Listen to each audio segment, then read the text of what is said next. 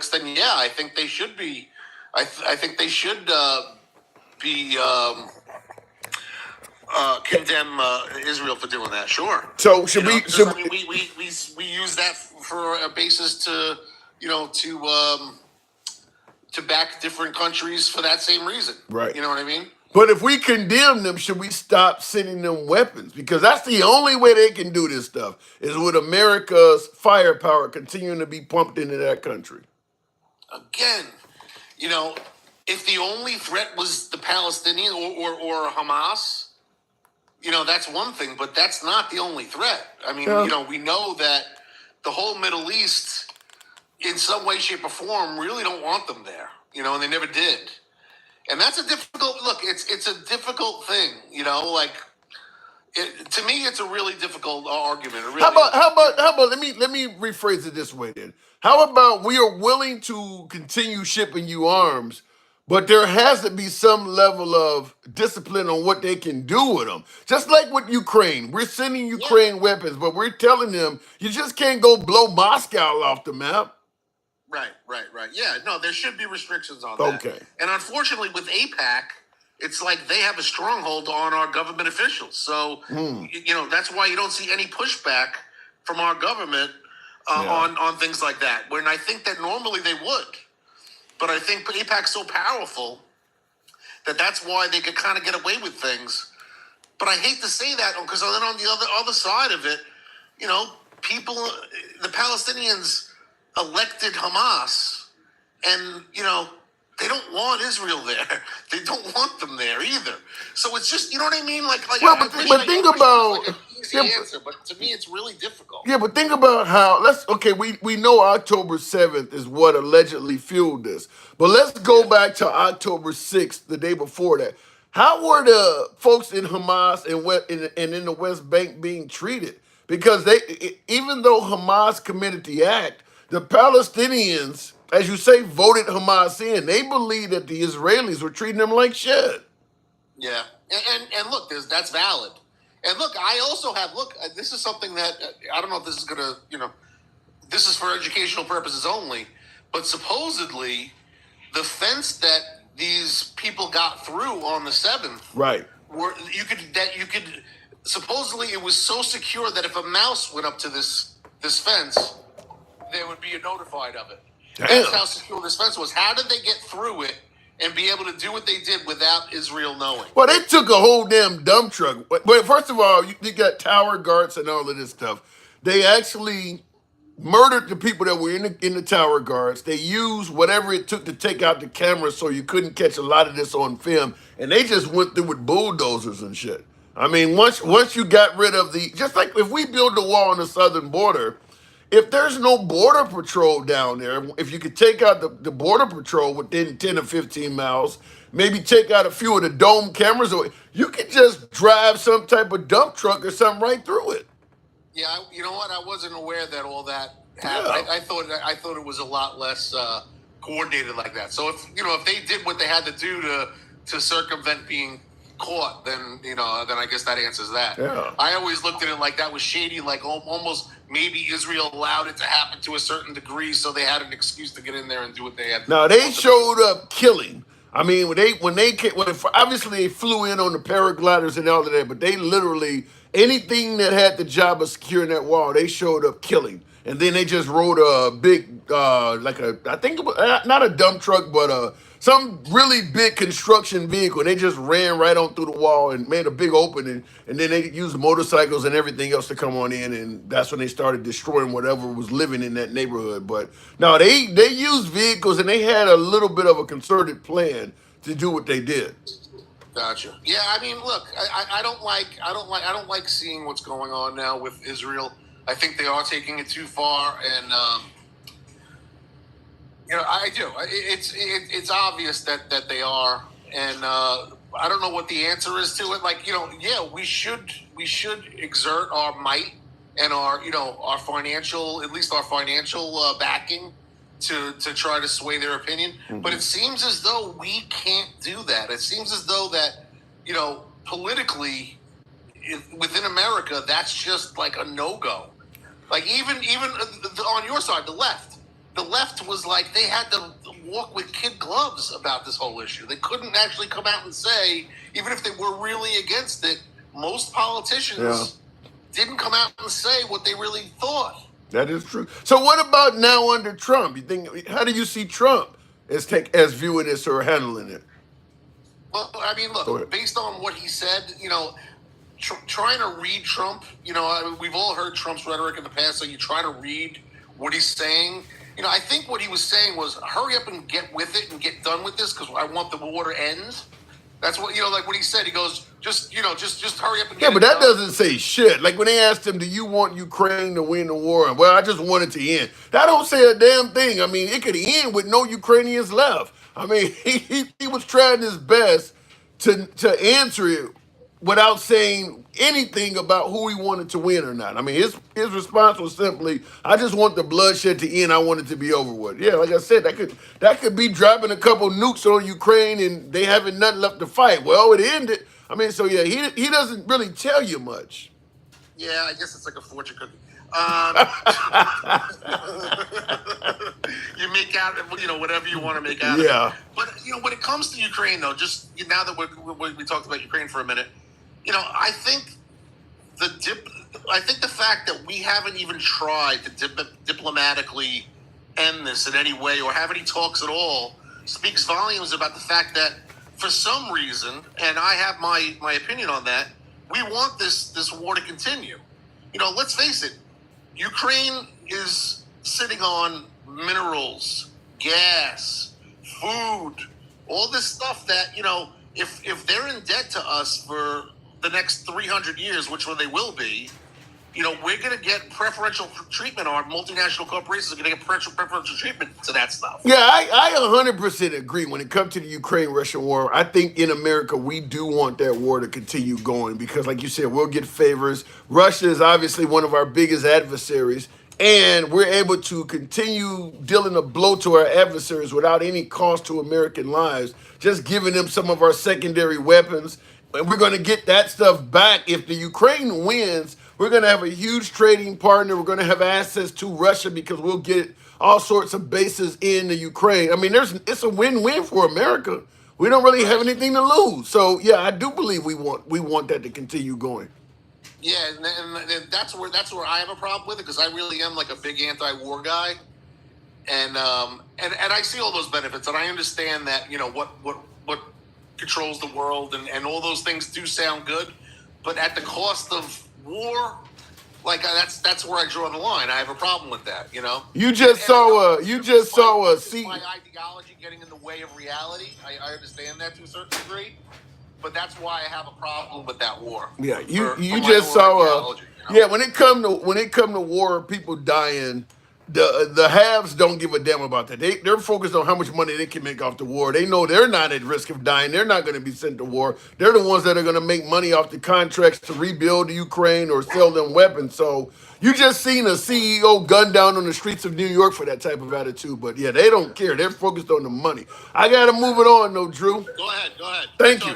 Appreciate it. Always a pleasure. All right, moving on with the program. And as do have to ask you folks to tap the screen, get the likes up to about 10,000. I haven't asked you guys to do that, but tap the screen, show the program some love, get the likes up to about 10,000. You know we don't block, ban, or censor anyone for their opinion. You can be critical of anyone in the comment section, up to and including the host. We are all about free speech. We go left to Bernie Sanders, so I'm having dinner with Q. That's how we do it here. Now, in addition to should America continue backing Israel, and when I say that, keep in mind it comes at a cost. Keep in mind it comes at a cost. There could easily be another terror attack on America with the terrorists citing our continued assistance to Israel as a reason they decided to bomb or hurt somebody here. So, but in addition to that, we're going to talk about Trump's inauguration as well. You see behind me on the monitor, that is Trump in January of 2017 being sworn in with his wife there holding the Bible.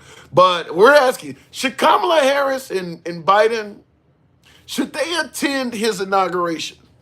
If you were President Biden, And Trump had accused you of everything from stealing the last election, weaponizing the DOJ, planning his assassination attempt. I mean, Biden's been accused of all of this by Trump. Stealing the election, weaponizing the DOJ to have him arrested and jailed, attempting to try to take his life. I mean, he's accused the Biden administration of even the assassination attempts. Would you attend Trump's inauguration if he said all of that about you? If you're Kamala Harris, would you attend Trump's inauguration? And then, of course, we'll ask if Kamala Harris had been the victor, do you think Trump would have attended her inauguration? You know, when you become president, all of the living presidents show up at your living ex-presidents, all of the living ex-presidents show up at your inauguration. So Trump is a living ex-president. So even if he had lost, the tradition is he show up at the inauguration of every new president that comes along until he dies. Do you think Trump would have showed up at Kamala Harris's inauguration? Talk about this. So going to the box, yes, to show I'm a bigger man. Wow. That came from Pra TV says, yes, Biden should show up to Trump's inauguration and show he's a bigger man. How well is that working for the Democrats? I do want to talk about that. You know, when they go low, we go high, to quote Michelle Obama. How is that working? How is that working for the Democrats? When they go low, we go high. I wonder if you guys can type in the comments, how well is that working? Let me go to the box. Tap the screen, get the likes up to about 10,000. A lot of lazy thumbs in here. I'm asking you to tap the screen, get the likes up to about 10,000. Michael, good evening. Welcome to the program. Would you attend the inauguration if you were Biden? Yeah, I would. You would? I would. I would have to. I would have to do it. You know, I think it's the. You know, it's the president of the United States. You got to. You got to show some presidential behavior and decorum, not like the other one does. But you know, you can't lower yourself to that standard because he has it. So yeah, I absolutely would. And if you're Kamala Harris, you attend as well. Yeah, yeah. I mean, again, you have to do what you're supposed to do. I mean, no. Trump has proven you don't have to do shit. Yeah, I know, and that's my problem. So I would be a hypocrite if I said, well, because he has it, then we shouldn't. I do have feelings about that whole when we go low, you know, when they go low, we go high. But I think they have to attend. So since you brought that up, let's tackle that. You said you have feelings about Michelle Obama's statement: "When they go low, we go high." What do you agree with her? You know, again, yeah, I do. From the stink of, if we were talking about normal politics and norms, yeah. Unfortunately, Trump has changed the game. You know, when it comes to that stuff. So I think that the Democrats have failed to be more aggressive in their messaging during the campaign. Give me an example. You said Trump has changed the game. Give me an example. What do you mean by that? Elaborate on that. Well, I mean, he didn't. You know, he didn't. There wasn't a peaceful transfer of power when he left office. There wasn't a peaceful transfer, and people don't even really. And maybe they do. I don't want to insult anyone's intelligence, but they never. When we talk about a peaceful transfer of power, there was never them debriefing on the current state of events. That has never happened. I'm talking about from one administration to the next. Right. Oh, you mean where Trump would debrief? Right. Yeah. Right. That's what they all do, right? Right. I mean, that's what they all do. Obama did it when he came in, and that's what's supposed to happen. But because we've normalized this lunacy, and his supporters think that somehow this is good for all of us, it's not. So a lot of the norms that we've seen in politics over the years don't apply in this cycle we're in right now. They just don't apply. No. Well, nevertheless, you know what I mean? despite all of that, the American people voted him back in by a fairly strong margin. So clearly, whatever he has done in the past, America clearly wanted to see more of him. And again, that is an indictment on America. You know, her skirt is up, and we're seeing what's underneath the skirt. It's just the bottom line. That's a hell of an analogy. So, but then if we're saying that America has reelected Trump, which is undeniable. I mean, he won by a fair margin. So why continue going high when clearly America prefers the route of Trump?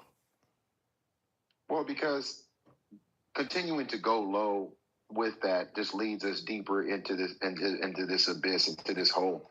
It's sad, it's a sad state of events right now, honestly, because there is no future in conducting ourselves like this. The world is looking at us and going, "What the hell are they over there doing? What the hell is going on?" Even when you brought up Israel, I mean, at the end of the day, they're our allies, so we're supposed to be there for them. I do believe that if we were united, if the incoming administration had the same approach as the current administration about Israel and about all of the geopolitics that are going on, at least when it comes to the Biden administration, trying to reach out to Netanyahu and, let's not do that. And then Trump saying, we're going to let him finish his job. I mean, those are two extremes. Yeah, right? yeah. Biden absolutely, Biden absolutely has chastised Israel and spoke, in a manner that they are going a bit too far. And you're right. Trump is pretty much like, knock him out. Do what you got to do. And I think that matters. I think that matters because, if that's what Netanyahu wants to do, then and he's going to allow him to do it, although he's our ally. You don't think that's going to, if you take the scenario that you said, you don't think that that's going to create more possible acts of terror that want to right. I mean, it's not. So what are we actually talking about? The same thing with Russia and Ukraine. It's we are so diametrically opposed on everything that the world is watching, and Ukraine is going, if he gets in, that's going to happen. Right? Well, speaking of the potential for acts of terror, have you heard about these large drones flying over America? I hadn't. I thought when you said that, you were talking about one of Tim's spaceships that he rides on when he comes into your lives. That's what I thought, Tim. No, I'm talking about SUV-sized drones that are flying over specifically at night. They're not doing it during the daytime for an obvious reason, and they're flying over landmarks. They've flown over a couple major bridges. They've flown over Mar-a-Lago. They've flown over, I believe, a military base over east. I mean, people are seeing them and they're flying very low, but apparently they're really, really loud. But all you can see is a few lights from them, which will give you some sort of inference on the sides of them. And apparently, when they're spotted, the lights are going out. No, I haven't heard about. Heard about that. I really haven't. Yeah, somebody says Philadelphia as well. Yeah. Nothing would surprise me in the climate that we're in right now. Nothing. I literally mean nothing, because the stage has been set for all this nonsense. People voted for it. A lot of people voted for it, not knowing what they were voting for. They just were buying the rhetoric, and that phrase FAFO. It's a whole lot more to it than just the Board of Education and Project 2025. Although those things are real. Well, he keeps saying that Project 2025 is not his creation. He has nothing to do with it. He's not going to implement it. In fact, he said on Meet the Press this weekend, he don't know nothing about it. He still hasn't read it. He don't know nothing about it, he said. I understand what he's saying. And again, he didn't create it. I don't think anyone ever said he created it. True. To say he doesn't know about it, to say that he's unaware of what it is and what he means, we all know that that's a lie at this point. And if you haven't, you just don't want to know. That's just the bottom line. Because you can't have people that you've nominated to be in your administration that have contributed to that document. I mean, here's the thing: the right wouldn't believe that shit if Biden said that. No, that's a great point. Timmy Tim has the nerve. It's funny. I just want to read. That's why I was talking. I asked you to ask him yesterday, what kind of gas does his spaceship take?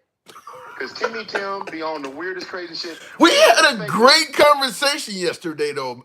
In fact, he gave me some things I wanted to look up. I haven't got a chance to look up, but we had a really good conversation. Yesterday, he was good. He was good yesterday. But here's the thing. Here's the thing, Tim. So he can give you things to look up, but when he says Project 2025 is fake news, how can both of those things be true? How can you be so deep into facts on one side of the aisle and never read something on the other side about Project 2025? Well, right? It is real. I mean, it's just crazy to me. It's like you give all these facts. He wants to talk about all these cases, but Project 2025 is fake. But I can prove that it exists, and I can prove it was implemented in Trump's first term by executive orders that are in both documents. What he did and what's in the doc How is that fake news?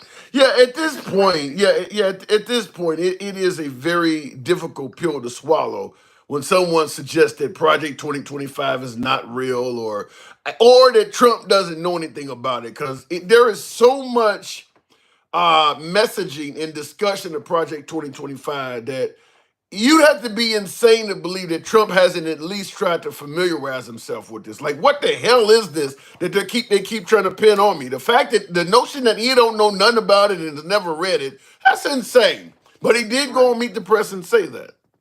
Right. Well, he did. But then Kevin Roberts and the Heritage Foundation, I sent you that article. Didn't I send that to you a while back? Where the Heritage Foundation, from their website, said that the Trump Foundation has implemented 68% Project 20. I sent you that, right? That was from their website. I suppose they'll say it's all by coincidence that Trump never had anything to do with Project 2025. Their agendas that are somehow aligned with each other and it happened by coincidence. Yeah, right. So that happened by coincidence. And listen, Tim, I'll land my plane here, and then I'll let you move on to some of some. Listen. At the end of the day, people are unaliving all over this world, and we're over here playing semantics like this is a game. It's not a game. No. It's not a sporting event. It's not a sporting event. When I hear people say, Trump won or they won, right? MAGA won. Ask yourself, what did you really win? Well, they won. Wait. I can answer that for MAGA. You asked, well, what did you really want? We won cheaper groceries. We won a better economy. We've won a secure border. We've won our neighborhoods, our cities back. We've won our children back in schools. They're not going to be turned to other genders. This is what they would say they've won. No, that's what they would say. I know what they would say. But that doesn't mean that that's what it is, Tim. Okay. You and I both know that, right? Okay. This whole thing about transgender is ridiculous on its face, because the whole population is less than 1% of it's all bullshit. So I'm not saying that it's not a thing. I'm not saying it's not the thing. Cheaper groceries. It's overhyped. The transgender thing is greatly overhyped. It's overhyped.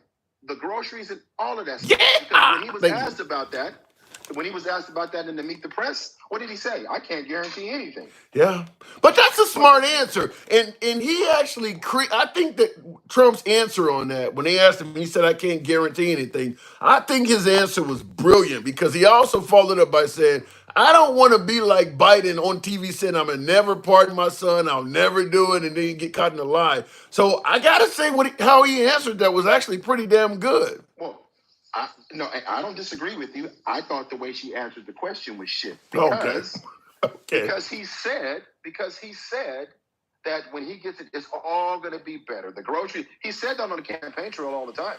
People that are listening, that are in the rallies, he said all that. That is true. So now he doesn't want to own it when he's asked the question. He has been allowed not to own his own shit. He's just been allowed not to own it. I mean, think about it. He said, I can't guarantee anything, but you did on your campaign trail. Yeah. You guaranteed these things. That's what you ran on.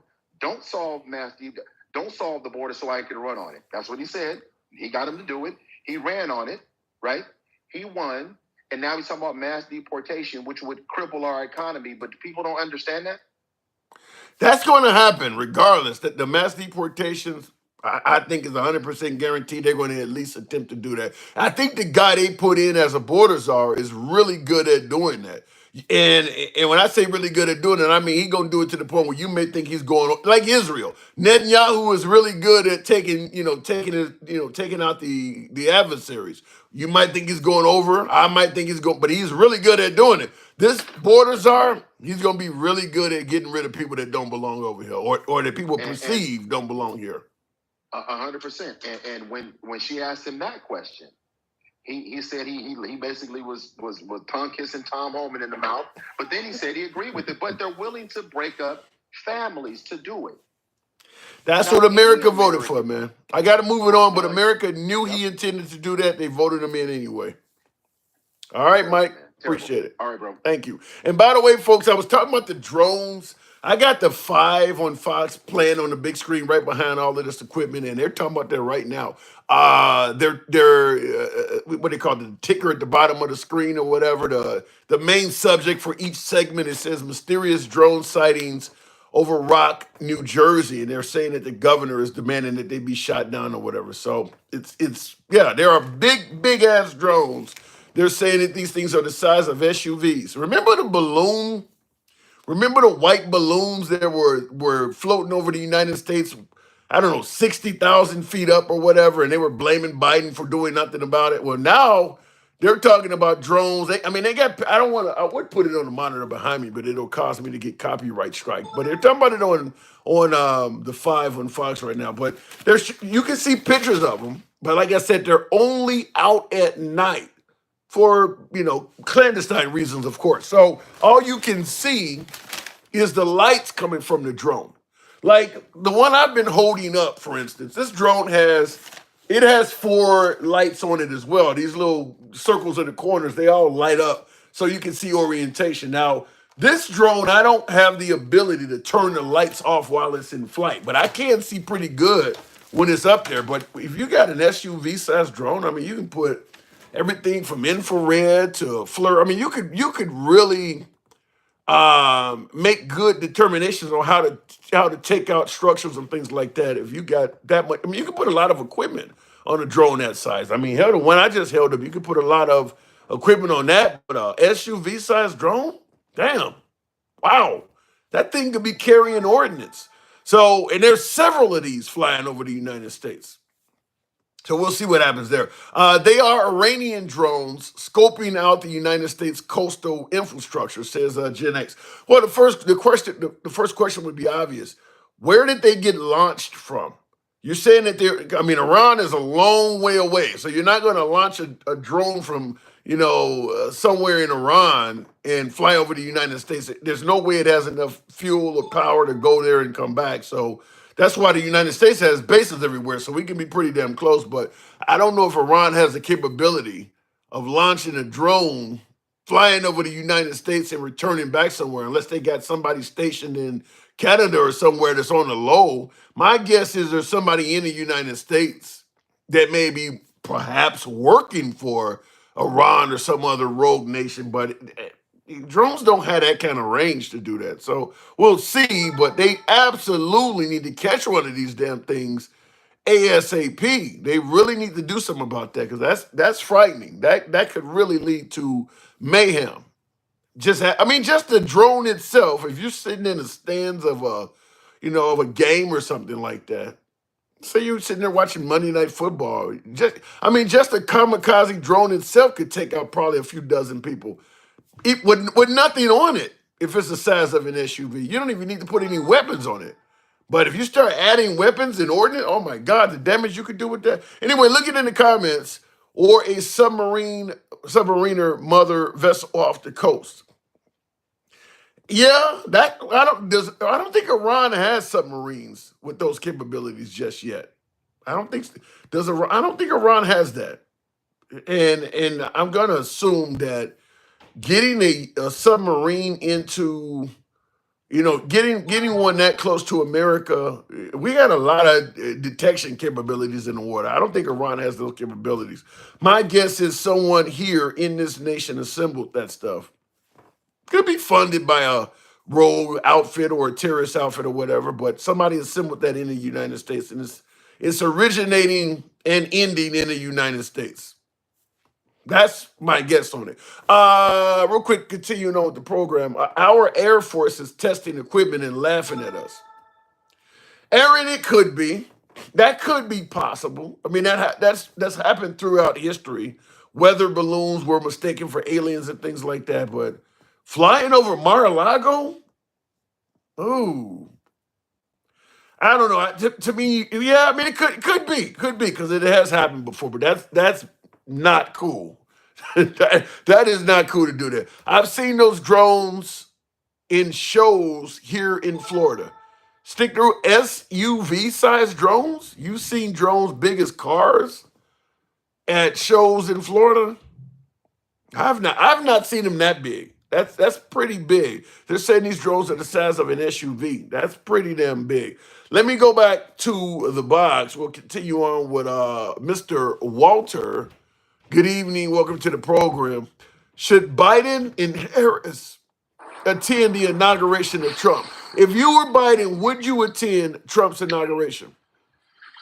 I mean, he probably should, and he probably will. Yeah, he definitely would. He invited him. Would you have invited him to the White House like Biden did? Shook his hand on camera and all of that? I wouldn't. I'm a petty.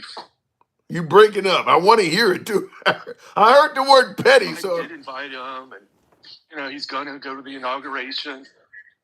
Yeah, that's me. okay. So you would not have Petty. you would not have invited Trump to the White House. No. I mean, I really feel like this man Whoa, is a danger to Dick this Cow. country. We shall see, but Thank you, Dick you Cow. know, he didn't. Trump didn't do it to him. No, Trump. Well, Trump was saying he stole the election. Yeah. I mean, that's what I'm saying. That goes so far against what's the norms that they're done. We keep playing by the norms, but they're not. So I'm gonna ask you what it's I'm gonna. crazy. So I'm going to ask you what I asked my last guest. Do you favor what Michelle Obama said about when they go low, we go high? Do you think the Democrats should still continue doing that? No. At the time she said it, I was like, yeah, I'm proud of her. I agree. Mhm. And but now, after what everything's happened, I don't think so. I So think we got to go ahead. fight fire with fire, so to speak. Wow. But if you're Biden, you're going to the inauguration. I mean, he will, and he probably should. But if it were me, no, I wouldn't go. Okay, because keep in mind, not only did he say Biden stole the election, he said he weaponized the Department of Justice and tried to have him arrested, and he even blamed him for allegedly trying to assassinate him. I mean, he's blamed all of that on Biden, and that's not even all of the stuff he's blamed on Biden. I mean, he's blamed Biden for a lot of stuff. So, you're going to go up and shake this man's hand? I know exactly, and he did. He already did it. So, Trump played the part. He wasn't an asshole. When he did go to the White House, but Wait. He's never an asshole when he wins. As long as he's winning, everything's perfect. I mean, it's a fair and just election. It was, America has spoken. It's only when he loses that he act like that. That's not true. He's always an asshole. I mean, him telling the Canadian Prime Minister that they're going to become the 51st state and he's going to be governor. I mean, that's just an asshole. I disagree with you. I think when things are going well for Trump, he's not an asshole. If all of a sudden Prime Minister Trudeau of Canada secures the border, he'll be speaking favorably of Trudeau. He's a good man. I've met him. He's decided to do the right thing by the border. Just like with Michelle Obama, he said all that stuff about the Obamas. And when you look at the transition from power, when the Obamas left the White House, he actually gave Michelle Obama a kiss on the cheek and he shook Obama's hand, all friendly. When things are going his way, he's a really nice guy. Honestly, I think the dude is just unpredictable. Yes, he can put it on, but you don't never know. I mean, whatever's going to serve him, he'll do. If it serves his interest at the time, he'll do that. That's it. It doesn't matter, Hey, I wanted to give you, I don't have a ton of time tonight, but I wanted to give you one piece of information, which you probably maybe have seen if you're watching Fox, but one of the U.S. House representatives from New Jersey went on Fox News today and said that the drones are coming from a mothership from Iran, which you just discussed a little bit. But personally, I do not believe that. Yeah, what kind of... Okay, those drones are the size of a damn car, and you're telling me there's a mothership that can hold... I mean, that thing would have to be huge. That would show up on radar. How the hell I don't believe that. I don't believe Iran has those capabilities. I don't believe it either. Not to mention that these things are being spotted all over the world. I mean, in Africa, India, England. So this is not a phenomenon that's Iran. Well, shit, if they all over the world in all of those countries, that might actually be us. We're the one, when you start talking about who has the capabilities to do shit like that, America and China are the only countries I can think of that could really do that kind of stuff. Yeah, but follow the logic. Why would they do that? It's not. It's not going to help Yeah, anything well, for us to. so you How can would that get help? all kinds of surveillance and information. I mean, they were even able to show where America has been spying on Israel. We spy on everybody. I mean, I can see Tell America doing anybody that. about it, though, Tim. We don't tell anybody about it. They already have that ability to spy on everybody. True. Everybody's walking around with a recording device, a location detective device every single day, every single person. Yeah. You don't think the NSA could tap into your phone? Yeah, but imagine if you could fly an SUV-sized drone at treetop level over a foreign country. I mean, you could have that thing acting as a cell tower, so you could pick up conversations. I mean, you could pick up all of the radio frequencies from the police. I mean, you could pick up a lot of stuff that you can't get from a satellite or on and scare everybody. huh? Why put your lights on and blinking lights and scaring everybody? It doesn't make any sense. Our whole, reconnaissance program is based around stealth. We already have drones that can see from way up high.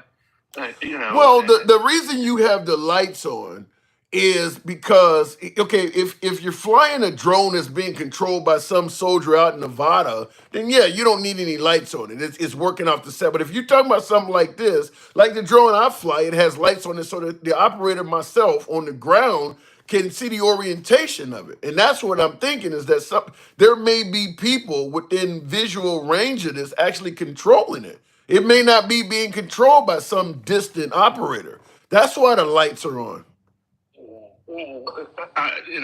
To me, and I disagree. To me, it's either the lights are there to let people know that shit's flying around and happening, or it's something like you said. But I personally just don't believe that. I think they're just. Why would you leave the lights? Or things are, or whatever. Why would you leave the lights on? You haven't gotten permission to fly, so you're violating the airspace because you have no permission to be up there at that low altitude. So I mean, why would the lights be on? Otherwise, other than like I said, some ground operator that needs to be able to see for orientation. But I mean, clearly, people are. Technology advanced enough to fly an SUV-sized drone. They don't need blinking lights. They don't need them. They could just be, a stealth thing. It just doesn't make any sense to me that it would be the U.S. or any other government entity. I mean, if it were some like China, maybe they're just trying to scare people with flex or whatever, if they're able to have some tech that we don't have. I just don't believe it's happening that way because they had an airport shut down in China recently because of the same thing. They've had it in, Sudan, South Sudan. They've had it, like I'm saying, literally this is happening all over the planet right now. I mean, just imagine though. Just literally now, it's happening now. I mean, just imagine the damage you could do with something that, I mean, because the payload capabilities of a drone that size is significant. I mean, something that size can carry quite a bit of weight into the air. And when you're talking about stuff like C4 and explode, I mean, you don't need much of that to do a lot of damage. I mean, so I hear what you're saying. The technology is quite advanced if it is state sponsored. But if it's some terror outfit making this kind of stuff, yeah, they would probably be more along the lines of somebody who needs the lights on and things like that. They're not going to be operating from hundreds of miles away. Go ahead. I'm sorry. Well, the FBI or whoever testified that when they get close to them, they go dark. Yeah. Meaning they can't track them anymore on radar. An SUV drone is going to show up on radar or LiDAR, all the things that they have and that, our military has. They go dark. Who can do that? Yeah. I don't know. It almost seems like you would need to have some sort of government standby drone because it takes time to put a helicopter in the air and all of that. I mean, but something you could put in the air pretty quick that has night vision capability so you can see what the hell this is, but you don't know where to have it stationed because you don't know where these things are going to pop up next. I mean, whoever is putting this stuff in the air, like you said, they have a wide envelope of where they may fly. You're talking about in other countries as well, but even in America, they're flying it all over the damn country. So you don't know where to be ready to see it. one of the admirals said that they have reports from pilots that up to 50 of them were coming up out of the ocean. Damn. Off the coast of New Jersey. That's kind of what that sounds like kind of what Gen X was indicating. It could be a submarine or something launching this kind of stuff or whatever. 50 of them coming out of the ocean? Yeah. That's weird shit, man. Weird days. I don't know what it is, but I don't think it's human. That sounds like a line from The Predator. I mean, honestly, I just don't see any actual, logic for them to, if this is human in any capacity, to be showing themselves like that. They would do it stealth, like they've done forever. So what do you think it is at the end of the day? Somebody just fucking around? No, I don't. I think, honestly, it's some entity that's not human, and they're making themselves known for reasons I don't know. I do think they've been here for a long time. I don't think they're necessarily, Wait a minute, wait, hold on. You're saying you think this is some kind of alien or something? Yeah. No. You believe in aliens? It could be interdimensional. I don't know, man. Look, I follow this stuff, but honestly, if you look at it, and I'm not a crazy person, I'm really not, but if you look at it, you're talking about aliens now. You said you're not a crazy. You're talking about aliens. I hear you, but I believe in that shit. So all right, wow, okay, all right. I gotta move it on, man. But damn, I hope you are wrong with that. That's the last thing we need. Oh my God. It's scary days, man. I'm telling you, look into it. There's a whole thing on TikTok. TikTok is going to tell me what I need to know about aliens. And there's a lot of people recording it, and there's a lot of videos on it. Shit's crazy. Wow. All over the world too. Anyway, I'll let you go, man. Have a good night. You too. Appreciate it. And what was the movie that was out with Will Smith? Independence Day. In fact, most of the alien movies where we have some kind of encounter, that's how they end up all over the world. I mean, that's they're flying over Rome. They're flying over the big. I mean, it's usually over landmarks. They're flying over the Statue of Liberty or they're flying over the White House. The aliens always know where our major landmarks are, because that's usually where you see them flying. But he said all over the world. Wow. Aliens, I'm not quite there. How many of you folks believe there is something out there other than just us? How many of you folks believe that? Now, me personally, I think I could buy into that probably more than religion. I think I could buy into that more than because the universe is vast. The universe is vast. So there's no way we have not explored probably even 1% of the universe. Something put us here. The notion that it can't put something else somewhere else, I believe it's possible. I don't know if I believe we are being visited by alien life right now, but that's an interesting topic to take on in itself. And you watch the depiction of alien creatures, they're generally human-like. Even the most, the ugliest alien you can come up with. Let's say the one with Sigourney Weaver in Aliens, or even the alien they used in Independence Day with Will Smith. It still is some kind of creature that has arms and legs, a head and eyes. It still looks similar to, the beings that we all have come to recognize. An alien could be anything from bacteria to something that is, as large as a planet. We just don't know, but just to fit our narrative, aliens always tend to look somewhat creature-like. It has eyes, it has arms, it has legs. Even you watch Starship Troopers or something like that. They got legs. Still it's the same thing. They got legs. They got eyes. Who knows what it could be? Who knows?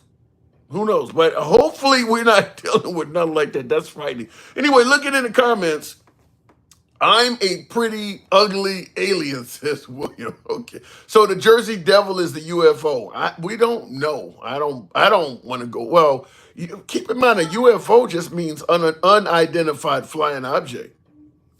If you make something and you fly it at night and they can't identify it, it's a UFO. Doesn't mean it came from another planet. It just means an unidentified flying object. Going back to the box, all we know is what's happening in New Jersey is, in fact, a violation of our airspace. Captain Obvious has a great name for what you just said. Yeah, it's a violation of the airspace. So whoever's flying these things around, it's a crime just doing it. But then when you're flying it over sensitive targets and things like that, I, it makes you wonder what's on the mind of whoever's controlling this stuff. It's hard to imagine doing this for where they're flying them, in my opinion. It's hard to imagine somebody doing that don't have at least some sort of sinister intentions. At the very least, you're trolling you're trolling the powers that be in this country, because it's all the way up to the upper. I mean, you got the Biden administration and stuff talking about that now. So you got to have at least some sinister intentions to be doing this. On the light end, you're just trying to troll government officials and spook everybody. On the dark end, it could be, acting proactive before some type of major attack or something like that. But I don't think anything good is going to come out of this. That's just my take. Looking in the comments, this is an Elon Musk intervention. I don't think so. Our military has admitted they cannot stop these things with conventional methods. What would be the conventional methods? Okay, you generally put up heavy radio frequency interference, because something has to be controlling it. So it has to be receiving some sort of radio signal and transmitting one to the operator. So I suppose that would be the first thing you would do, is see if you could actually jam the RF frequencies of it, assuming it's working on RF or whatever the case may be. But what would be the conventional methods to take down a drone like that? Now when you say that they can't take it down with conventional methods, I don't believe that. And I'll tell you why. I believe that it's a matter of they're not, if you know that this thing is going to be flying over the Brooklyn Bridge at 8 o'clock at night, I think we would have plenty of methods to take it down. The problem is it's coming up in unknown locations, and there is no equipment at that location to take it down, and it's gone before you can get something there. I believe whatever it is flying around, we have the ability to take it down. We just don't have that there when it's happening. You're not ready for it to pop up. It's only there for a brief period, and then it's gone. So you don't have time to organize whoever would be responsible for taking it down. But I believe we could take it down if we were aware of where it was going to be. Wow, now the 5 is one off, and what follows the 5? Is this Brett Baer or whatever? But they're still talking about it. I'm looking at my monitor. Fox News is now, their next segment says new questions and concerns of a drone sightings, eye in the sky. So it's definitely big news on Fox. They're definitely talking about it. Denkel, good evening. Welcome to the program. Mystery drones is what they're talking about on Fox. Is it bulletproof? Good question. Is it political? Said it. No, I'm reading somebody's comment asking, are the drones bulletproof? Well, you don't want idiots shooting up into the sky looking like Shock and all in Iraq, just blindly shooting up into the sky. We don't want that. But he's saying, is it bulletproof? No way to know. I don't think anybody's ever hit it. You've heard about these drones, Denkel? I'm just finding out about them now. I don't know. I think it's. I don't know if this is fear-based or what, but they're showing these drones in the sky flying around in bunches, and they're saying that some of them have been located above military bases and stuff like that. Right. Ain't no way the government don't know what it is. And the damn show ain't the government. Because we got plenty of places we can test fly all of these specialized aircraft. We got Area 51. Like, we got places where we do this kind of training. This stuff flying around, making a lot of noise is it's not government technology. We already found out during when they took out Bin Laden in that raid that we had new helicopters that were stealth and didn't even make sounds. Yeah. Well, I mean, So you don't believe this is something that the U.S. owns. You do believe it's either a personal craft or it could be something sinister. I believe it's a personal craft. I don't necessarily believe it's sinister because you don't do dry runs if you're going to like murder people. Like you develop the technology, you test it, and then you put it up there to do a job. You don't fly it around the country so everybody can see it, get NORAD and everybody involved, then try to attack some people. So it doesn't make sense on that level. Well, but wait a minute. Did China not do a dry run with those balloons going over the country? Uh, well, they did a dry run, but that was just to get instant reconnaissance, and that was it. It wasn't to later on come back and try something else. Well, you don't know that.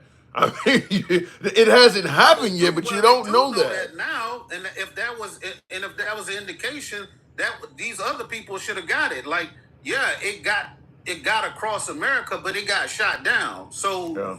and there was a big outcry, and obviously, if you've seen another balloon, it will get taken out the moment we seen it because of we seen somebody do or attempt something. Right. Now, I don't believe that this is, I don't believe it's American technology because it's too primitive. It's got lights on it. Like we've got infrared and stuff. We don't need lights on any kind of craft we're going to use for stealth technology. Yeah, that's what my last caller said. Now this is if you see on the monitor behind me, that's one there. I guess this is on some off center news site, but this is one flying over New Jersey, and they see what does it say? New Jersey residents spot unusual activity. Now that thing is really lit up. So, Right. but man, for them to say Could that be this, somebody trying to be secretive about it. It couldn't be like. I'm yeah, seeing the thing, and it's got red. It got like Christmas lights on the thing. Like you look at all of those lights on it, and right. it's showing every color. If you were trying to do something sinister, why would you? Yeah, Well, that's not. but you're flying over New Jersey's airspace. You haven't got permission to fly. That in itself is kind of sinister. You don't have any. You don't have the right to be at that altitude. I mean, you're in a way of low flying aircraft like helicopters and personal Cessnas and things like that. That in itself is bad. It is. I'm not saying that it's not like dangerous or whatever, but it could be. It could be a group of rich kids sitting down laughing and shit because they got these fucking drones and they fucking with everybody and everybody around the country. And I don't know. The other guy said it's happening around the world. That's not what I'm I saying. haven't heard that. Yeah, I have not heard that. Right. When I go look at this, and anytime I could go outside and I could put out on social media that I seen the dang on a UFO in my area, and they could put out a hotline, and probably 1,000 people in my area would just go out there and be like, I seen it too. Yeah. Piling on. But I do see this is coming out of Fox 29 Philadelphia. There is an article where somebody is claiming that it was an Iranian mothership behind New Jersey drones. That's what this is titled. Iranian mothership behind New Jersey. I'm actually curious. I don't know if they're going to copyright strike me for this, but I don't know how long this video is. I just seen the people, the people Right now, from elected New Jersey officials. Go ahead, say that again. saying- the people from New Jersey saying the people from the White House saying it's absolutely not an Iranian mothership. That's been something that just floated around, and just like I said, you could say that, and it'll pick up and it'll catch fire the same way you about to show this on here, and everybody's gonna be like, "Well, it's probably an Iranian." Where did you? drone." Now you said the White House released a statement saying this is not an Iranian drone. Yes, they said Okay. this is not. This is absolutely false. Is what the All right. what the young lady said at the podium. She said that's not Okay. that's not what it is. Okay. Well, the fact is they don't know what it is or where they came from. So to some degree, Yeah, I mean, but they don't look. Saying there's a mothership out there and Iran has the capability is bullshit. And yeah. But here's the problem though. You're gonna say it's not an Iranian drone. I mean, it's not an Iranian mothership, which sounds insane. But you're saying it's not that, and you don't have to worry about that. But then then what is it? Well, I don't know. Then how the hell are you not? How can you be sure that? Then we can say that about anything. Why is it not a Russian mothership? Why is it not a Chinese mothership? We know Yeah. from the technology that we have, which we spend 10 times more than everybody else on technology, we know that, like, launching a drone from a dang under the water is going to be a technological feat that we know Iran has not spent enough money to develop. And let alone, would they use that technology to come over here and do a couple test flights over New Jersey? Well, right now, and that's one of the topics of the show. I was asking, should we continue back in Israel? Right now, with us continuing to help Israel kill tens of thousands of people, yeah, there are people that probably want us hurt because Israel cannot continue hurting so many people without American assistance. So I don't know if Iran is behind this, but I'm sure they wish they were.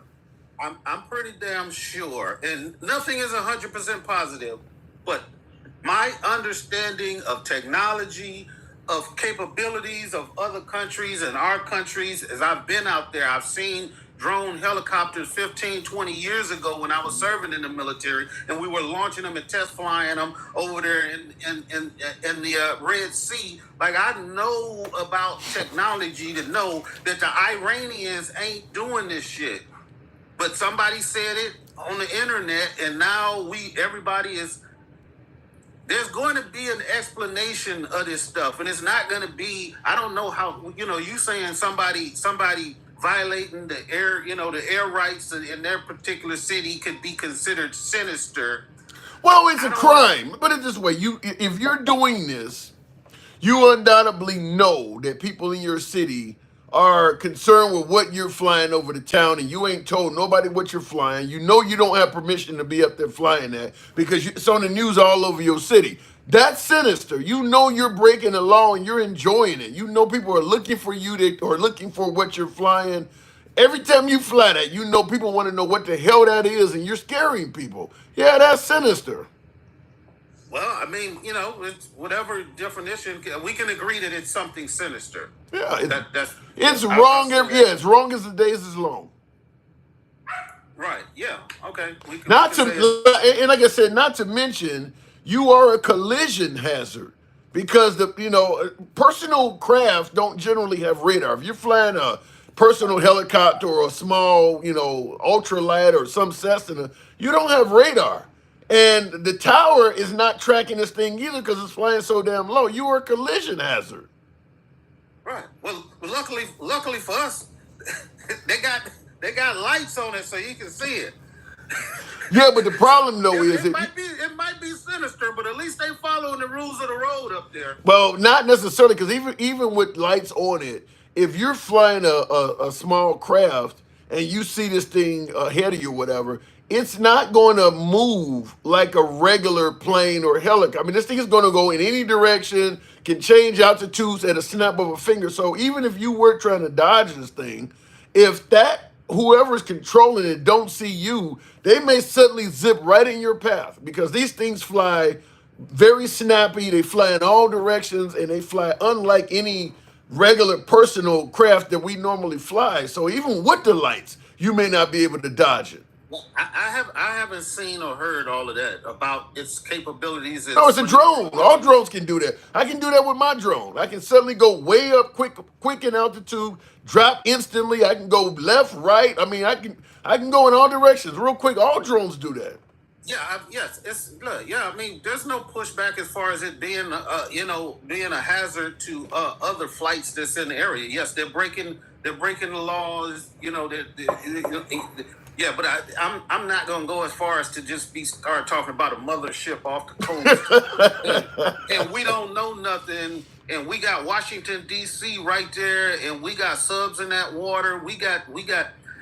I mean, you can have F-16s, F-20, we can have those flights out there in literally minutes. Yeah.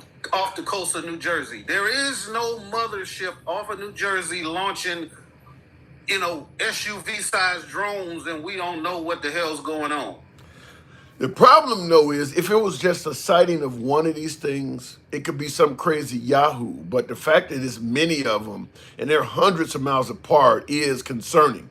I mean, you got one over Mar-a-Lago and you got one over New Jersey. In the same week, in the same couple of days, that means there's more than one operator out there doing this. Right, did they say it was some over Mar-a-Lago? Yeah. Yeah, the other day it was one over, yeah. That's probably Elon Musk then.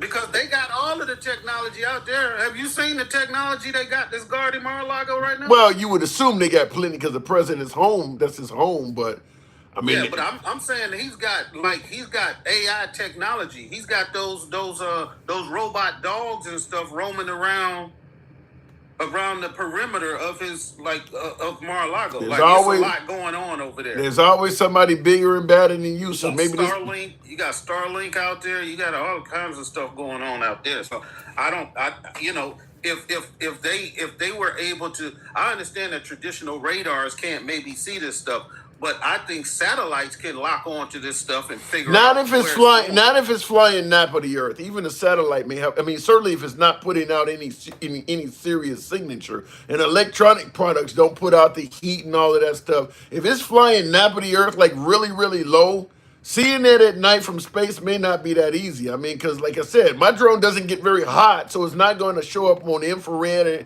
I don't know if you could from space. I doubt if you could see it. Something the size of a car. Isn't that a kind of contradiction? Because you were saying it's flying so high that planes might hit it, but now you're saying it's flying so low that nobody can detect it. No, it's not a contradiction because personal aircraft fly pretty low. They're not flying hundreds of thousands of feet up. They fly low. They got to land. All of that. It could be crop dusters are obviously flying very low. I mean, plenty of personal craft fly pretty damn low. Yeah, but they don't normally crop dust at night. I'm talking about, I'm giving you personal craft though. I mean, it could be anything from ultralights. It could be a whole. I'm just simply saying personal craft do not fly very high. Yeah, I got you. I didn't want to spend my whole time talking about aliens and stuff like that. I just really wanted to comment on one other thing. You were asking if Biden should attend the inauguration or not. Yeah. Yeah, I believe he should. Even though it was a hard pill to swallow, I think he should have invited him to do the traditional, what do you call it? Invite him, have a sit down, have a conversation about the transition. I believe that we should continue doing our norms and traditions, even though the person that's coming in does not. Wow. Because one way or another, there's going to be the end of this MAGA thing. And the funniest part about all of this stuff is he keeps talking about taking us back to a time when it was better, but he's breaking all of the norms and traditions that were back then. It doesn't make sense to say, I'm going to take us back to when everything is great, but he wants to break all the traditions and norms and, the historical things that made us what we are. Like, why would you Yeah, they also have yet to define when they say taking us back what that involves, because obviously people of color is like, well, what the hell are you trying to take us back to? So I mean, they have yet to even define what that even means about going back again to something from history. I still don't know what that is, and I get asked that all the time. When was America great?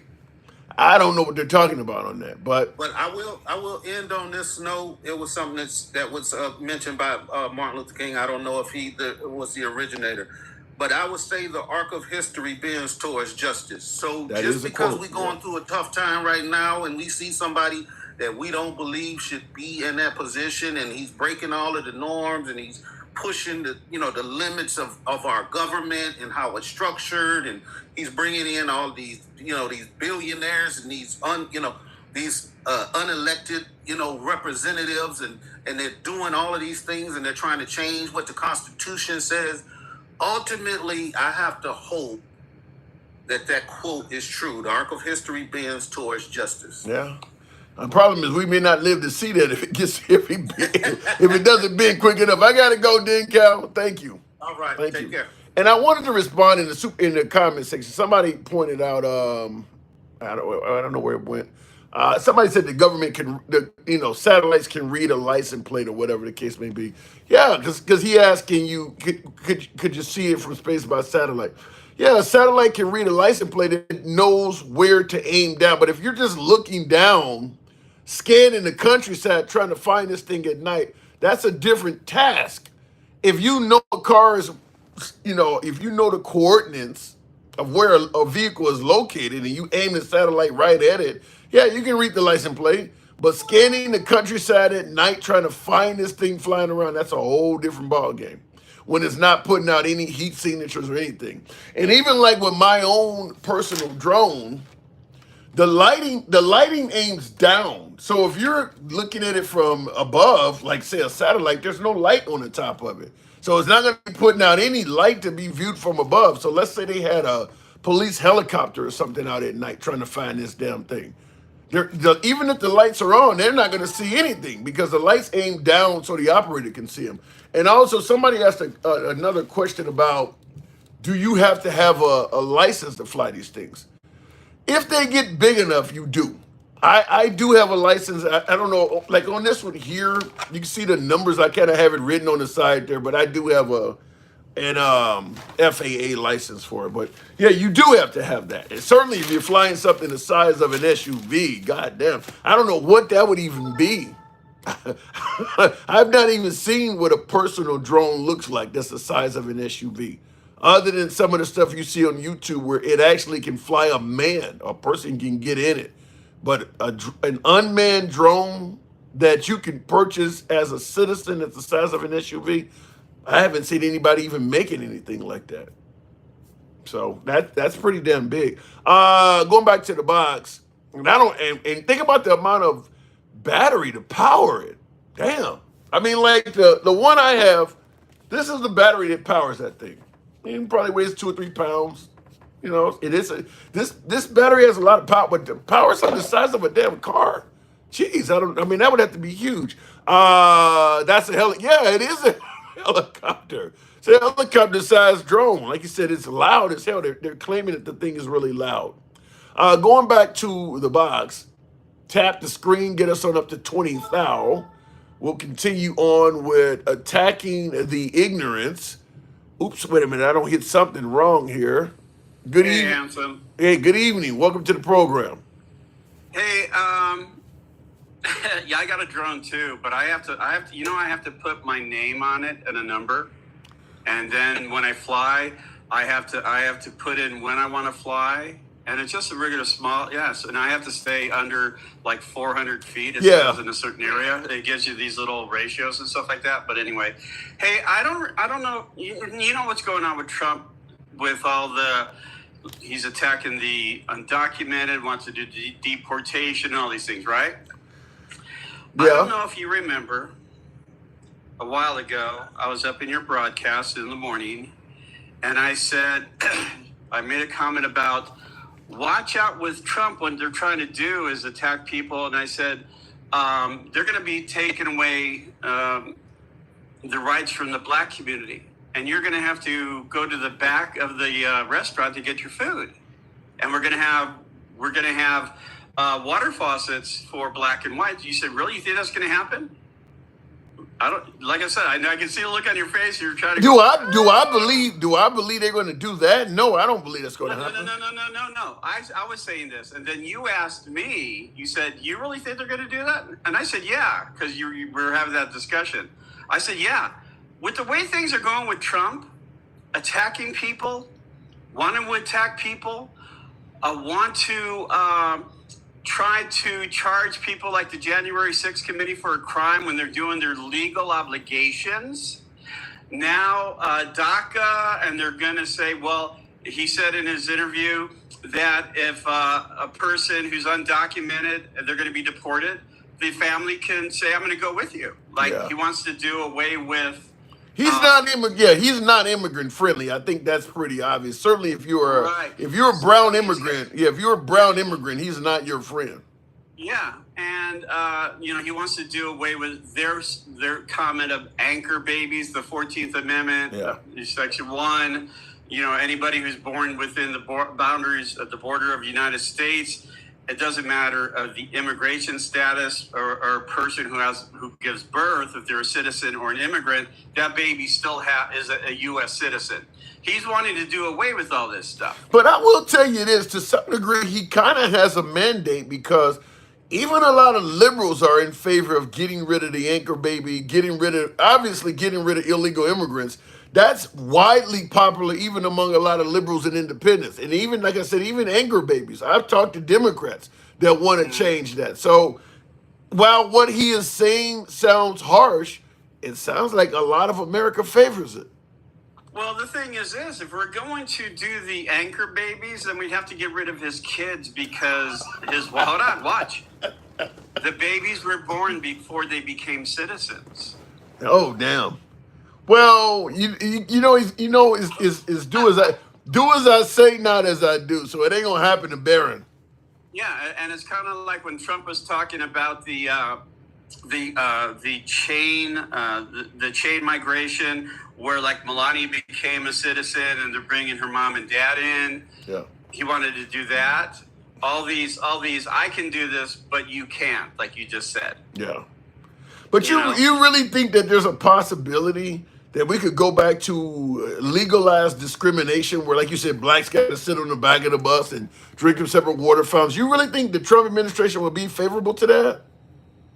And like I said, when I said this a while ago, about a year ago, if not longer, I think that because he's trying to separate straight white Christians from other people. How do you? What is he doing to make you say that? What is he doing to make you say he's trying to separate straight white Christians? Well, what has he said in regards to they're poisoning the blood of America? Yeah, but he's talking about immigrants. He's talking about immigrants, not black people. I understand that. But what's the next step with the black community? What's the next step? Women's rights. What's the next step? The LGBTQ community. If you're not a Christian, you're not an American. All these things, all these dominoes that are falling in regards to the people that he wants to put in place. Look at the things that he's trying to do with removing veterans' rights now. Are you a veteran? No. But I've heard, no, I'm not. $119 billion from veterans health care. Elon and Vivek want to cut all these things that they're trying to do.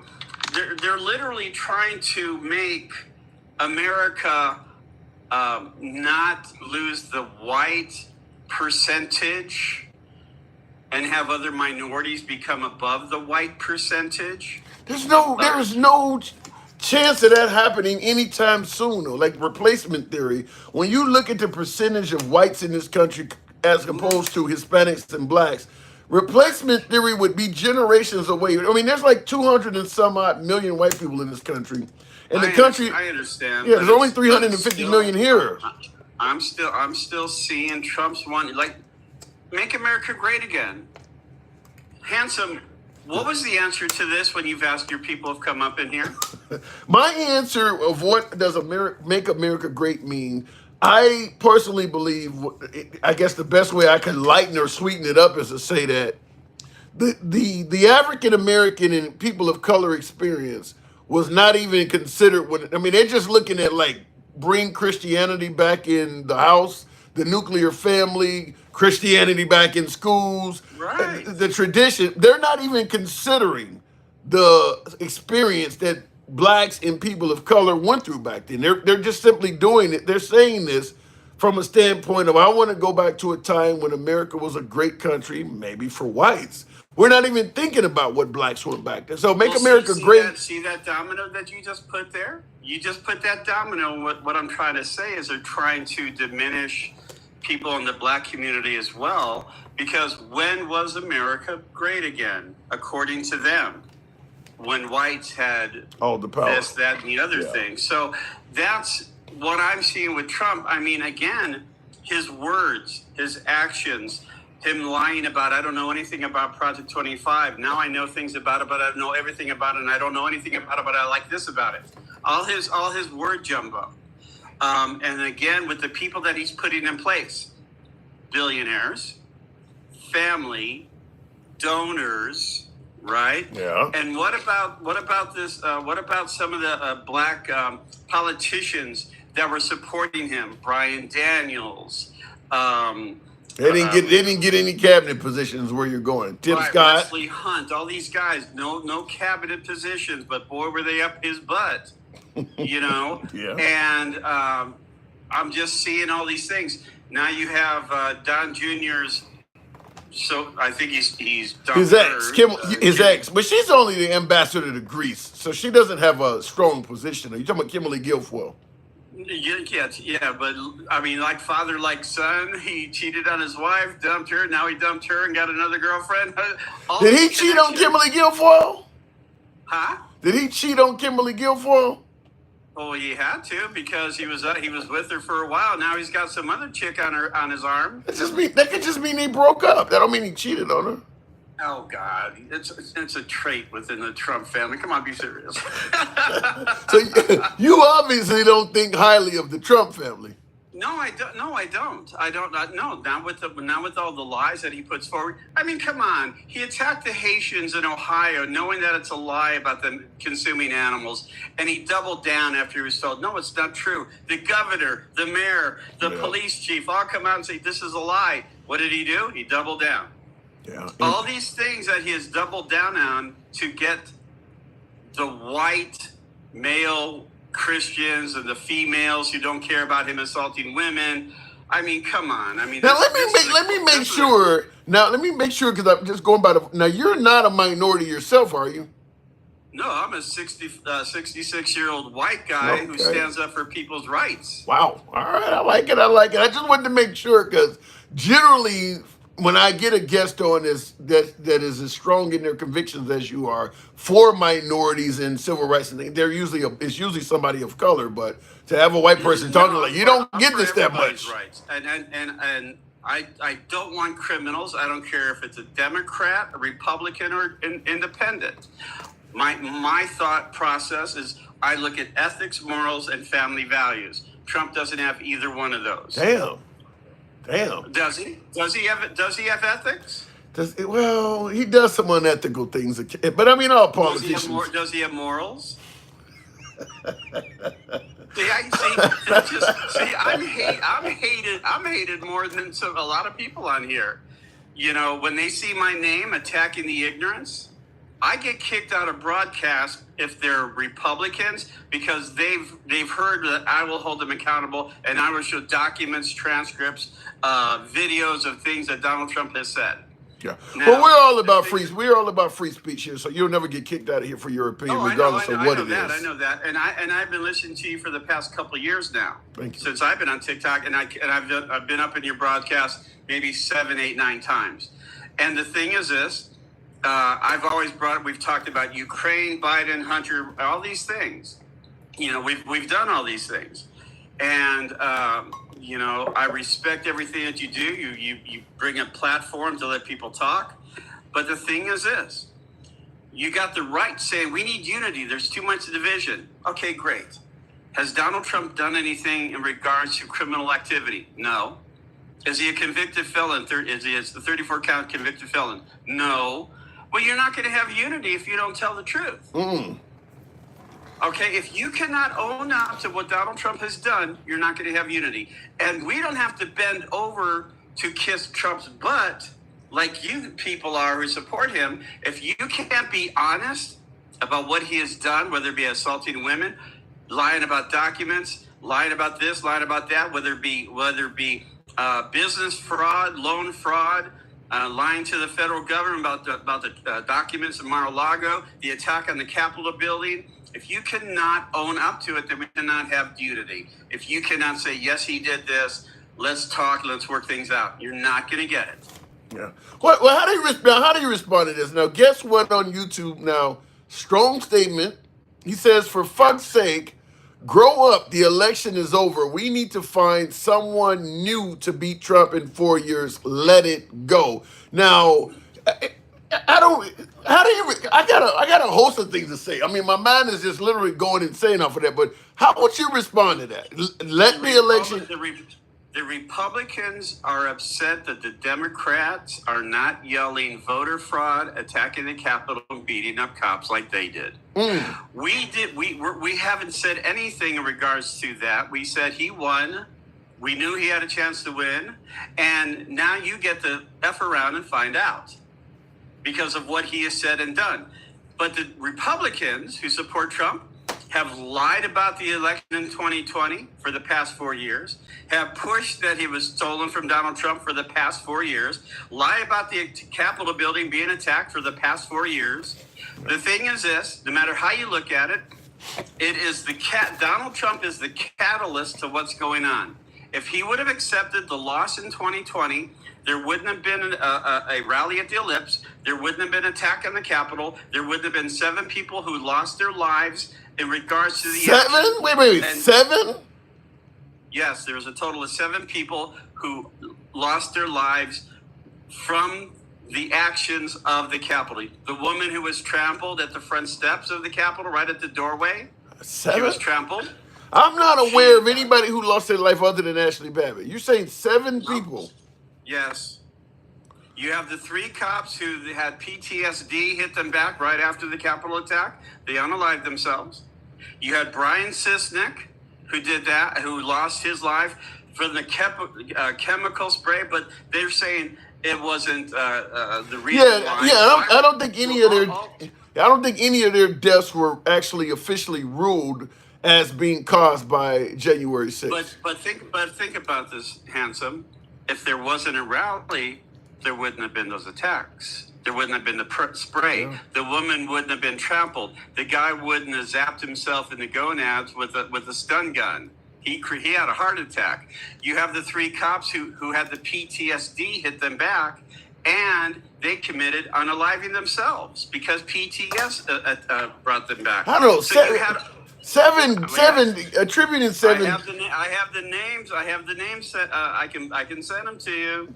Do All that. The names that are done. Do You that. have to follow me That's back a show. because- Give me what you got. Yeah. That's a show in itself. I know Unless- Ashley Babbitt. That's the unless only you- one I unless- attribute unless is you Ashley follow- Babbitt. Unless you follow me back, I'm going to send it to your DM. You won't read it or see it. Okay, well, I'll go ahead and I just gave you a follow there. Go. right. I'll move it on, but send me what you got. I'm dying to see that. I'll give it to you. 7. I have them. I've put them on my page. I put them on my videos. 7. Wow. Yes, 7 people lost their lives in relationship to that attack. I mean, Handsome, think about it. 140 cops were beat up, right? Right? And there was some violence, yes. If there wasn't a rally, they wouldn't have been beat up, correct? True. If Trump would have owned up and said I lost the election and not lied about it, there wouldn't have been all these dots that connect to the attack on the Capitol. I'm sorry, if he would have said I lost, good job, Joe, better luck next time. Yeah. But he did it. He caused Yeah, I do believe that if he had conceded the election, we could have had a lot more peace in America. But 7 deaths is where you got to send me that. I need to see that. I'll move it on. I'll send it to you. I'll give it to you in about the next 30 minutes. Roger Pull that. it up off my videos. Okay, fair enough. Thank you. All right, moving on with the program. Dennis Calhoun says Trump invited President Xi Jinping of China, invited President Xi to his inauguration. Really? Wow.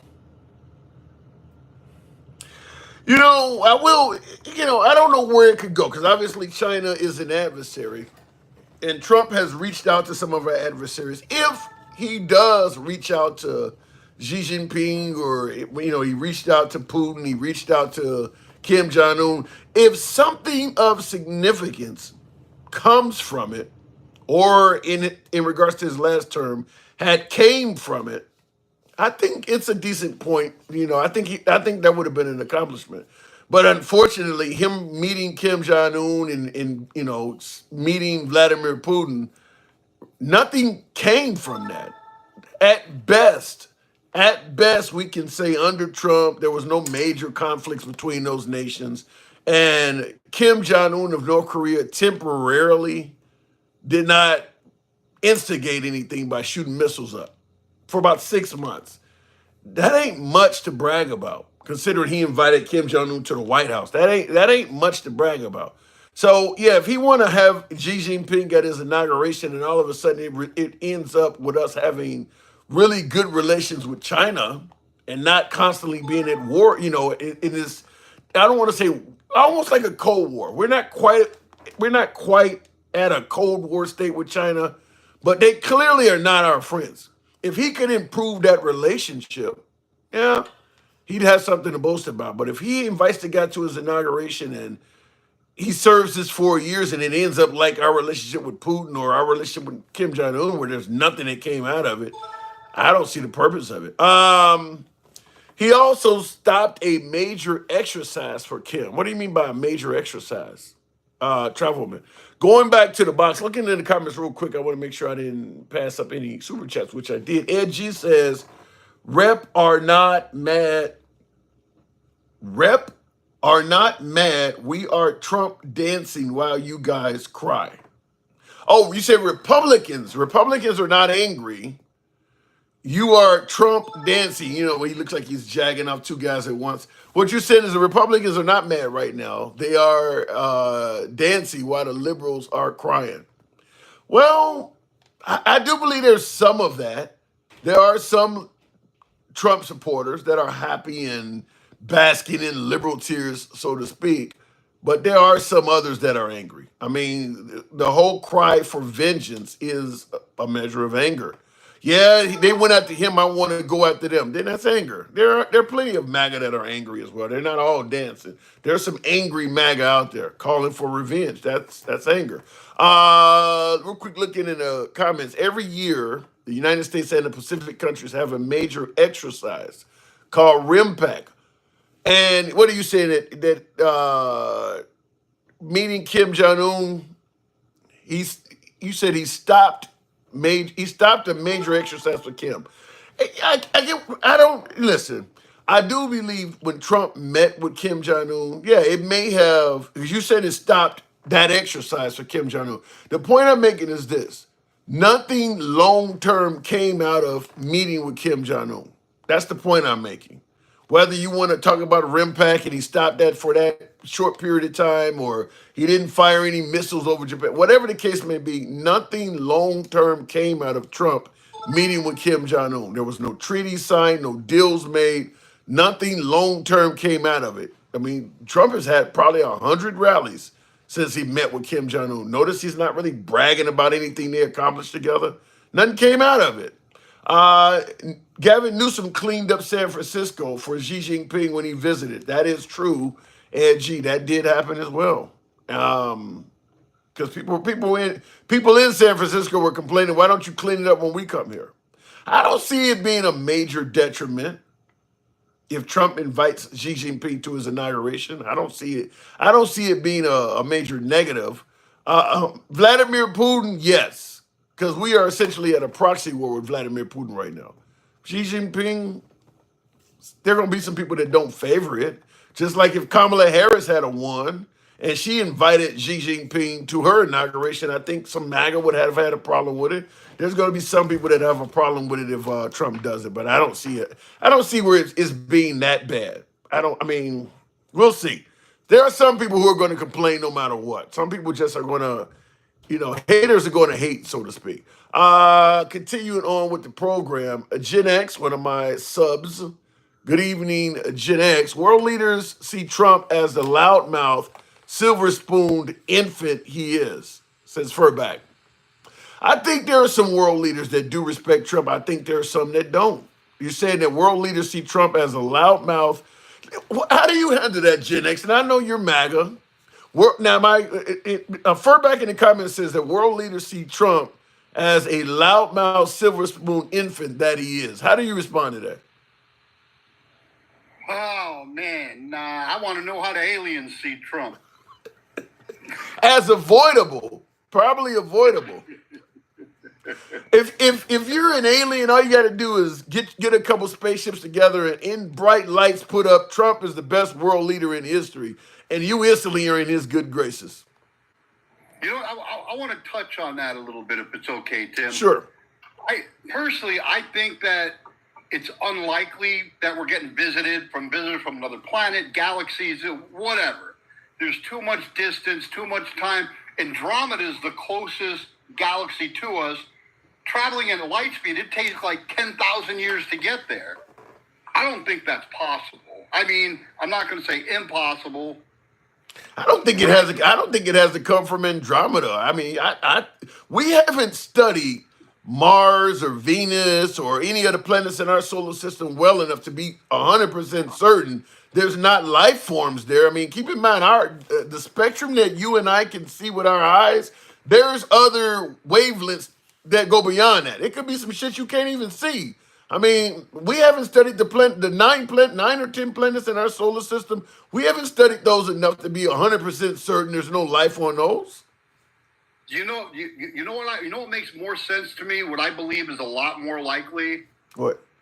That maybe, just maybe, what we're witnessing is a terrestrial on Earth, higher intelligence that's been sharing our planet for a very long time, that until recently been unknown to the majority of the human species. Do you really believe this? Are you trolling me? You really believe this? No, I think it's possible, and here's why.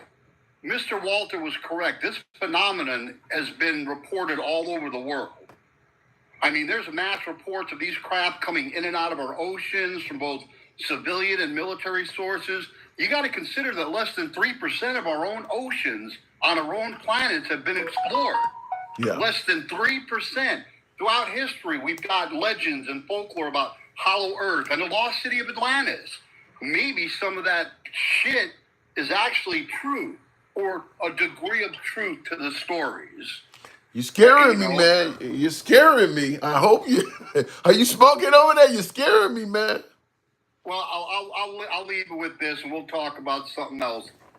Again, maybe this unknown phenomena that possibly shares our planet is fully aware that the human species or surface species, the humans, are dangerously close to the point of no return with a nuclear conflict. Ooh. And now they're coming up and saying, motherfuckers, if you destroy we got some skin in the game. You blow the planet up and you're fucking killing us too. But are we really that close to a nuclear conflict right now? You don't see. I mean, I think we were closer to that during the height of the Cold War with Russia. You don't think we're that close to that right now, do you? I think we're closer than any of us really want to admit. I'm like you. I don't believe it either. But I think that the reality is, we launched long-range missiles, American missiles, into Russia after Putin said, "Don't do that." And as soon as we did, he used his subsonic shit, and we stopped. They had a report today. They stopped launching that shit into Moscow and long-range into Russia because that shit's getting real, bro. Wow. That shit's getting real. And that could explain the lights. These motherfuckers are coming up now saying, yeah, we're here. We can hide if we want to, but we want you to know we're here. Yeah, that is one of the issues with America is some of our freedoms do make us vulnerable. Certainly our love for the Second Amendment makes it so that as long as an enemy is on our soil, it's pretty easy for them to obtain weapons because we make it so easy for anybody that's in the country to get weapons. So same thing with what you're talking about. I mean, you have the freedom to move around the country. You have the freedom to purchase things that can be used as weapons and all of that. So that is one of the negatives is that if somebody does want to do harm to us, all they got to do is come with knowledge. They don't really need to bring a whole lot. You can get that once you're here. Right. I've been looking at that UAP thing. And what gets my attention is that very credible people, we're talking Air Force captains, fighter pilots, whole Navy fucking vessels that are catching this shit on radar now. These are reputable people coming forward. That's kind of, it gets my attention. I don't know if it's true. Maybe it's not. Maybe it's a bunch of bullshit.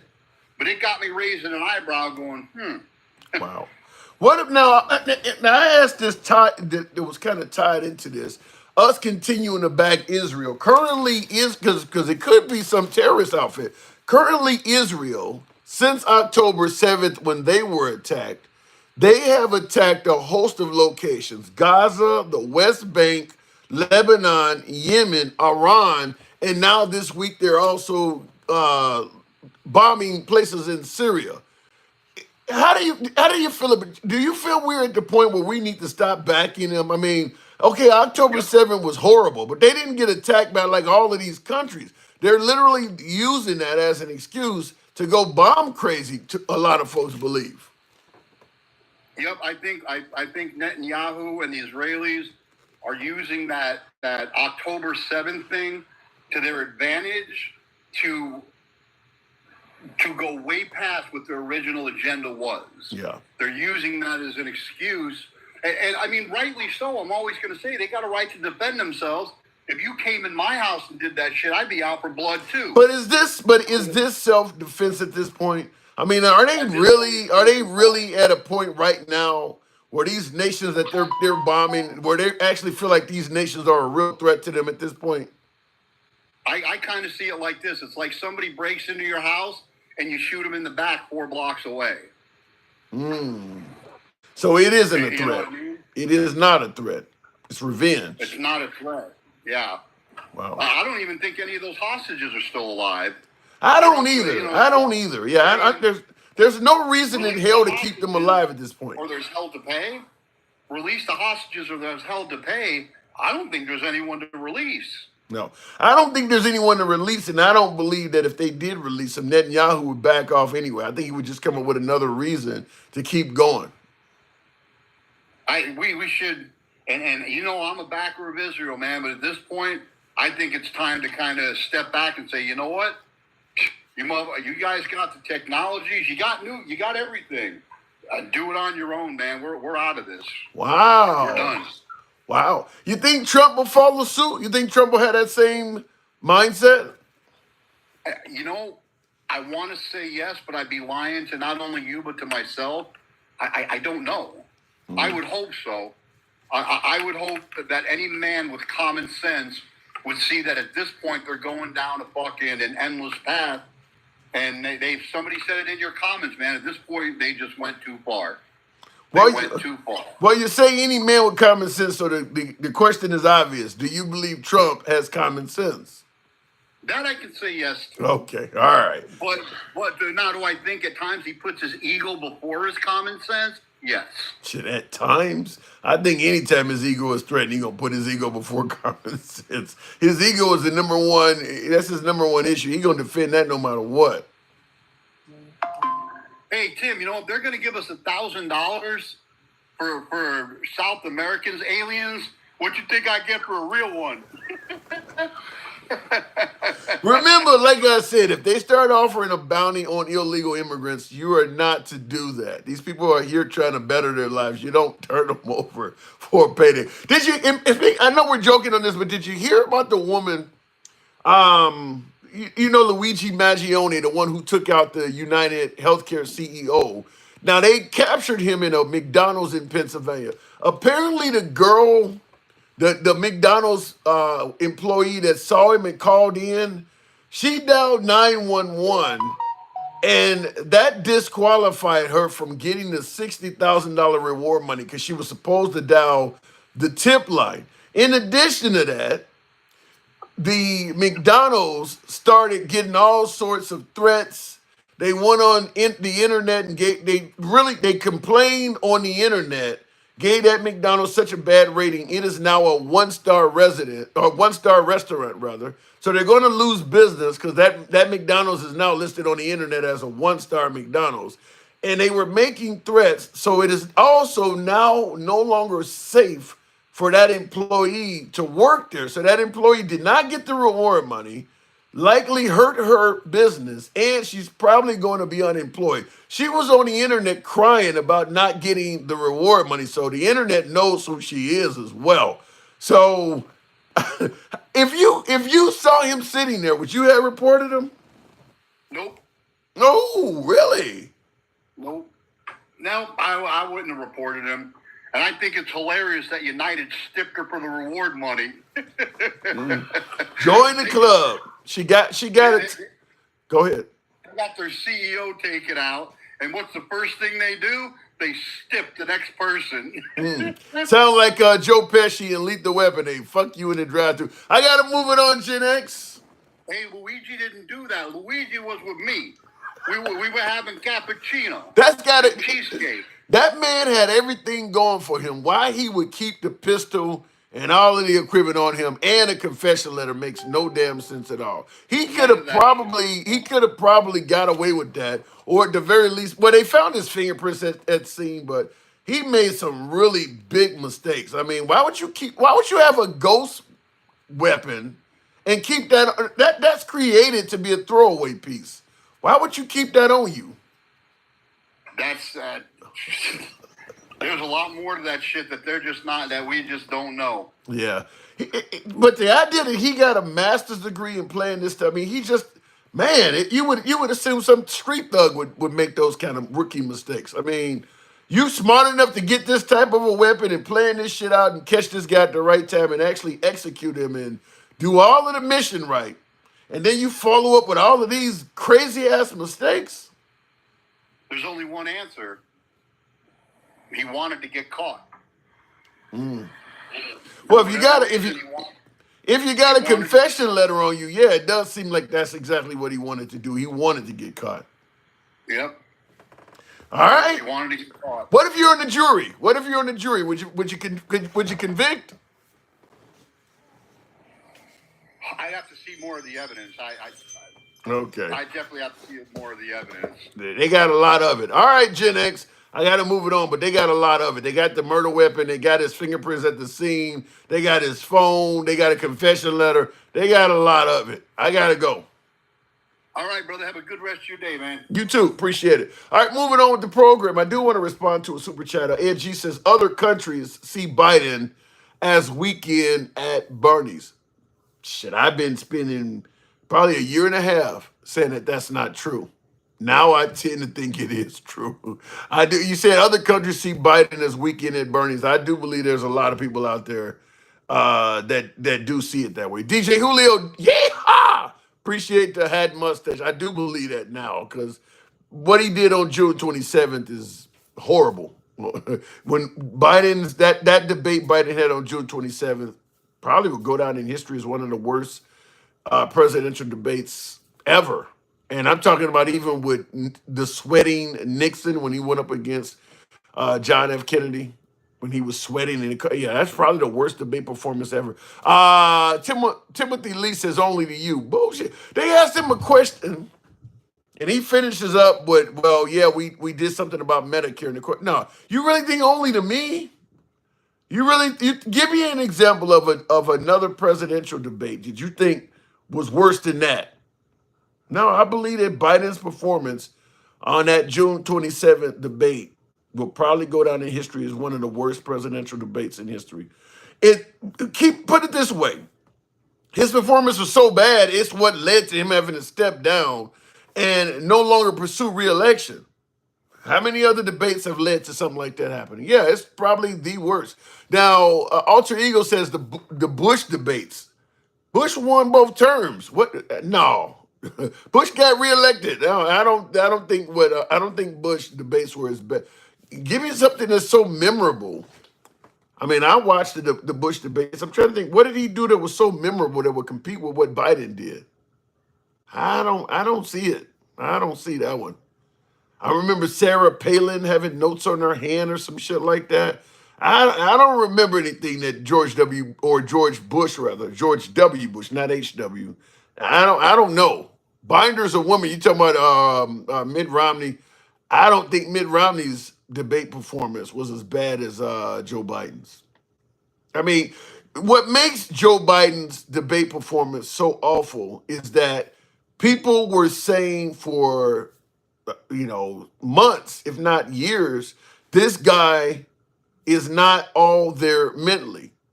And then he went out and performed like a guy that was not all there mentally. So there's this huge lead up.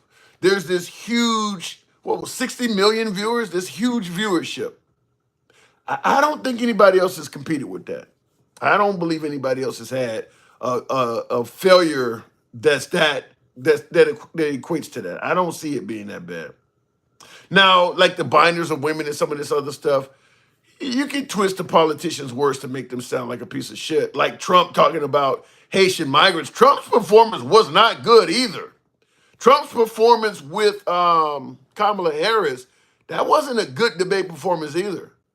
But because Biden had such a low bar, all he had to do was appear as if he knew where the hell he was at and was within his faculties. All he had to do was that, and he was going to probably win that debate because the bar was that low. And he failed to meet that. He failed to meet that. Like, you can't even come out here and show us that you are totally cognizant of what's going on. I don't think any other president has done that bad. But apparently some of you folks disagree. What did I say? I wanted to respond to a super chat I thought I saw. Maybe I didn't see it. All right, moving on with the program though. Yeah, I can't think of any debate performance that was as bad as Biden's. How dare you say Merry Christmas to those people? What the hell does it say? Like who the fuck say that, and who the fuck would vote for somebody that says that? That makes no sense.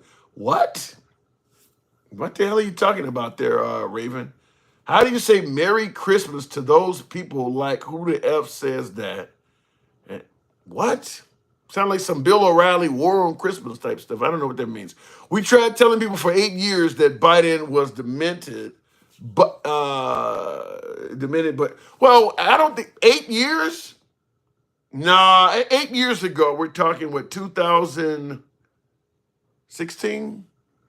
I don't think Biden was that bad in 2016. Who would vote for Kamala Harris when she kept thousands of people in prison for weed far past their sentence to use as free labor? That's called slavery. Kamala Harris was not in power to do all of that. She was a district attorney and an attorney general. They're not known. They don't keep people in prison. And you're giving her way too much power. And by the way, if you're going to blame you would go with the governor of California or somebody at that level. Kamala Harris as an attorney general and as a district attorney can't do all of that. Just look up Kamala Harris. How dare you say Merry Christmas? Kamala Harris said that? Really? Okay. She didn't like saying Merry Christmas. That's an interesting video. I kind of want to see that. That's not true. She actually helped get weed legalized. Let me go back to the box. I'll continue on with Arsha Fine. I think that says, I don't know what, somebody don't just clicked on something there. Okay, hang on a second. The whole program done froze up shit. All right, there we go. All right, moving on with the program. Don't know what I just did there, but we'll try it again with Travelman. Good evening. Welcome to the program. Maybe he's right. Maybe they're from other continents beyond the ice wall. I hope not. I hope they're not from other places. Good evening, Travelman. Good evening. Hey. Well, look here, man. I've listened to a few of your broadcasts, Okay. and this has to be one of the wildest ones that I've listened to as far as veering off on different subjects. It's just crazy. I'm assuming the aliens is part of this.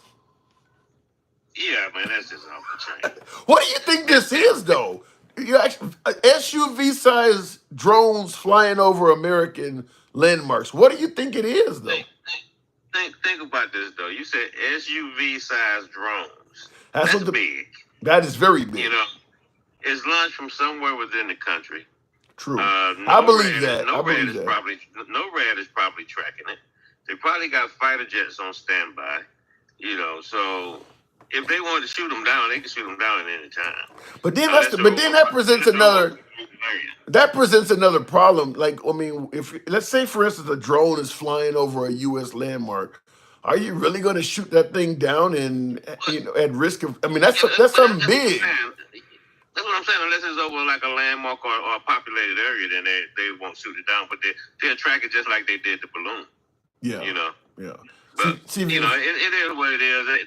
They'll track it. They'll find out, and they'll put the information up. I'm not gonna worry about it myself. Well, out of my control. Go ahead. Well, I mean, remember under Biden, Okay, they shot the balloon down as you're pointing out, but that was after like I think one or two of them had made a full trip over the United States and got away with it. Yeah, but you know what though? They didn't see anything they didn't already know about. Are you sure? I'm positive. They didn't see it. They did not see anything that they haven't already saw from their satellites or whatever. I don't know You know. if you can get cameras and things like that at lower altitudes, you can see more. I mean, satellites are constantly in motion, so they take strips over the United States as opposed to something that's moving much slower. You can catch So a what are they gonna see? troop So what move. are they gonna see? You can see. I mean, let's just say, for example, they flew over. Let's say they flew over Langley Air Force Base, right? What are they gonna see? They gonna see the same thing that people that looking out the jet see every day. There's nothing above ground that's top secret or anything like that. Well, that depends. I mean, like for instance, when I don't know why the hell that's happening. Somebody restricted something. When like for instance, when the Ukraine was about to be attacked by Russia, we could see the Russians doing things that let us know, no, this is not some type of exercise. They're about to attack because That Zelensky was from didn't even satellite.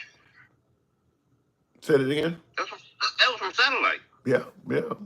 Okay, so let me get let me put something out there right quick. Okay, I was attached to an intel unit when I was in the Navy. I handled a TSSCI network, and they actually maneuver satellites and stuff, or they would put requests in for satellite movements and stuff like that. Okay. At that command. So they're always doing stuff like that. So they're always constantly, when they see something or get a request or something, they can move a satellite.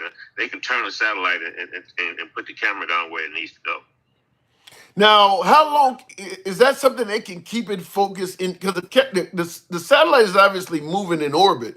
So They could count the eyelashes on your head, on your eyes. yeah, but like say for instance, you wanted to keep a camera on a spot for let's say 10 hours. Can they do that with it being in orbit and it's constantly moving? They can track it. They can track it. They can, okay. They can track it. Yeah. But anyway, on to what was your other stuff, man?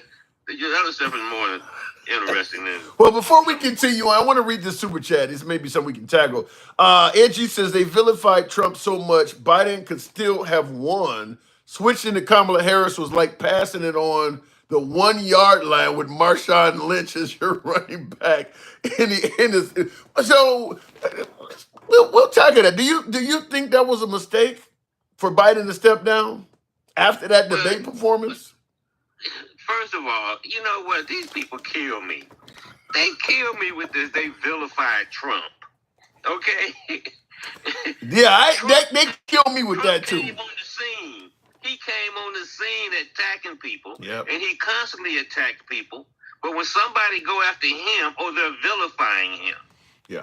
I agree with that 100%. I've said that before, that if you support Trump, you only see people attacking him. You agree with his attacks. So you don't hold him accountable for attacking. Like Obama's born in Kenya, for instance. You're okay with his attacks, but you see when he's taking hits. Yeah. Now, as far as I'm a firm believer that Uncle Joe shouldn't have ran. He shouldn't have ran for re-election. The people his people should have told him no. Do what you said you was going to do to be a transition president. I'm a firm believer in that. Now, everybody keeps saying, well, you know, they hid it for such a time. The aging process doesn't work like that. Okay? He could have been, I say up until, when was the debate, in June? June 27th. Okay. Up until maybe a couple of months before that, he could have been fine. You believe that, though? But hold on a minute.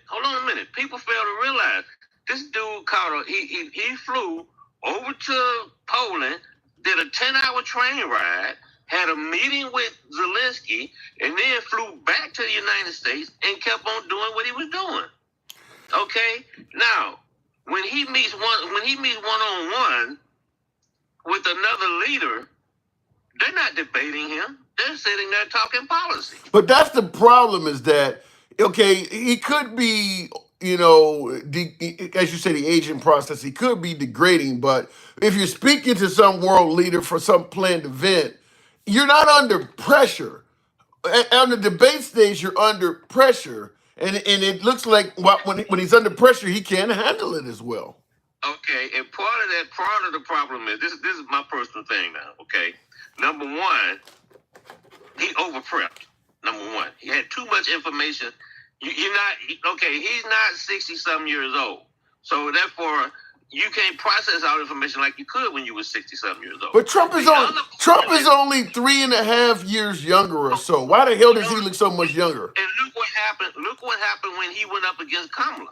She came every lie he came out with, she threw it right back at him. It's a good point. But not only that, during the debate, during the Biden and Trump debate, this is what everybody tend to forget. Trump was probably lying. He was probably throwing out 4 or 5 lies per nanosecond. Okay? Said per nanosecond.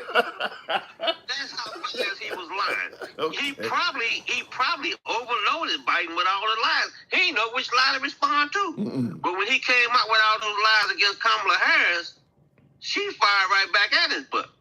I don't know if she said, what did she say when he talked about the eating cats and dogs? She didn't even respond to that, I don't think. She didn't have to. Yeah, she laughed. She didn't have to. She laughed it off. She laughed it off. Did you see? Yeah, because did you see the look on his face? What? Did you see how twisted his face was? He was red.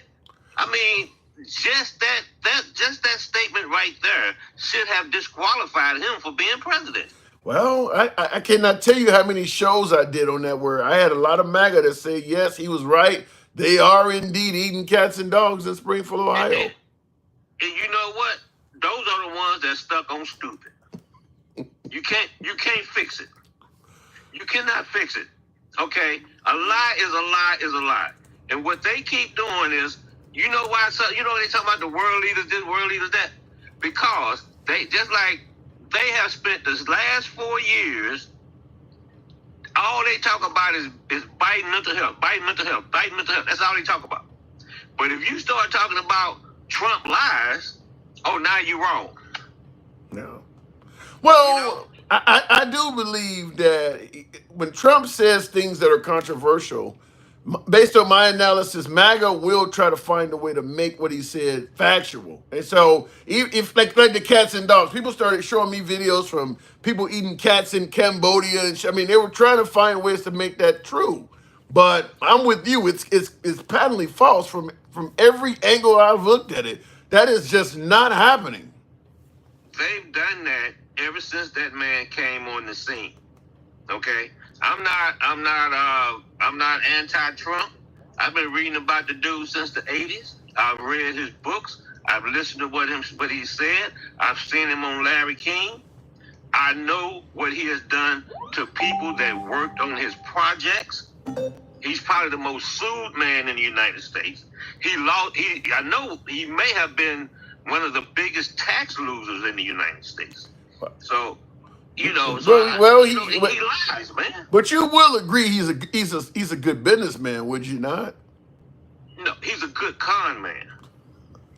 Okay, he's probably a mediocre businessman. Is he on the level of Mark Cuban, Bloomberg? Those guys, is he on that level? No, he's not. He's probably would be. Let's break this down into baseball terms, right? He's not at the MLB. He's not AAA. He's probably AA.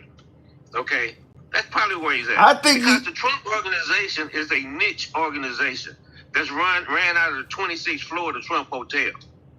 Well, whatever it is, I think he has the niche. I think he has the gift of gab, and it has been rare. He does.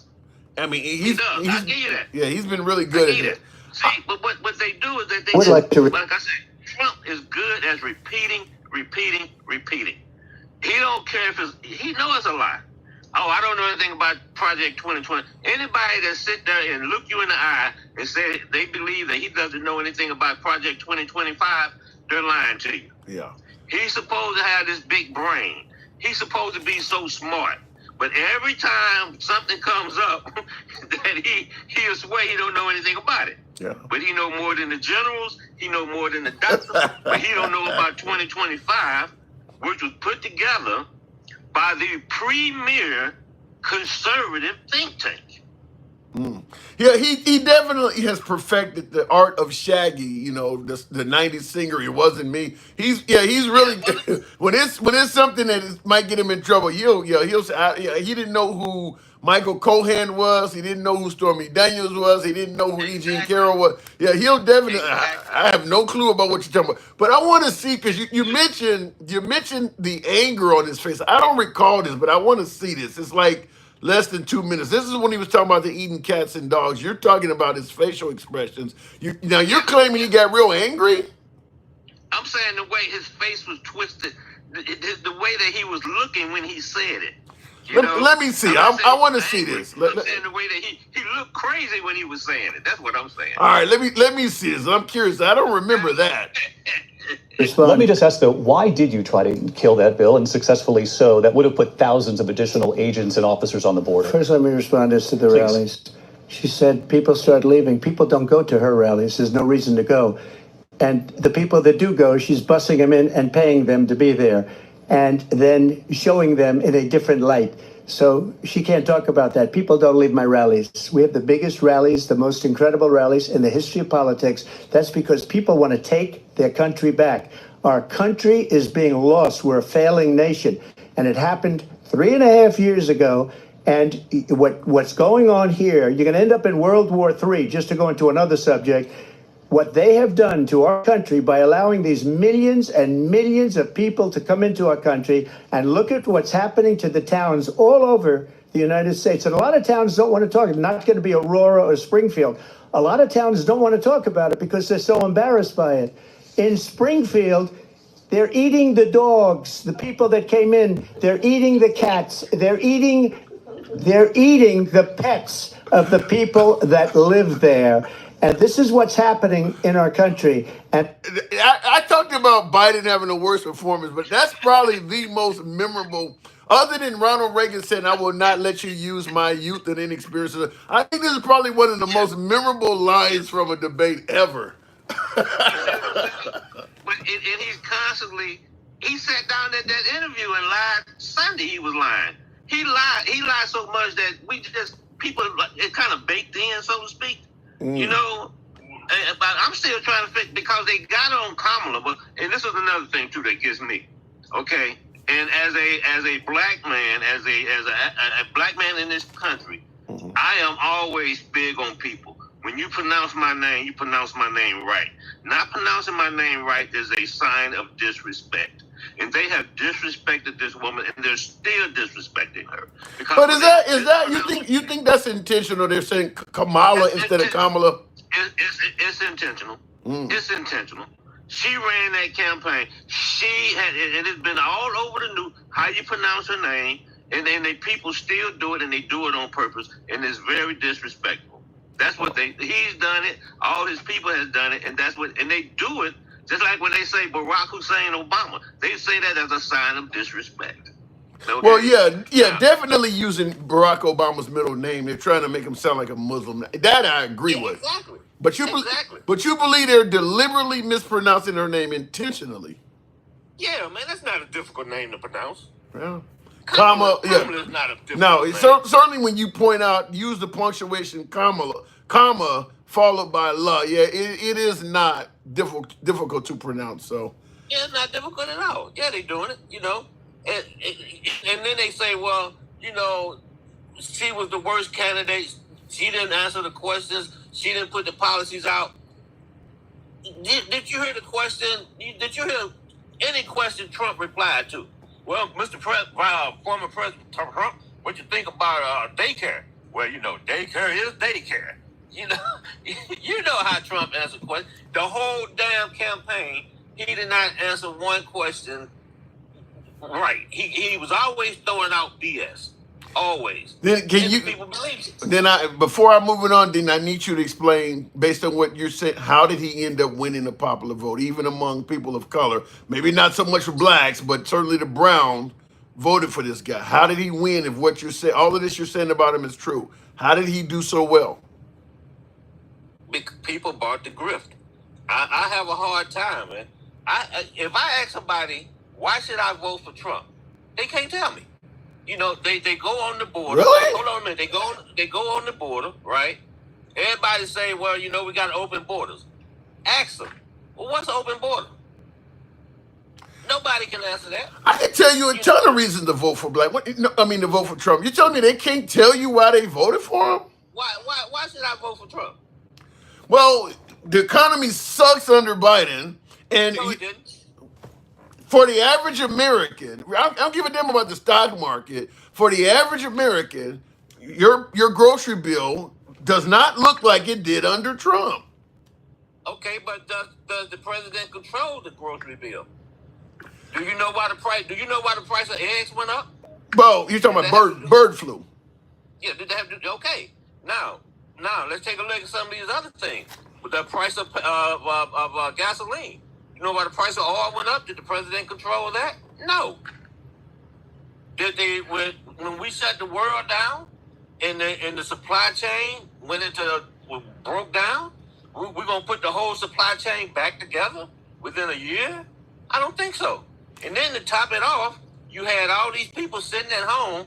Now they're working, they're collecting paychecks, and then the country opens up, and all of a sudden everybody's spending money. His handling of the border. What say you? Now that I would bite him on. I would get him on the border. Okay, I get him on the border, but fentanyl is coming through the port of entries. Yeah.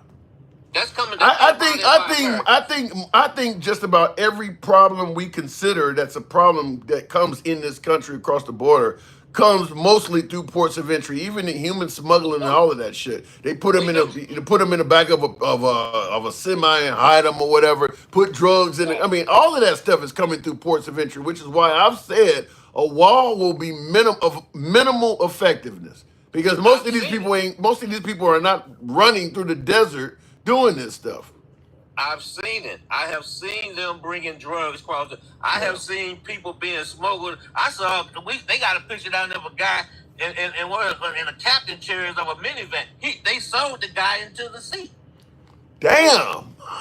They got pictures of people being smuggled in, and they're under the dashboard. Yeah, I've seen that. A person laying behind the steering wheel all up in. Yeah, I've seen that. They have fake floors in the vans, and you open it up, and there's 3 people in there. Yeah, and that's all kind of stuff going on. Yeah, you know, is that what?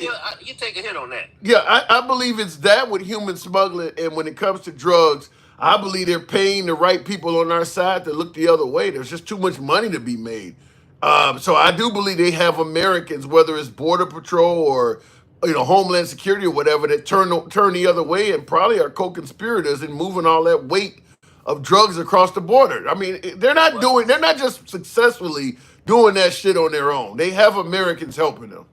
Well, what did the Mexican president tell Trump? Hey, well, when you go do something about all those weapons you sending into our country that's killing our people. Do as I say, not as I do. I got to move it on. Yeah. I got to move it on, man. Appreciate it. Bro. Good talk. Good talk. Anytime. All right, moving on with the program.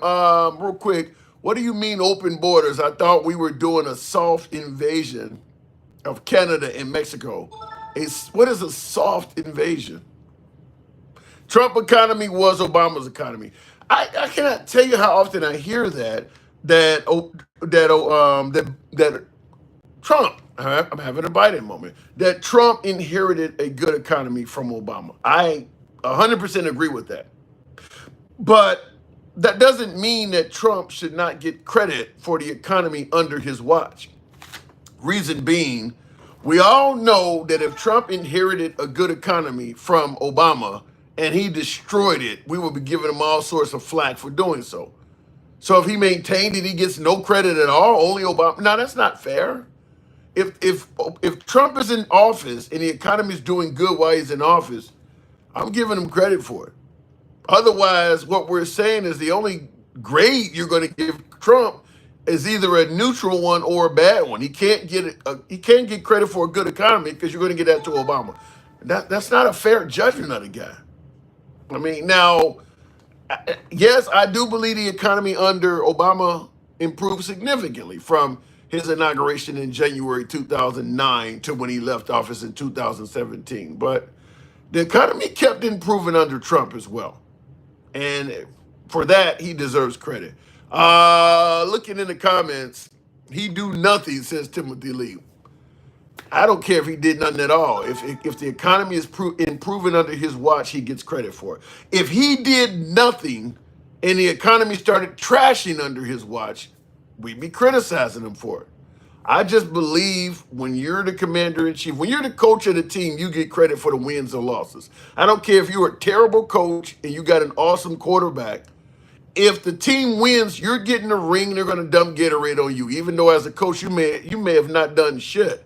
You get credit for the wins and losses.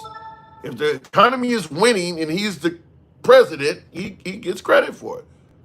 That's just the way I look at it. I don't believe in, you're going to get the last guy credit for it, and he can't get any credit at all. I don't think that's a fair judgment. Didn't Biden improve the economy?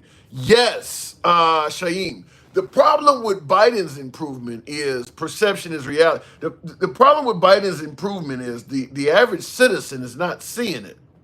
That's the problem. Is that, yeah, if you got investments, stocks, shit like that, a nice hefty 401k, yeah, you can clearly see the economy is getting better under Biden. But for the average check-to-check living American that's just simply going and buying groceries once a month or whatever, they can't see it. So you can tell them all damn day how great the economy is.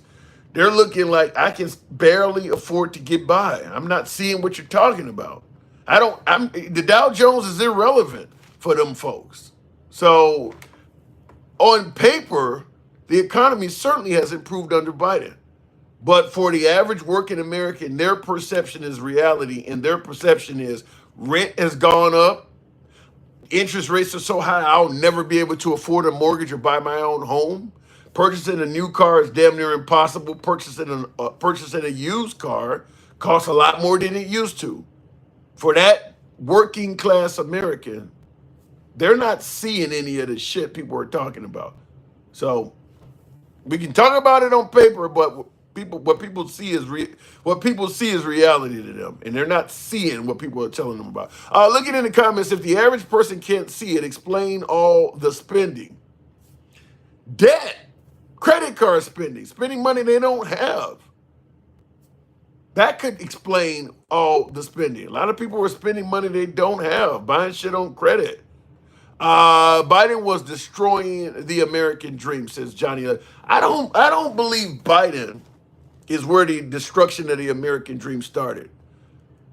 I know my MAGA side of the house is going to disagree with this, but I believe it started with Reagan. Once you started busting unions, keeping the minimum wage the same for 20 fucking years, I believe that's what destroyed the American dream. It just takes time for it to be realized, but I believe the destruction. Keep in mind, we can talk about Trump's economy. The American dream wasn't all that fucking great under Trump. People still had to work 2 jobs. The American dream is not working 2 jobs, working heaps of overtime and barely being able to spend time with your family. That was happening under Trump. Even Bush, George W. Bush, is quoted as talking about, you work 2 jobs, that's so American of you. And people made fun of him saying that. The American dream used to be your work. Remember the old Dolly Parton song, you work 9 to 5? You work 40 hours. You didn't have to work 60. All of this shit. No, the American dream's been gone. That didn't start with Biden. That shit's been gone for a minute. It's just been deteriorating over. Yeah, the economy was decent under Trump. You could afford groceries, but you still were working 2 jobs. People weren't. Look, I'll go back to the box. We can have this economy comparison to Trump and Biden any day you want. But I'll tell you this, no matter how much better you think the economy was under Trump, you weren't living large off of Trump. Yeah, I could afford groceries. You weren't driving around in a $100,000 car and living in a fucking mansion. I mean, the Biden economy took a hit. But if you compare how you were living under Obama to how you were living under Trump, it's not like people make Trump's economy sound like everybody was fucking rich. It wasn't like that. We took a big hit under the Biden. When Biden took the office, things became unaffordable to some folks. But it's not like when Trump was in office, everything was just so fucking hunky dory that everybody. I don't recall 2016 and 2020 being like that. I don't recall that where everybody was just living this comfortable life and everything was affordable. I don't recall that. I just recall it being more affordable than it was under the Biden administration. But it wasn't as great as people are painting this picture. I don't recall that. Look in the comments. Debo says, thanks for being honest on that.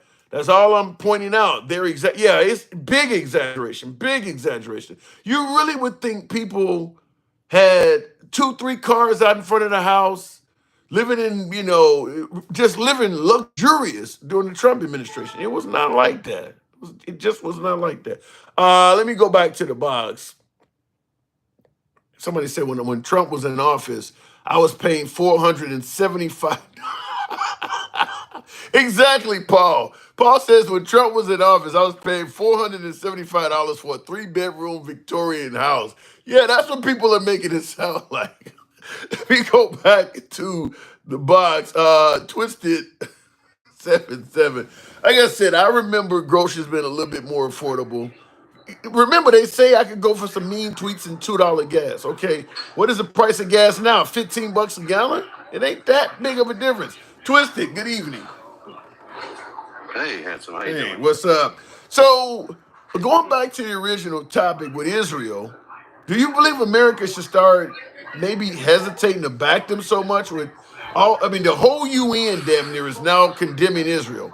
Is it time for America to take a back seat and not continue endorsing them like this? That's a very complicated question. That all of the other UN members seem to have figured out? I don't think there's an easy answer to it. I mean, we created that. Well, we helped create that country to begin with. Okay. But that doesn't mean you give them that doesn't mean you give them carte blanche, the ability to just go and destroy half the Middle East. No, you're right. It doesn't. But at the same time, I don't know. If I were them, I'd be really sick and tired of all these little attacks on them.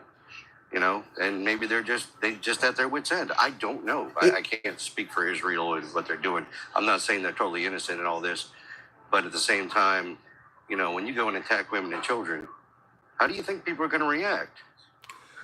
I don't disagree with you there. I don't disagree with you, but they're attacking so many nations now. It's all of these. I mean, what did I get? What do I have down here? They don't since October 7th.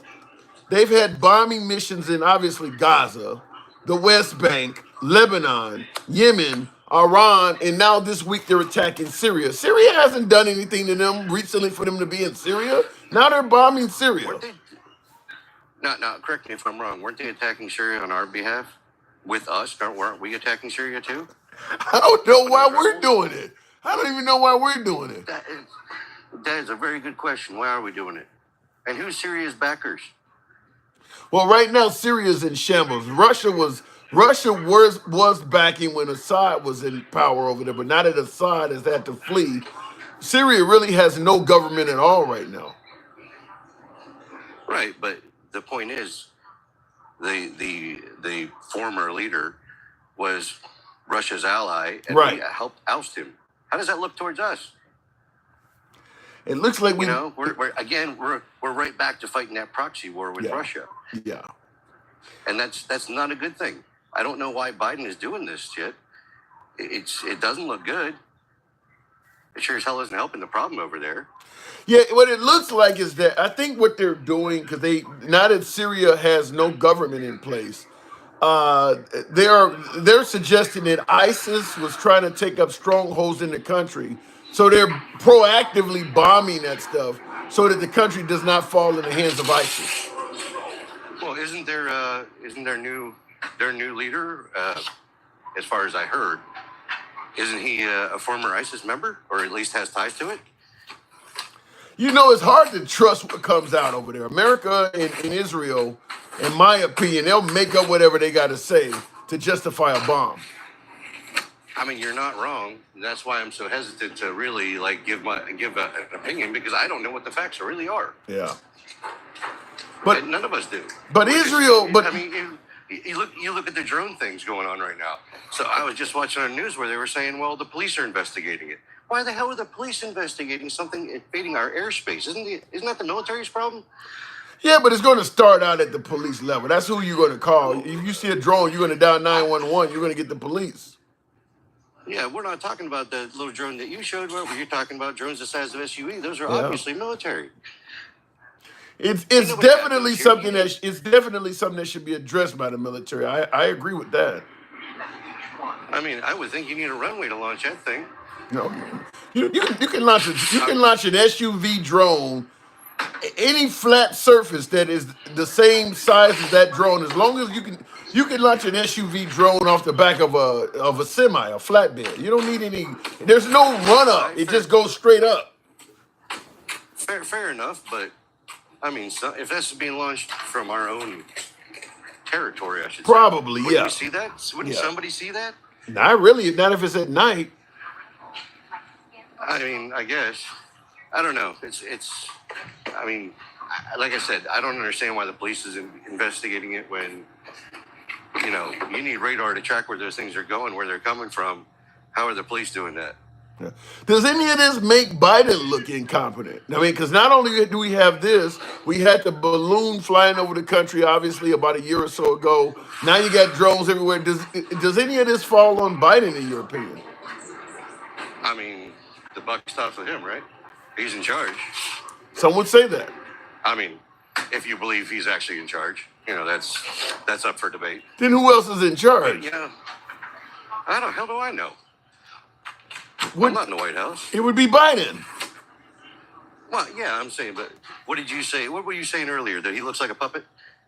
I didn't say that. Like well, you said Weekend at Bernie's. What the heck were they doing? No, someone said to other world leaders, Biden comes off at like Weekend at Bernie. And I said that. I said I can see that. I get okay, fair enough. But yeah, I mean, look at it though. Yeah. Let me ask you this question. Because since we're talking about Biden, his age and cognitive decline. Now, obviously, Trump comes across as being more cognitively on par than Biden, but he's only like 3 years younger. Do you feel confident Trump can do 4 more years?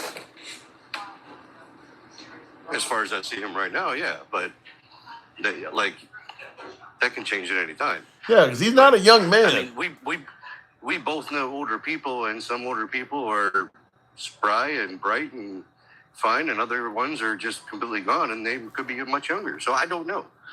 But as far as I can see right now, he seems pretty good to me. Yeah. Because he does say a few wild things here and there, but certainly, he's talking about sharks and Hannibal Lecter. I mean, Trump does say a few crazy things, but no, Biden with that debate performance, like I said, probably the most memorable that I can ever think of a president going up there and just being completely off topic. That debate was so bad. I mean, he looked like he wasn't there. The old adage, the wheels turning, but the hamster's gone. You know what I mean? But then I gotta counter and ask you, this whole Haitian migrants eating cats and dogs, how does that make Trump look historically? Well, all right, so did everybody say it? Well, the governor said this, and the mayor said that, and the chief of police said this, but those weren't the ones that were talking about it. It was the people that was talking about it, and that's who he was repeating. Yeah, but you're going to go up there, wait on, you're going to go up there and repeat what just some random strangers are saying. No evidence, you didn't fact check it or nothing. You're going to go on a debate table where there's tens of millions of people watching this, and you just going to repeat something that a few strangers said. I don't disagree with you. And he didn't say that, and he didn't preface it by saying there are people in Springfield saying this.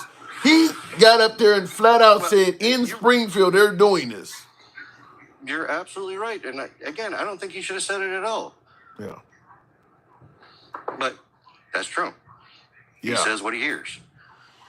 That could go really wrong, wouldn't you agree? I mean, if you say there's some pretty wild stories out there. If you just are going to go on stage and say what somebody has told you, you can see where that could go really wrong, could you not? Yes, I can see that. And just for the people in the comments, I'm at work. I own a restaurant. And since I'm shorthanded, as I have been for the last 2 years, I have to work alongside my employees, which I don't mind, but just saying. All right. Fair enough. I'll move it on. If you're working, man, I will move it on. No, I'm fine. No, I just finished making my last couple orders, so I'm Oh. good. Now, another thing go ahead, say that again. No, I'm just sitting at my desk right now. Now, I asked also earlier, should Biden and Harris, should they attend Trump's inauguration? We know what happened 4 years ago with Trump in regards to Biden's inauguration. Should Harris and Biden attend Trump's inauguration? Should they? Yeah. I mean, probably. Do they have to? No. It don't matter to me if they show up or not.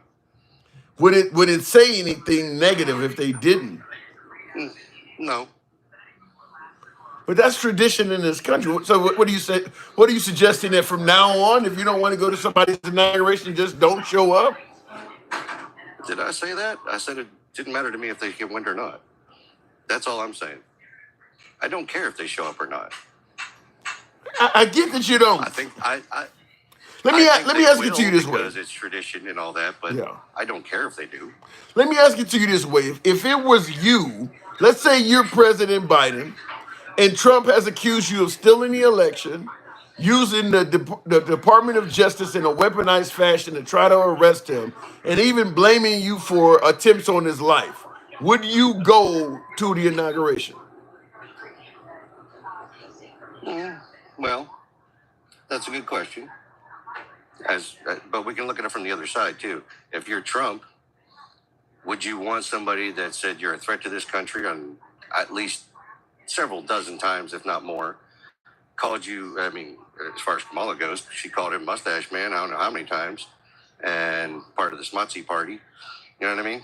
Yeah, but let's before we your inauguration. Wait, before we go to the other side. It goes both ways. Okay, wait, before we look at it, we can look at it from a Trump standpoint, but let's tackle the question I asked you first. If you were Biden, under those circumstances, would you go to his inauguration? He's blamed you for an assassination attempt on him. I would probably go. That's me. Okay, if I were him, I'd probably go. Okay. But at the same time, I look at it from both sides. Give me Would the you other. want them there? Give me the other side. Would you care if they were there? Yeah, what I just said about what they've called him and the things that they've said about him. Would you want them there if you were Trump? What have they said about him that's so bad? Because keep in mind, it's not like Trump has been keeping his mouth closed the whole time. I get that, but threat to what? Threat to democracy? You tried to steal the election. What's the difference? Okay, a fascist? How many times they called him that? Socialist? What's the difference? Like I said, it goes both ways. Yeah. He gives as good as he gets. Okay. All right. I'm just bringing that up because you're not the first to suggest that the liberals and the Democrats are always attacking Trump. But as you can see, I'm able to give you the equivalence of Trump is always on the attack as well. There is nothing the liberals have said about Trump that Trump has not said something equally as harsh about the liberals. And you're right, they have, but they're also the liberals are also the same ones that say they take the high road. And I'm like, when did they do that exactly? Well, in my opinion, if you look at the insults that Biden has said about Trump and MAGA, he called them garbage. When did he use the term garbage? Maybe a few months ago. So, I mean, basically his whole term had expired before he started saying MAGA's garbage or whatever. And then I think he also used the red background with the Marine about a year ago, and he said that, what did he call him? Ultra MAGA, I think, at the time.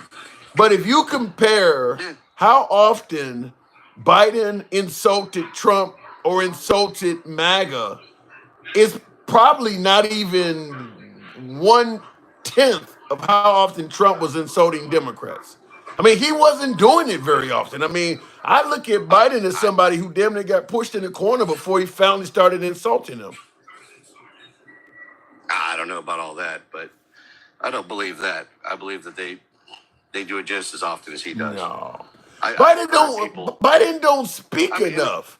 Biden don't even hold I enough mean, rallies it's to not, do but it as often. it's not just Biden though.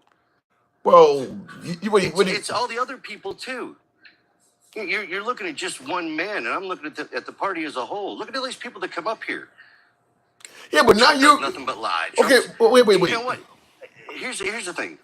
Trump could come out tomorrow and with a cure for cancer. Okay. Okay. Hypothetical here, and they would say it's a bad thing. It doesn't matter what the man does. He's bad. Well, That's all they ever say. They that's never not. say one good thing. Even you can see the good things that he has done, but they don't see any of that. They only see the bad.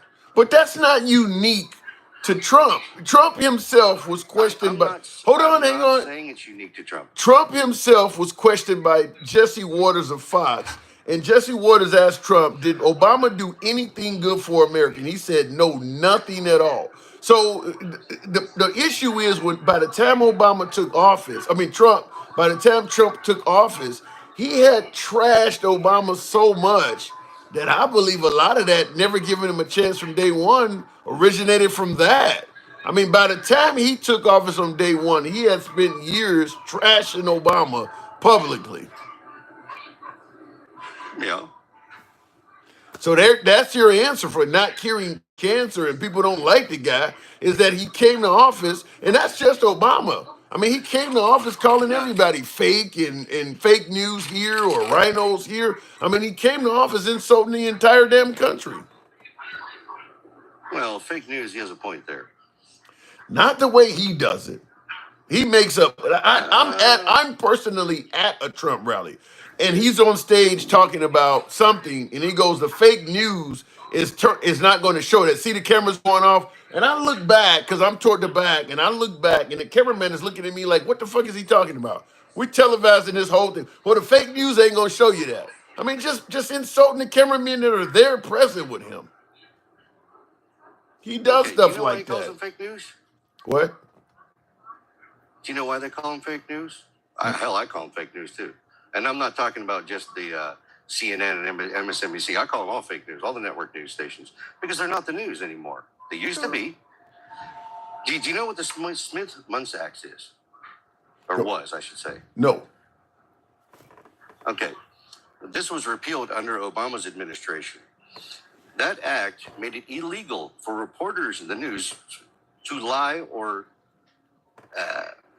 disseminate propaganda. Okay, that was repealed under Obama, so they're allowed to lie. They're allowed to propagandize. So, yeah, exactly. Here's the problem. And if you look, and if you wait, I'm not done yet. If you look at the parent companies of like MSNBC and CNN, they are entertainment companies. They are not news organizations. Not anymore. Yeah, They used to be. So I don't trust them. Here's the problem. Here's the problem. That I have with what you're talking about. You're saying this law was repealed or was put in place under Obama. I've been watching Fox News since 2002, I think, when they had the fair and balanced sign rotating at the bottom. People knew then Fox News was lying. So that was long before people were lying on the news long before Obama came around. Maybe.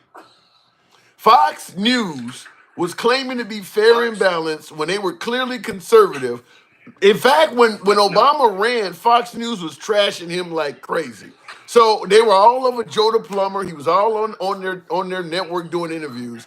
Obama was not even president yet, and they were lying. And so I hear what you're talking about, something that came out under Obama, but the news networks were not trustworthy long before Obama got elected. Okay, well, then they were breaking the law. But the point is, the law was in place under when Obama took office. His administration repealed it and made it legal for them to lie to us and to push propaganda. And they do. Well, my guess is he probably repealed it by saying, "Well, shit, they lying on me already anyway. Why should there be a law in place? They already lied." Now, if Fox was breaking the law, if what you're saying is true, they were breaking the law and lying to people, why wouldn't he use that to penalize them? Because to hold them accountable. Because everybody ain't petty like that. Like Trump is the one that complained. Hold on. Trump is the only president that goes after the media when they report something that's false. When Kanye West got on TV and said George W. Bush don't like black people, George W. Bush didn't attack Kanye West. Most of these guys are too high and professional to go after some media journalist. Trump is the one that does that stuff. So you think that he was above attacking the media for doing the wrong thing? Yeah, So you think he, so according to you, Obama thought it was okay for the media to lie to people. I don't think he wastes his time with That's that. what you He's, just, that's and what you and I'm just saying said. it again, and I'm saying it again. I think these folks were more focused on doing what they have to do as president and not getting involved with some guy who works for a news outlet. They just didn't have the time for that. Trump is the one that goes after George Stephanopoulos or some, Rosie O'Donnell or somebody like that. The other guys don't have time for that. What, no time for that. That's important. It should be important that the people are informed and not lied to, don't you think? When you're lying yourself, talking about you know more about COVID and you know more about the war. I'm Really? talking about Obama here. You just spoke on Obama. You saying it's okay. He thought it was okay. It's cool that they can just lie. That's no big deal. That's not important. I think But that is important. I think if the media is lying, the president has bigger fish to fry. Somebody of lower level can go after the local media for telling a lie or whatever. I just think the president got more to do than that. Wait. Hold on. Is Fox News the local media? No, I'm They're a saying, national news network. okay, then They are a national news network. I don't think most Americans ain't watching Fox. Not anymore, but what I'm saying is at the time, they were a national news network. They were huge. Why wasn't they going after them if they were breaking the law? That's important. He doesn't have to do it. He doesn't have to do it himself. He can just tell hey, you guys need to investigate this. Call the FBI, whatever. They're breaking the damn law. They shouldn't be lying to the public. We rely on the news to get our information, and when they're allowed to lie to us, that's why nobody trusts the news anymore. I don't know when the news ever been trustworthy, because I'll tell you this, when I was a kid, they deliberately put African Americans on TV that could barely speak. They only showed us in bad light. The media has never been trustworthy. I mean, if you want to chase the media for telling lies, that's a never-ending chase. Well, I think, personally speaking, that the media needs to be held accountable for what they do. Because people being informed is important to me, okay? Whether it was 60 years ago, whether it was 10 years ago, or whether it was yesterday, they need to be held accountable. And the fact that they repealed that law bothers the hell out of me. Why would you make it legal for the news media to push propaganda? Do you know what other places did that? What do you mean? The media pushing propaganda? Yeah. I don't. Here's the problem I have with what you're saying is our country was founded on every country. I think every country does it. No. Where was the big places where the media pushed propaganda? Nazi Germany. And China and Russia. These were not good. Yeah, but here, let me just say this. Here's the problem I have. I think America has this attitude of our shit don't stink. We talk about Nazi Germany and China and all these countries with bad propaganda. Meanwhile, we're celebrating Christopher Columbus discovering America and friendly pilgrims on Thanksgiving. Our country does the same shit. We just don't hold it accountable. The propaganda about how black people are violent or less educated, our country's been doing that from day one. Our country's been doing all of the same shit that Nazi Germany and all of these other countries have done. We just don't hold our country accountable for it. We are the same propaganda machine that we would hold these communist countries accountable for. We do it too. We've been doing it from day one. And we shouldn't be. We were founded on it. But am I saying anything that's wrong? Do you not disagree with me? Or No. do you disagree with me that the media should be held accountable? That we shouldn't be lying to our citizens? I believe that's a bad thing. I believe in free speech, man. I mean, I don't. There's no way you're gonna ever. There's no way you're gonna legislate honest media. It's just not gonna happen. You can. The law was in place. We got rid of it. even when the law was in place, I just gave you a million examples of how it was being violated. Okay, well, it's not my fault they weren't enforcing it. I'm saying that the law was in place. Because Listen, it's if you like, vote the same people in office for 50 years that do nothing, then that's on you, right? okay. I can't control who people vote for. If they don't do the things you want them to do, then you vote them the hell out, right? If they're Hopefully. not doing their job, then you vote them the hell out. That's the simple thing. And people don't do that. They just keep voting for the same people over and over and over Yeah, again. well, And they do nothing. But somehow they come out of there millionaires. yeah. There's no way you're going to ever have politicians that come out of the office without having money. Otherwise, it makes no sense to do it. Just stay in the private sector where you can make a fortune. Well, that's why there should be term limits on these people. They shouldn't be allowed to serve more than 2 terms. Yeah. Get them the hell out of there. Get somebody new in, because you know what? Politicians were never meant to be careers. It was meant to be, a service that you did to your country, Like I said, not to make money off of it. like That's what they're doing, and I don't like it. like I said, we were founded on corruption, so it's kind of how it works. I got to move it on, though. Twisted, as always, it's been a pleasure. Always. Thank you. And moving on with the program, but like I was telling him, we often talk about the negative antics of a lot of countries, when in reality we're not holding ourselves accountable for doing a lot of the same shit. Like, for instance, the Holocaust. We had shit like that here. We had plenty of stuff just like that in this country. There are mass graves all over America. We just don't talk about it. So he was mentioning propagandized media in some of these countries. America been doing that from day one. America's been doing that from day one. I hate to bring race into it, but our media started from a standpoint of white exceptionalism, white supremacy. It was all over our media. I mean, that's just the way the country was founded. We've been founded with propagandized media. Now, what he's saying is, though, you shouldn't allow it to continue, and there should be some kind of laws to prevent false or dishonest media. To me, that's like trying to pass laws to stop jaywalking. I think it'll be an endless enforcement of it. Also, here's the problem I really have with it. Certainly from a Trump administration standpoint, how does Trump look saying the media lies? Like, sir, are you honest all the time yourself?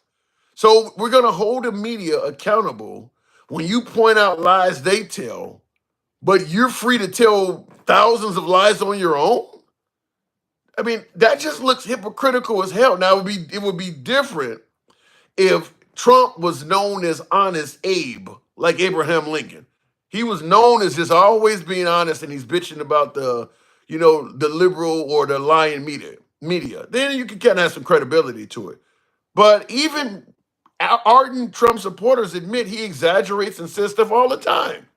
So, in my opinion, he makes a very bad messenger for lying media because he's not honest all the time. Right before my last call that came on, we were just talking about Haitian migrants eating cats and dogs and stuff like that. That came from Trump. He got on television and said that. Now, he obviously is not Fox. Trump is not CNN. He's not a media outlet, but he still has the same sort of power. If he goes on television and tells you, Israel's going too far or Zelensky needs help, he's essentially a media outlet. He too is similar to the media, and he tells lies all the time. So I don't think that Trump makes a real good messenger at all for pointing out dishonest media. He's been caught in all kinds of lies. We just say, well, you're taking that out of context, or he just exaggerates. You're not telling. Is it okay if the media gets on TV and exaggerates like that? Tomorrow, we're calling for 17 feet of snow. I'm just exaggerating. It took me out of... No, you don't accept it from him. He is a media outlet. He just doesn't make for a good messenger to point out dishonest media, in my opinion. Looking in the comments, didn't Trump lies average about 20 lies every day? Says PP. Actually, it's probably more than that. Because now I don't listen. Once again, it's coming from the media, but there are estimates that Trump during his administration told like 30 some odd thousand lies. So that's going to be more than 20 per day. It's actually going to be more than that. Trump is going to be president. His words matter. And that's been a issue the whole time.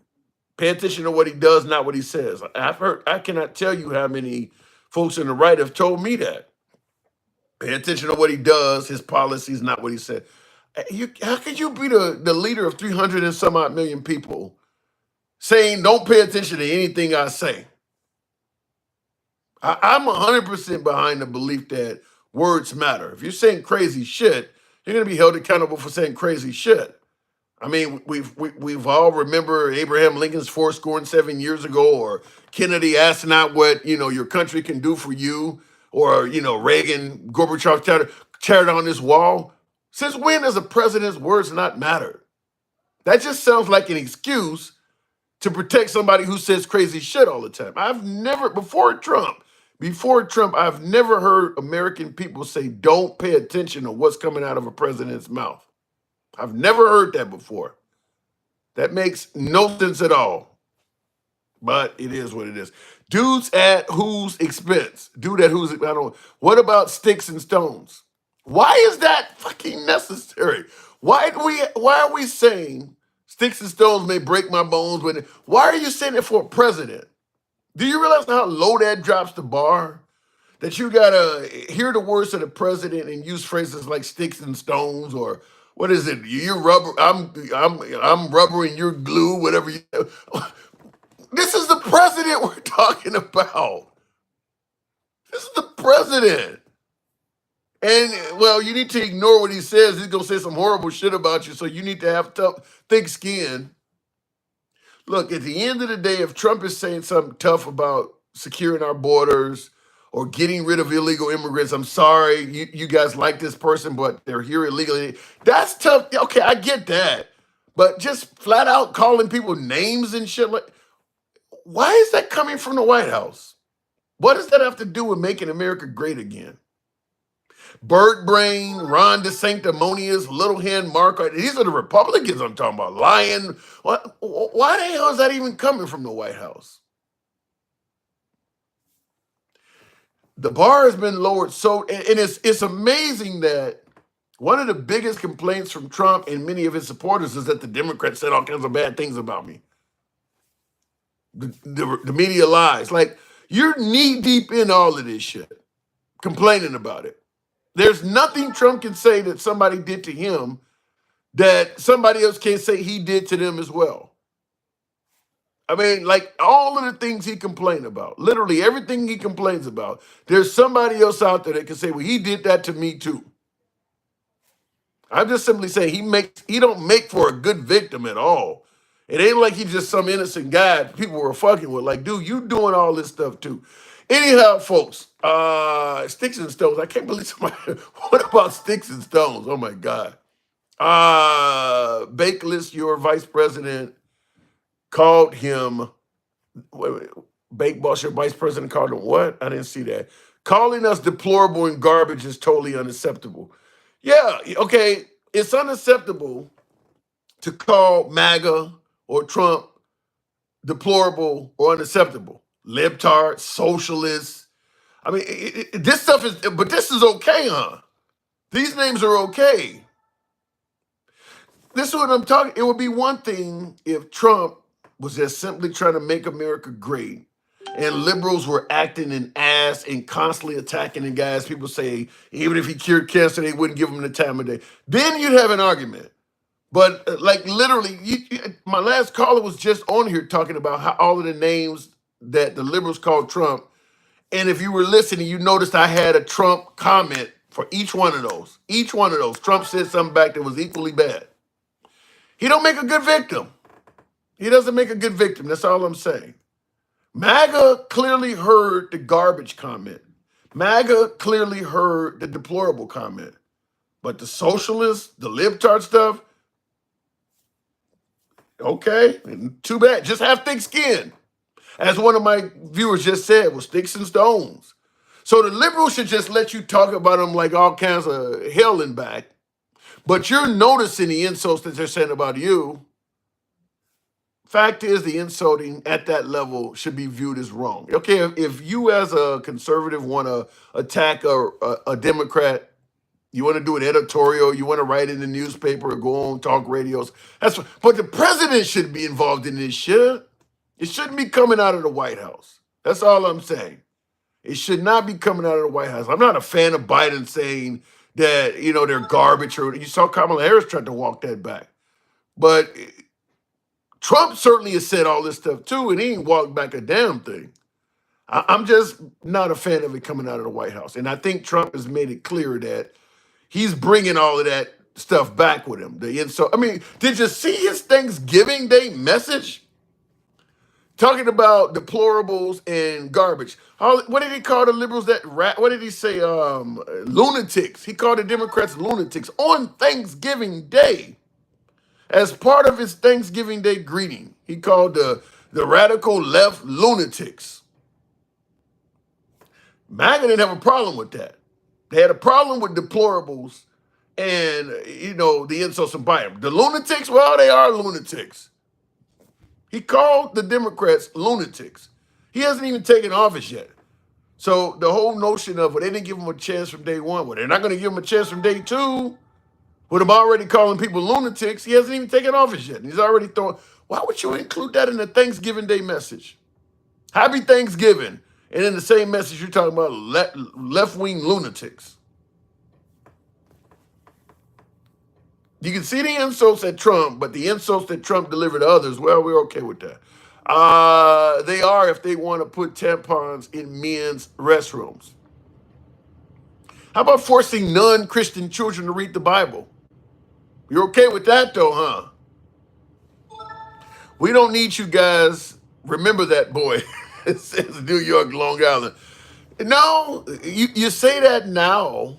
Keep in mind, Trump's congressional majority is very slim. His congressional majority is very slim. If Trump gets in office and the Democrats rule against all of his agenda, everything he proposes, I bet you're going to change your tune in regards to saying we don't need you guys. Remember that. Yeah, you got control of the House and Senate, but it ain't by enough to make that statement. Certainly on the congressional level. If only one or two Congress members do not favor what Trump is promoting, you're going to see a lot of shit get turned down. Don't fall into the category of thinking we got everything under control. We don't. No, you don't. It ain't as strong as you think it is. But good luck with it. Good luck with it. You don't need the Democrats on some of the stronger policies. Like, for instance, some of that abortion shit. I think that you'd have a lot of congressmen going against some Bibles in schools and that stuff. I don't think you would get you would get the support you want on that. So yeah, the notion that you don't need the Democrats. Good luck on that. Don't complain about a divided country or the Democrats are not working with you when you're making statements like that, because you kind of pretty much said the same thing there. Bake Boss says they do nothing. Democrats are a shit party. I'd have to get your definition of shit, because there may be some validity to it depending on how you say it, but I would tell you the same thing applies to the Republican Party if you word it right as well. Looking in the comments, I do want to respond to a quick super chat here that I think I missed. What did they say? They vilified Trump so much. Oh, I thought I saw that already. I thought I had missed something. Anyhow, folks, I'm so happy he won. I was sick of walking on eggshells of speech. People got so soft the last 4 years. You really think the last 4 years you've been walking on eggshells? So, Stevie D is a friend of the program. He's MAGA. I'd be curious to know.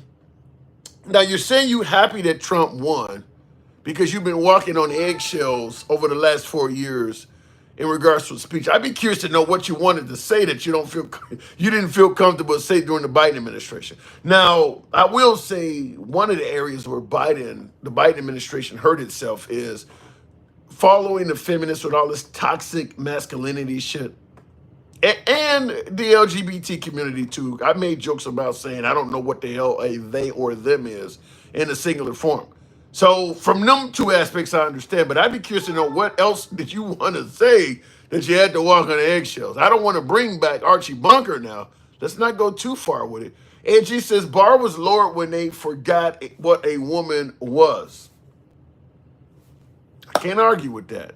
I can't argue with that. The Democrats starting to accept biological males that transition into a woman and suggesting that that qualifies as an actual woman, that is a loser. That is a loser. Because a lot of Democrats, I mean, that's a man. I mean, okay, yeah, you dressed as a woman. A lot of Democrats don't believe a man can transition and become a woman. So, the whole thing, and I can't argue with it because you even had the Supreme Court justice asked, can you define what a woman is? And she was trying to spin it and say all kinds of shit. So I'll concede the point when you're right, and you're certainly right on it. That did not hurt. That did not help the Democrat Party. But I will say I think that some of Trump's stances is probably not going to help him in the long run. We'll see, because right now he is the president. Just like the Democrats went too far to the left, and it cost them the election. So people are saying, well, that's the end of the Democrats. No, it ain't the end of the Democrat Party. Just like the Democrats can go too far to the left, the Republicans can fuck up by going too far to the right.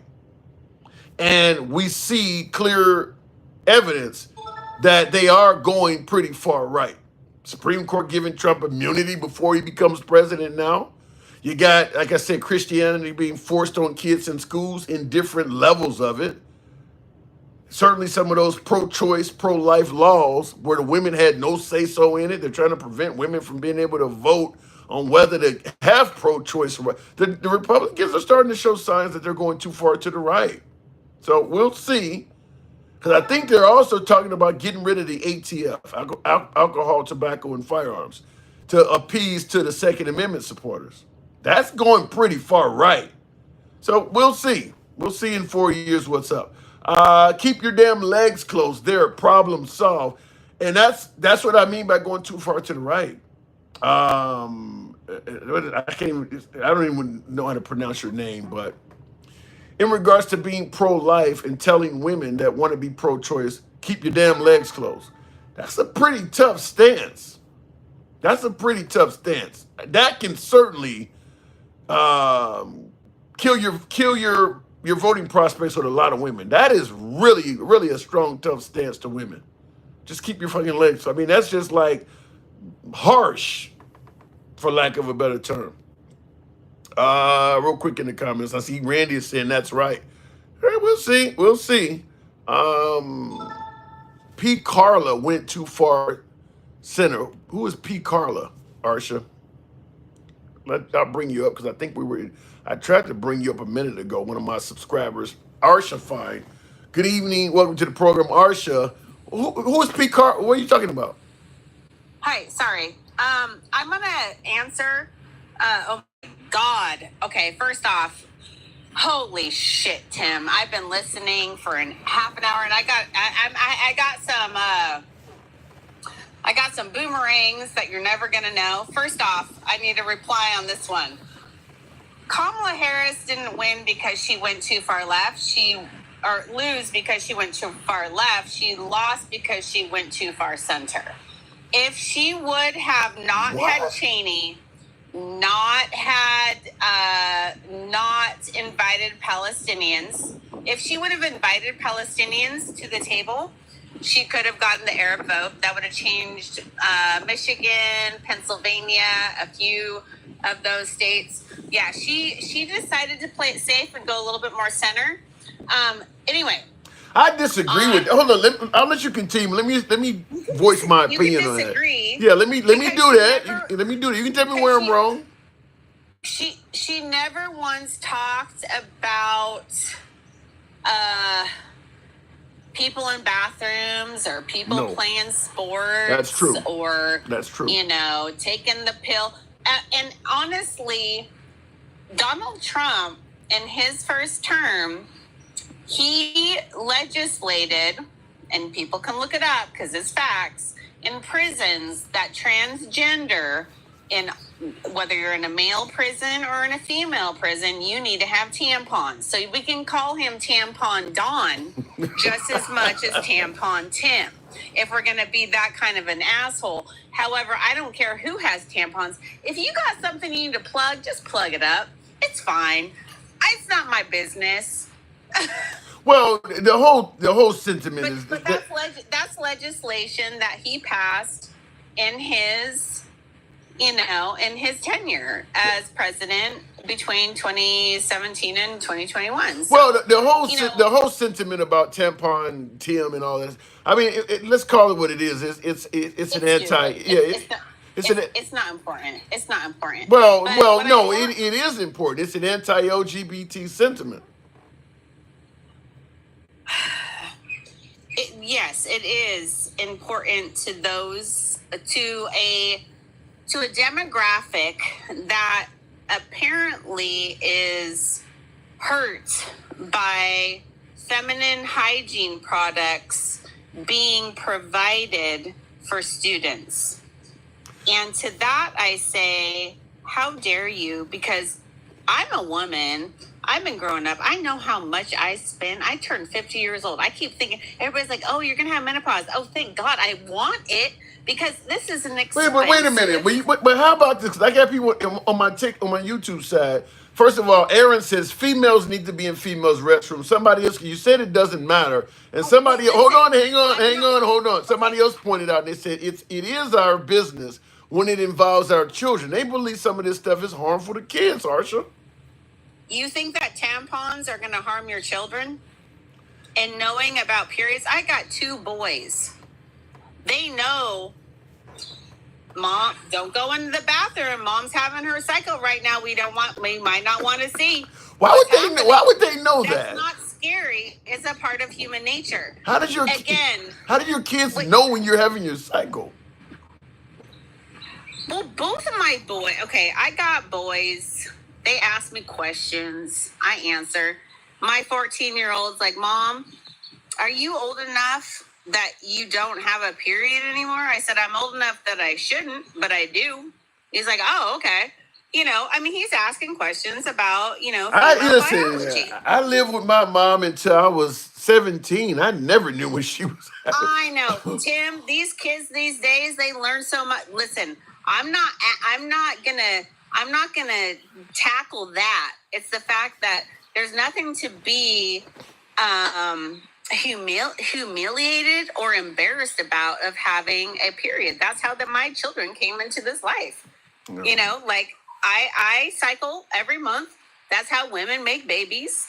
If once you do that, that's the way it is. It's called I'm a mammal, just like all the mammals that you learn about in science. It's nothing to be embarrassed about or shine above. And that's how I raised my family. Not necessarily means that you need to be all poking the bear wherever, but anyway, what I want to say, and Tim, be quiet, because I'm having a really hard time saying this out loud. Okay. Gen X, if you are out there listening tonight, I 100% agree with what you were talking about with Tim tonight. What did Gen X say? About because I live in Hawaii. We're talking about the drones, right? You guys are, y'all were talking about. Oh, you talking about the alien shit? Yes, and we've seen shit come flying out of the ocean here in Hawaii. It's been documented, and over the last few years, blue lighting, freaking crazy town stuff that's unexplainable. It gets poo-pooed, but no, when you have 100 people filming the same shit flying out of the ocean, it's not an anomaly. So, to Gen X, if you're listening, this is the one and only time that I will ever say you are 100% probably on the right mark. They're not coming from somewhere else. They've already been here. So you believe So there is you believe I there do. is alien 100. you believe Yeah. there's alien life on Earth as we speak. I believe that there is intellectual, non-earthlings on this planet only because of my own experience, and I was not alone with multiple people. So yes, I will say that.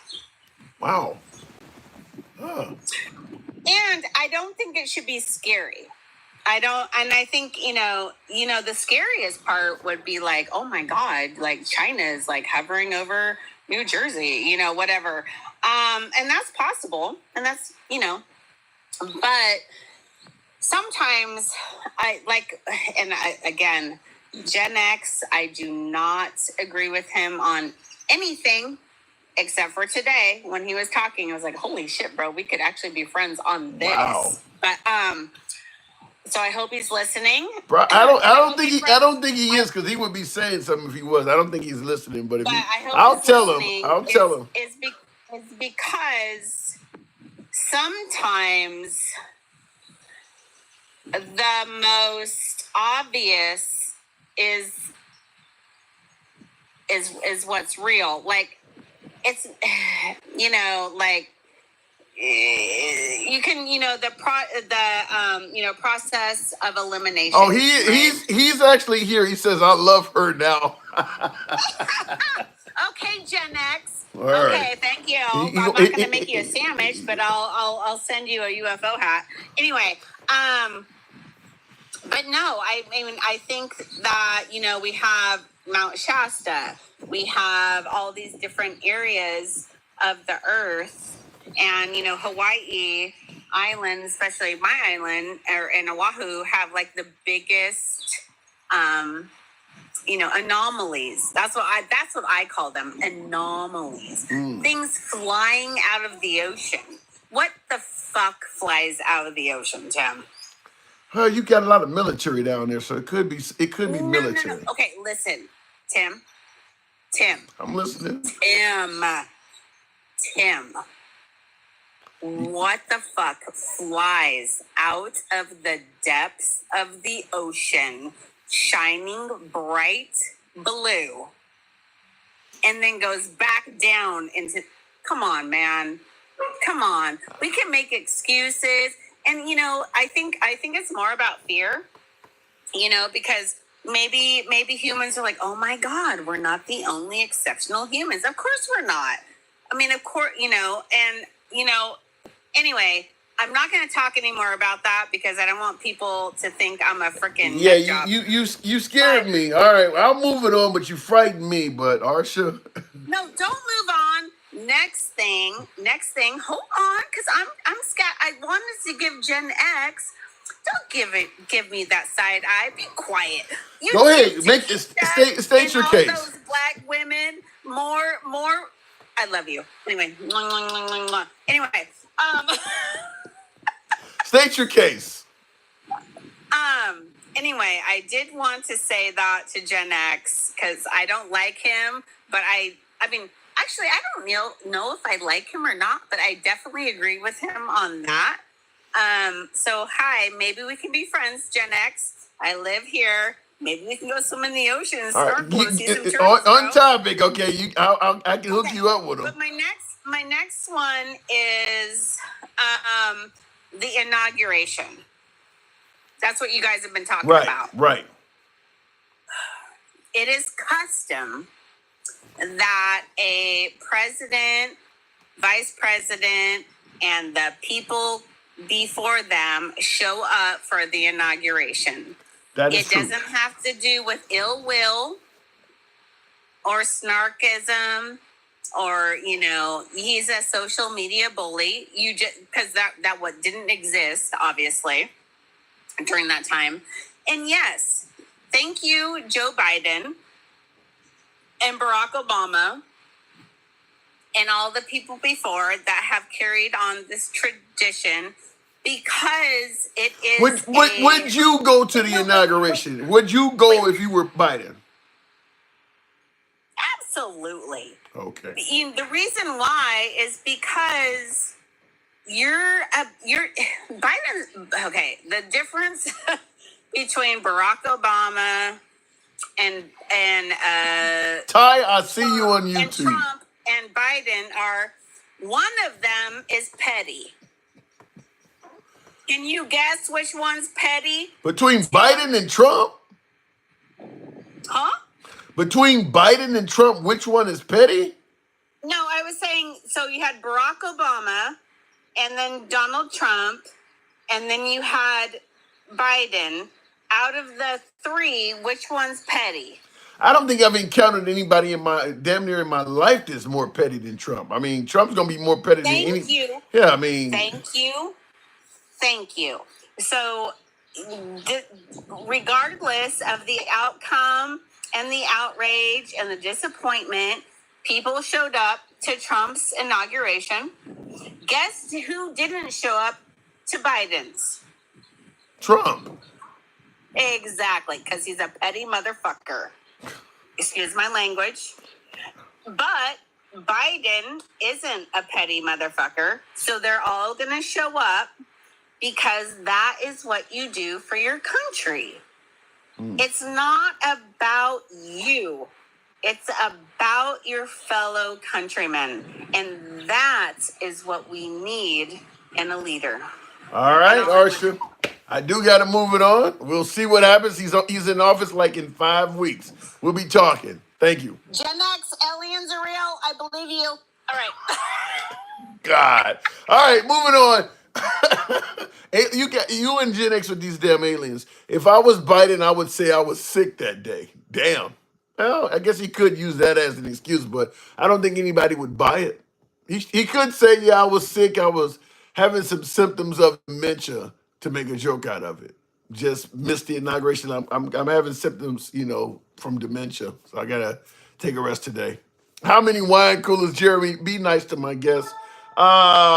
TFM Constitutional Press. I was trying to look up your case. I can't find it. While I was talking to my last guest, when I put that in, Ohio 24-1289 Supreme Court, State versus Smith. Is that your case? State versus Smith. Feel free to state that in the comments there, TP Constitution. Edgy says, don't matter what fancy way they come here, they still have to come the legal way. That is hilarious, Ed. He's talking about space aliens.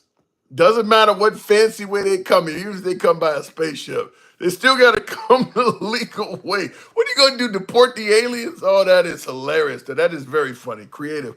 Ohio Supreme Court website, go to docket and then type it in. I have to see if I can do that in a second. They are coming to legal. That is funny. That is really funny, though.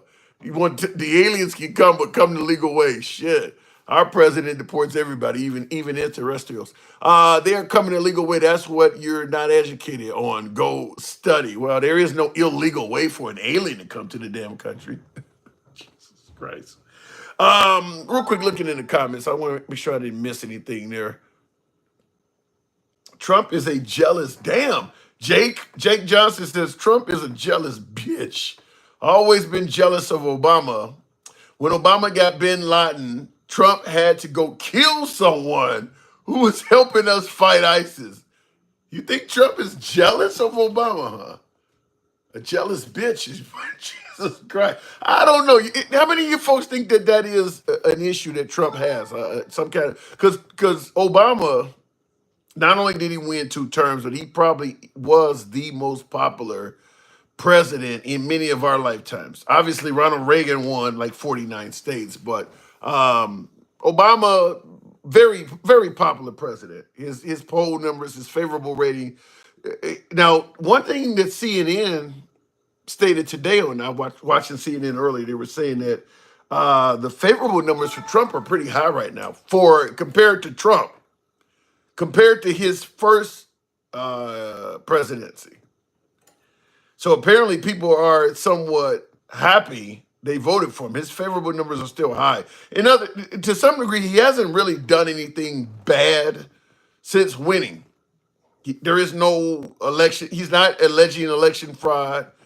Even since becoming president, he really has not been on the attack throughout November. He hasn't been really attacking liberals or going after Biden, saying awful. I mean, he did that Thanksgiving message was terrible, but for the most part, he's been appointing controversial figures, but he hasn't been really saying anything bad. So his poll numbers are not bad right now compared to his first time. I think they said his poll numbers are at 55. George W. Bush was like in the low 60s. Obama was at 79%. At 79% when he went in. That's super high. But we'll see. Real quick in the comments. Jealous for what, says Terrence? What would Trump be jealous of Obama for? He's far more loved. Much more of the country loved Obama than they do Trump. That could have something to do with it. White people divided us because they were butthurt about Obama, period, says Jake Johnson. I gotta disagree with you. I mean, how do you think Obama won? White people were the one that voted for him. I mean, he absolutely got far more white votes than votes from people of color. I mean, now Romney and McCain still won the white vote over Obama, but there's still millions of white people that voted for him. So I don't think that all white people were butthurt over Obama. Yeah, some were, but yeah, he got millions of white votes. Trump destroyed the Democrat Party, and it's hilarious. That's not true, though. The Democrat Party lost. By the way, when Trump lost the election in 2020, he actually lost by a greater margin to Biden than he defeated Kamala Harris by. So if you're going to say that his victory means he destroyed the Democrat Party, so are we saying that when Biden won, he destroyed the Republican Party? No. The Democrat Party is not destroyed. It's just Trump was offering a better package to more members of this country. That could easily change in 4 years, depending on what is the most important topic at that time. Like right now, a large portion of America voted on transgender issues. There's no way in hell people would have predicted in 2016 that one of the biggest most important issues in 2020 rather, when Biden got elected in 2020, nobody was thinking that in 2024, one of the major issues people vote on is going to be transgender gains. Nobody thought about. I mean, so there could be a huge issue coming up in 2028 you just don't know about right now, such as Christianity in schools that I keep bringing up. That could lead to be a major issue. I don't want my kid going to school a Muslim and coming home a Christian. Remember, I don't want your kid going to school a boy and coming home a girl. I don't want my Muslim kid coming home a Christian. That could be a major issue going forward. We don't know. We don't know what major issue is going to lead in 2028. Depends on how politics goes. Because they pinned a lot of shit to Kamala, which Arsha was pointing out, my last guest. A lot of stuff got pinned to Kamala that she wasn't even running on. Like the whole transgender surgery to inmates. Kamala Harris never ran on that. She's never talking about no shit like that. Same thing with the defund the police.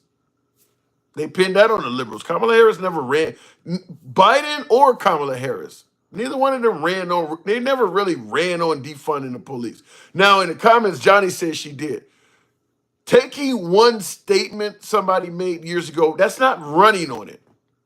That's not running. I mean, that's like when Trump got up there and said, I'm not a Christian. And now, if the Democrats tried to pin that he was an atheist, would that be accurate? Kamala Harris was not running on giving transgender surgery in prisons. That law was already in existence, that they could get some type of access to some type of hormones or whatever the hell it is. I don't know about it, but it's already in existence. And when they asked Kamala Harris what she would do, she said, I would follow the law. And they suddenly started making it sound like she wanted transgender inmates to be able to have surgery and all kinds of. She never ran on that. But I'll give Trump credit. I'll give the Republicans credit. They pinned a lot of this stuff to her, such as you could have a baby and the doctor would put the baby to the side and her and the doctor and the mom would decide whether to terminate them. Kamala Harris never ran on no shit like that. That's some far left lunatic liberal, as Trump would say. Some far left liberal out in the far reaches of space said something like that, and they pinned it on Kamala Harris. She never ran on allowing someone to terminate a baby in the 9th month or after it was born, but they pinned it to her. So some of the reasons she lost was because they were able to successfully pin things to her that she never ran on. And they tried to do it with Trump too. So it's not just it only happened to Kamala. That's how politics works. Trump was just better at doing it. So, and it ended up costing Kamala Harris the election. But I don't believe the Democrats are done for it. People are talking about Democrats. No, they ain't done. You don't know what's going to come up. Real quick, looking in the comments here. Trump voters in the slow as hell. Well, they're winning right now, though. Obama's favorability was even lower than Bill Clinton's in leaving office, both lower than I'd have to see evidence of that time on my side. Wake up, people, change is coming. Says that change is always coming. She wants abortion legal until birth, says Fly. But where's the evidence of that? I've never seen Kamala Harris publicly say anywhere that she wants abortion to be legal until birth. That's something that was attributed to her. I've never heard her or Biden say they wanted to have the police defunded. That's something that was attributed to them. Or transgender surgery in schools where your kid would go to school a boy and come home a girl. I've never heard any Democrat say that they favor that. That was stuff that was attributed to them. And it worked. It worked. It won. I mean, it helped Trump win.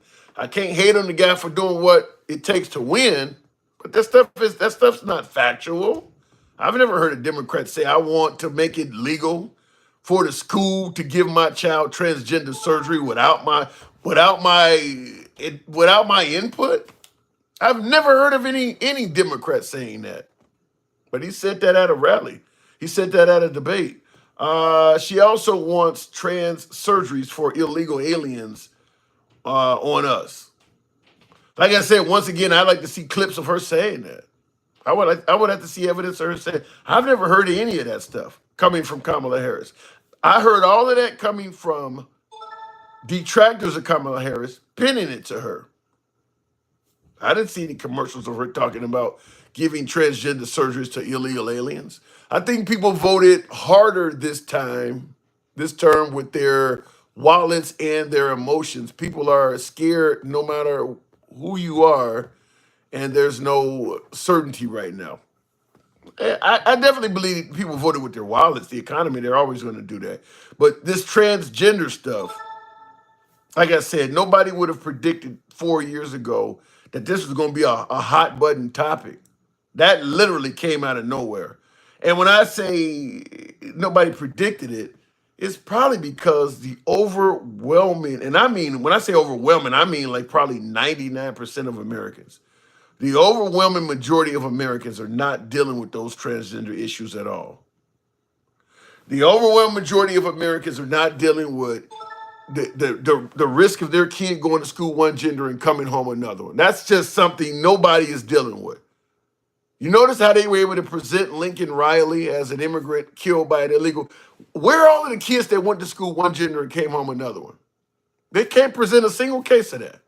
Yet people believe that was the same thing about having a baby, a live birth, where you cut the cord and put the baby to the side, and the mom and the doctor decide whether to terminate it. Not one case of that ever happening.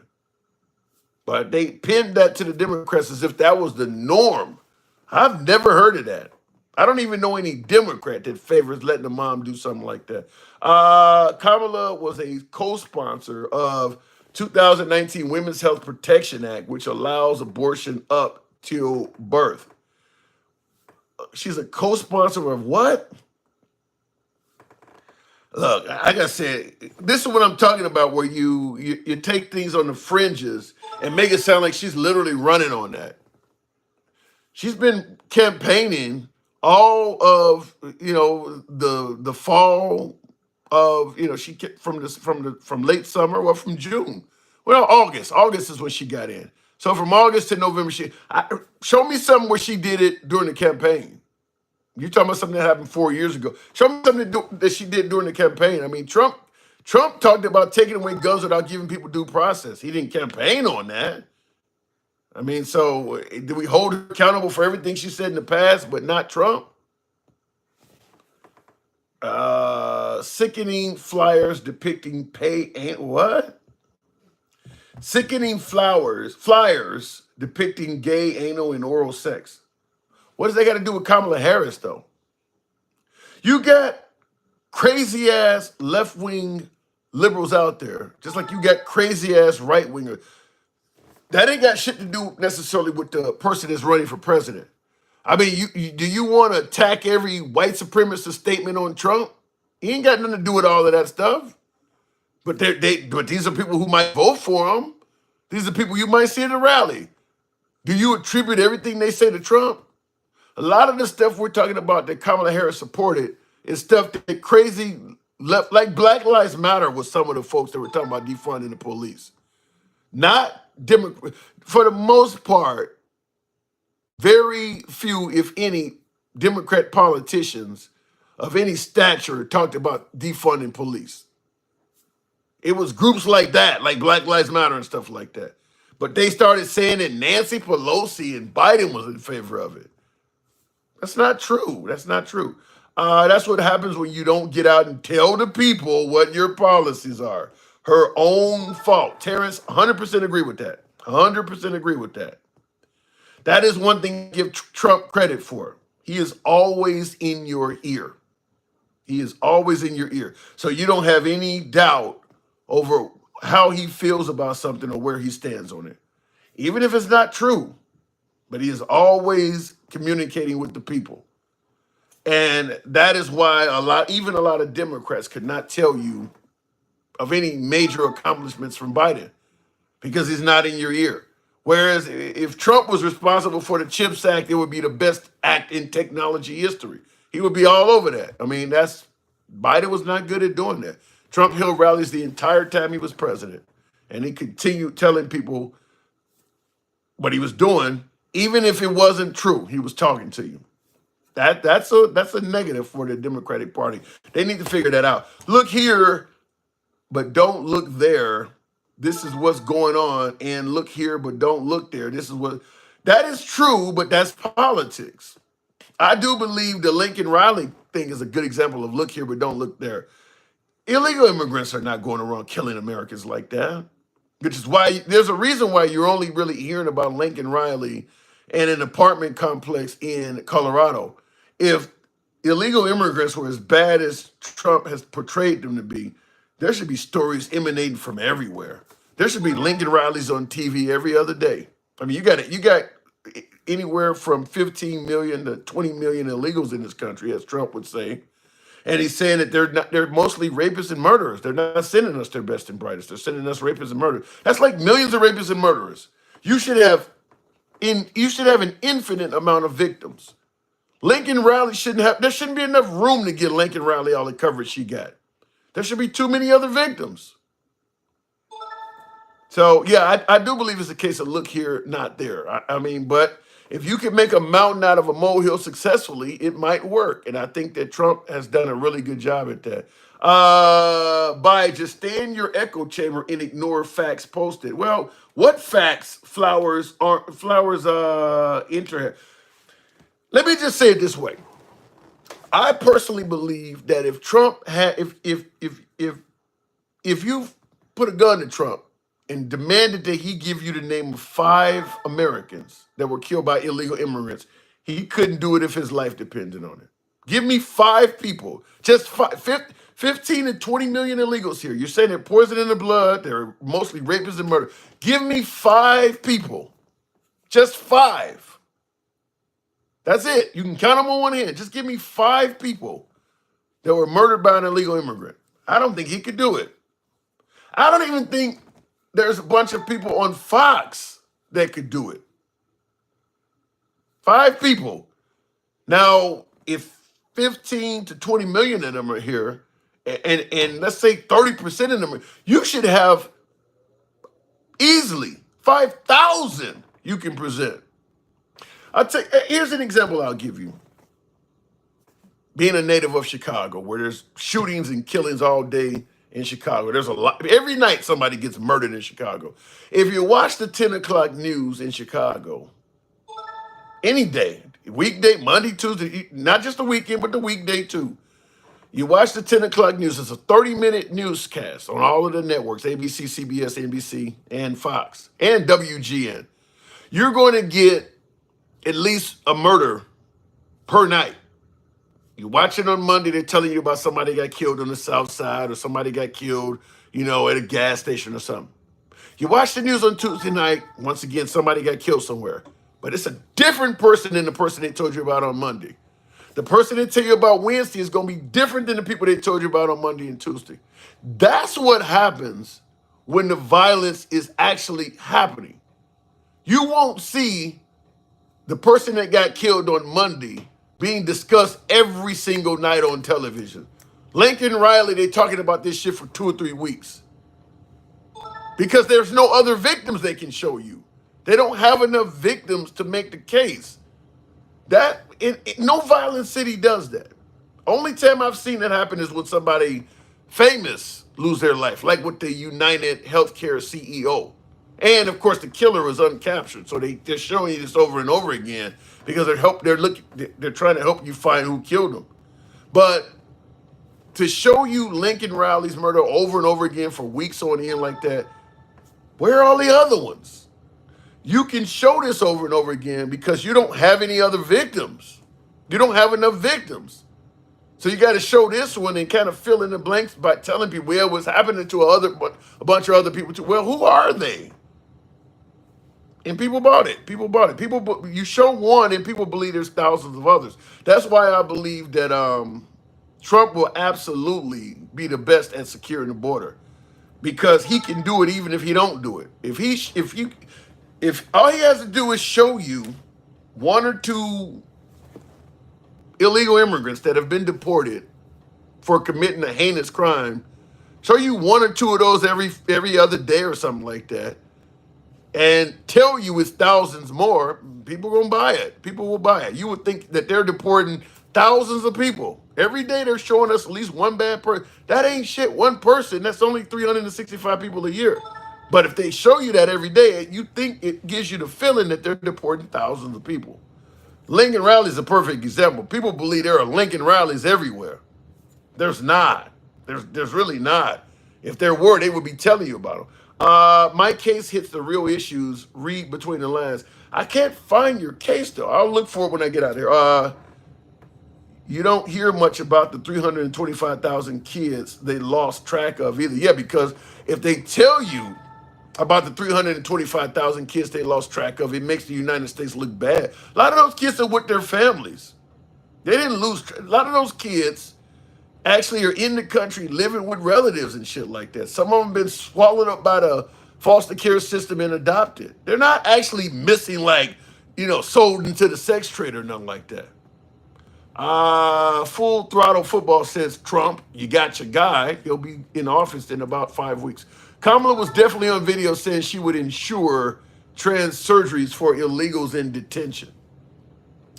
Yeah, she said, I'll follow the law.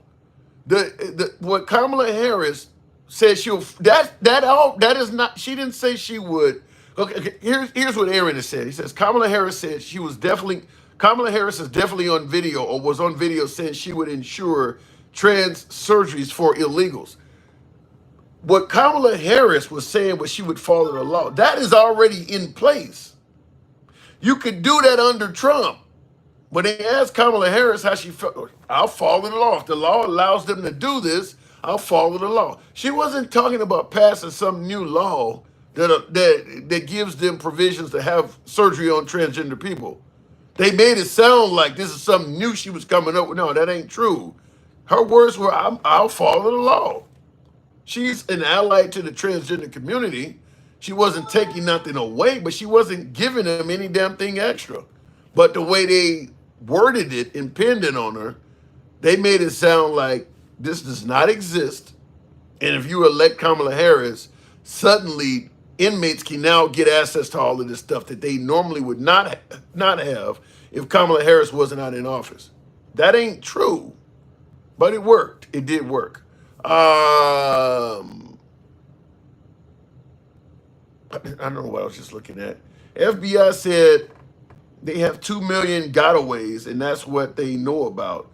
How many don't we know about? 2 million. What is 2 million gotaways? What do you mean by a gotaway? He held a whole rally at the border for the victims' family. I mean, like I said, Trump did a really good job on highlighting the problems at the border. Now, I don't believe immigrants are murdering Americans right and left, but I believe the truth is bad enough for Biden. I do believe Trump lied and exaggerated when the truth was sufficient. I mean, fact is, there are hundreds of thousands of people in this country that shouldn't be here, that do not have legitimate asylum claims, and we don't know who the hell they are. They haven't been vetted. I mean, the truth was bad enough. I don't think he needed to lie. Just telling the truth. Under Biden, too many people are here that probably don't belong in the country. But to make the point stronger and drive it home in Trump's signature fashion, well, I'm gonna say they murdering people. All right, it worked. It worked, but it ain't true. Real quick, going to look in here.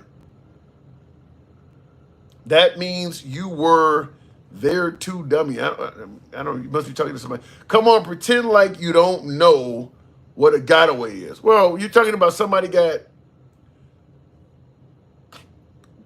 escaped from prison. I mean, gotaway is you're escaping from something. You're saying the FBI had 2 million gotaways. You telling me 2 million people ran across the Rio Grande? Ran across the. I don't believe that. So tell me, 2 million. What is a gotaway? Tell me what you mean by that.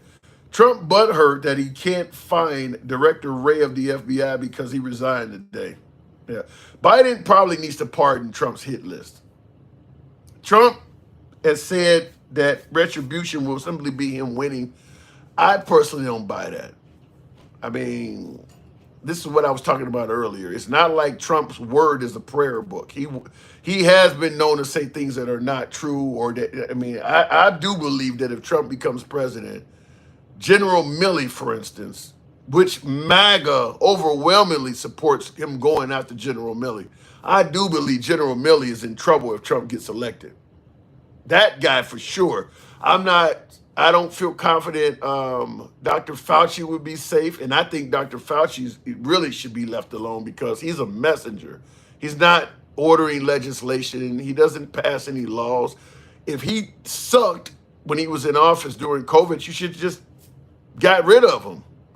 Why would you take his advice and then threaten to throw him in jail for? So I definitely think that Dr. Fauci is another one. He's had a hard-on for Hillary Clinton. He does have Hillary Clinton derangement syndrome. I'm not going to say that Biden should pardon Hillary Clinton, though. If there's something there, let him go after it. But Trump does have Hillary derangement syndrome, so she could come back up again. Nancy Pelosi, maybe, is another one he doesn't like. Adam Schiff and Chuck Schumer. I mean, any of the strong left-wing liberals could be at risk. I really think that Liz Cheney should be pardoned. I don't think Liz Cheney should be, I don't think she committed any crimes. I mean, you have a right to investigate the guy. I mean, you're going after the prosecutors like Jack Smith. I mean, prosecutors in this country are immune. Prosecutors charge people with crimes they did not commit every day in this country. If you had the ability to jail prosecutors that charge people with crimes they didn't commit, you wouldn't have any prosecutors. They have immunity from that. So Jack Smith should be pardoned. In fact, probably going to do Fonnie Willis and Alvin Bragg and all of them may face Trump. So probably should look out for all of them. But I don't know what you can pardon them for. They haven't committed any crime other than to write in the pardon, kind of what he did for Hunter Biden. The last 10 years, you can't get him for anything. Just to give him a statute of limitation clearance, because I don't feel confident Trump won't go after those people. I mean, he's constantly talking about all of them. Full Throttle Football says, I think you're smart. Wow, thank you. I don't get that too often on this program. Thank you for that very much. The problem with accepting a pardon is an admission of a crime. Not if it's written.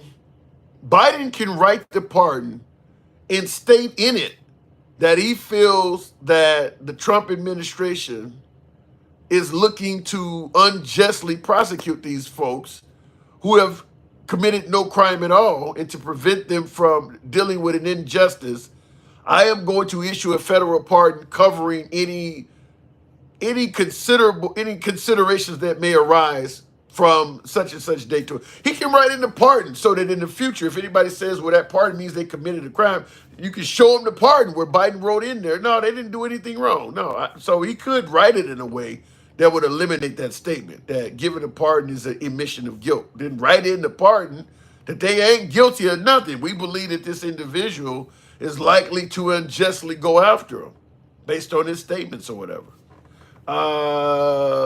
Then that means Roger Stone is guilty for helping with January 6th, says Jake Johnson.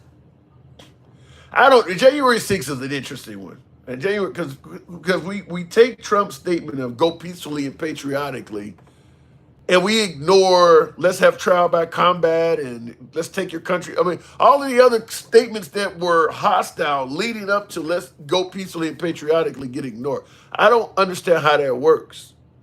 Okay, you're giving him credit for a peaceful statement, but you're not giving anybody else admonishment for all of those hostile statements.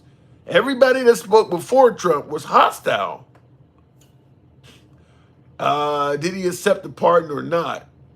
It says, digital warrior, so if you were in prison for something you didn't do, would you accept the pardon? That's a great question. Damn right. That's a great question. He said, you don't want to take a pardon because it's an admission of guilt. Well, if somebody is after your ass, do you turn down the pardon? Well, because that'll be like, no, I want to get out. That's a great point. Yeah, I'm taking the pardon. That's a great point. You watch all the people that go in front of the Senate plead the fifth. They can lie in Congress, but the Senate is another scenario. All the January 6th committee will be charged. Destruction of evidence can be a 20-year sentence. I don't know if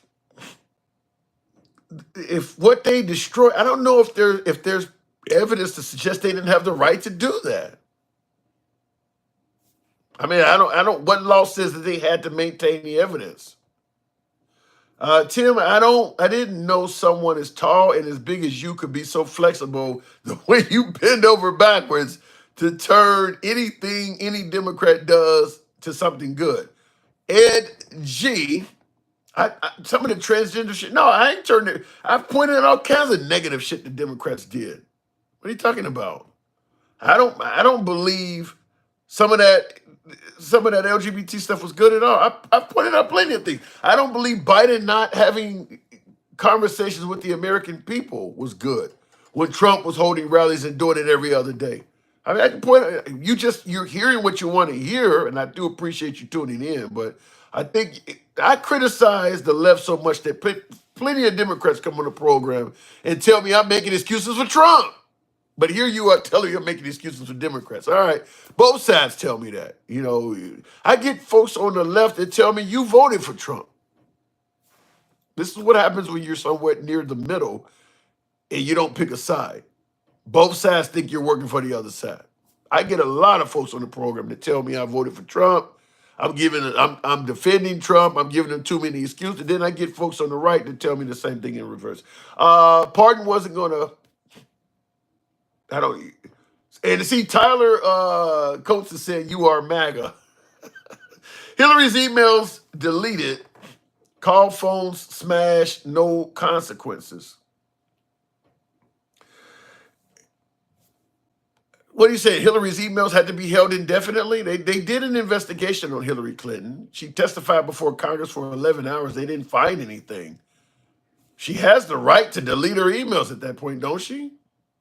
You did an investigation. You came up with nothing. You can't just hold on to her private information indefinitely, can you? I don't think there's going to come out of that. What does that say here? Underrated. Where's your cash cow? You're here. You are. That's you. Underrated. Who has been? That would be you. Underrated. You're the cash cow. Military call me. Emails were not all turned over. Good luck with that. I mean, so what are you going to go at? You're going to go after Hillary Clinton for destroying evidence 8-9 years ago? Is there a statute of limitations on that? I mean, how long can they go after you for that? If that is a crime. Once QAnon gets nominated to the cabinet, Biden had to pardon. Y'all sound stupid as fuck, and we're gaslighting because you know Trump is going to try to do stuff.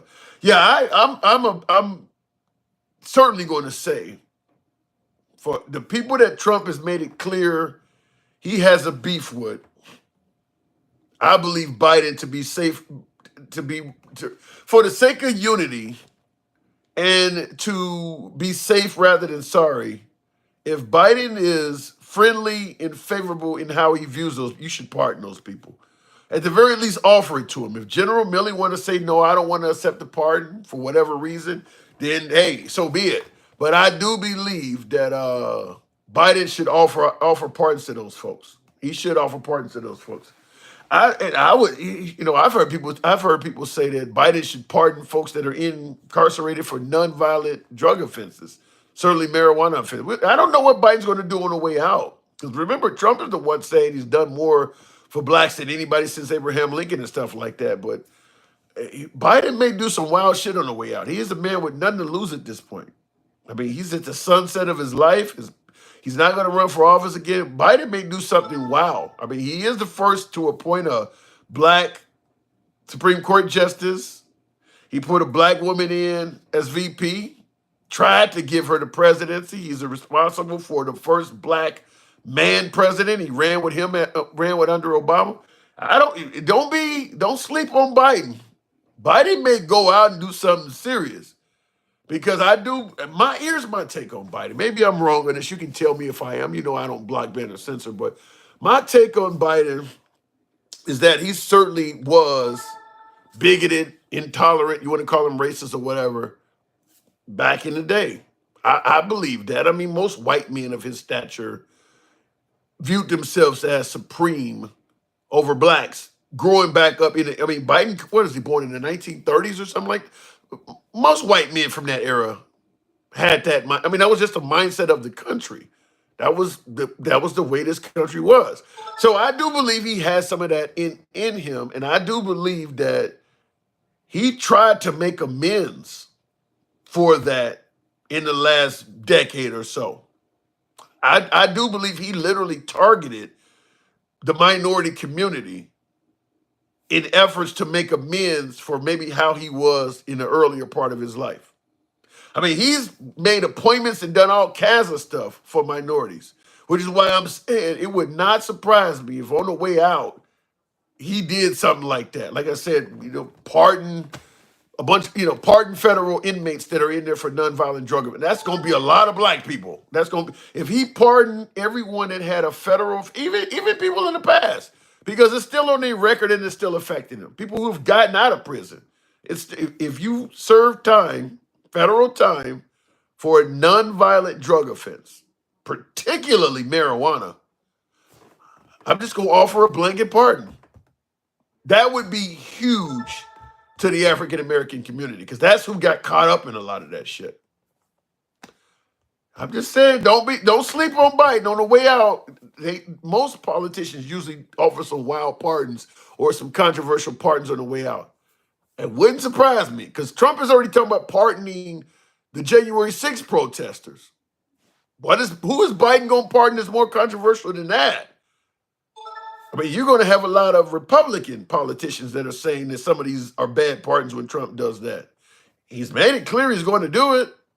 So, I mean, if Biden pardons non-violent drug offenders, yeah, the right is going to point out and say that was wrong, and they're going to find some of those offenders that get out of prison and re-offend and point out that if Biden had to pardon them. But when Trump does that with the January, that's going to change the narrative. What Biden done will be forgotten. So I'm saying don't sleep on Biden. He may do some shit like that. And he says, don't sleep on Biden. He'll be asleep before us. And you've been dropping some gems tonight. Oh, that is funny. That's the second one you did like that. I mean, Angie, oh my God. Thanks for the super chat, but that is very funny. Biden only helping his crime family on the way out and is responsible for low-level drug arrests. Whatever, it's going to look good if he does it. I mean, the guy's like 80-something years old. Biden crime family, I mean, nobody believes that Biden is out there pulling capers at 82 years old. You can't say the guy got dementia, can't string together a sentence, don't know where the hell he's at, but he's also leading the crime family. One of those things don't make sense. Something don't make sense about that. Either he is smart and criminal-minded, or he's out of his fucking rocker. You can't have both. So we'll see about that. I see Biden falling asleep was funny though, Ed. Biden only Hunter was 100 million times worse than Jan Holloway. What? I don't understand that. Nathan Christopher says play R. Kelly. Why would I put R. Kelly on? Why you want to hear R. Kelly? You nothing wrong with some bumping ground. You want somebody to put their key in your ignition? That what you want, Nathan? Tell me to play R. Kelly. You want somebody to stick their key in your ignition? You want the remix? I don't think Hunter caused anyone to die or go to the hospital. No, I don't think so. And that's why I think that Biden should have pardoned his son. Just like because of what you said. The crimes that Hunter Biden committed, they were financial crimes. Even if you want to talk about even if the so-called laptop stuff ever materialized, nobody died from that stuff or went to the hospital on that either. But that likely is, well, he's been pardoned already, so that's never going to materialize. But even the stuff he was charged with, the lying on the gun application and failing to file his taxes, that's just financial crimes. It's just financial crimes. If Trump implements tariffs, we are moving some of our offices to the EU and sending over 1,000 jobs. The tariffs ain't gonna happen. I don't think they're gonna happen. I'd be very surprised if they happen because Trump is talking about he's going to impose the tariffs if Mexico and Canada does not enforce their border. But at the same time, he's talking about he is going to send the National Guard and other troops to our border. So Canada and Mexico don't have to do a damn thing about the border. If you got the military, if you got the U.S. military on the border and you build a wall and you soup up Homeland Security and Border Patrol, you hire a bunch of more agents, you've secured our border, even if Mexico and Canada do nothing. So I believe the tariffs are going to be a way for Trump to do nothing and give himself a huge pat on the back, because if he sends the military to the southern and northern border, preventing people from coming into this country, Mexico and Canada may have done nothing, but he'll still be able to say, due to our own military, since I've taken office, the number of illegal immigrants have dropped by 70, 80, 90%. And Mexico and Canada got scared because of those tariffs and they did their job, and now I don't have to impose them. When in reality, Mexico and Canada may have done nothing. But because the illegal immigration numbers have dropped because of his own supplying of military to the border, he can brag and say, my policy scared the shit out of Trudeau of Mexico and Claudia, whatever her name is down there, or Trudeau of Canada and Claudia, whatever her name is down there in Mexico, and they did what I demanded they do. MAGA would cheer that on. A lot of independents would cheer it on. The immigration would drop, and he's giving himself a pat on the back when in reality, Mexico and Canada didn't do a damn thing. And now he has a reason to say, well, I don't need to impose the tariffs because they listen. I don't think the tariffs are going to happen. I really don't think so. He can't send armed military anywhere on American soil. Good luck with that, Chris. I think he has enough control of Congress, Senate, Supreme Court, that if he suggests that this country is being invaded, which a lot of folks on the right believe the illegal immigration is an invasion and that it is putting American lives in danger, if you buy that, then you'll support sending the military to deal with it. Who else deals with invaders? If this country is being invaded by people that's killing us, and you believe that, what's the proper way to deal with that? The military. And most of the people on the right believe that. So I disagree with you saying that he won't be to get the military. I think Congress would authorize that. The right-wing Congress, which would be enough. I think Congress would offer that. Would authorize it. That will be martial law. You don't have to. Well, if he's sending the military to the southern border and space them out, and their only job is to just stand out there and make sure, to make sure the border is secure. They're not telling Americans what to do in certain towns. It's not really martial law. How's that martial law?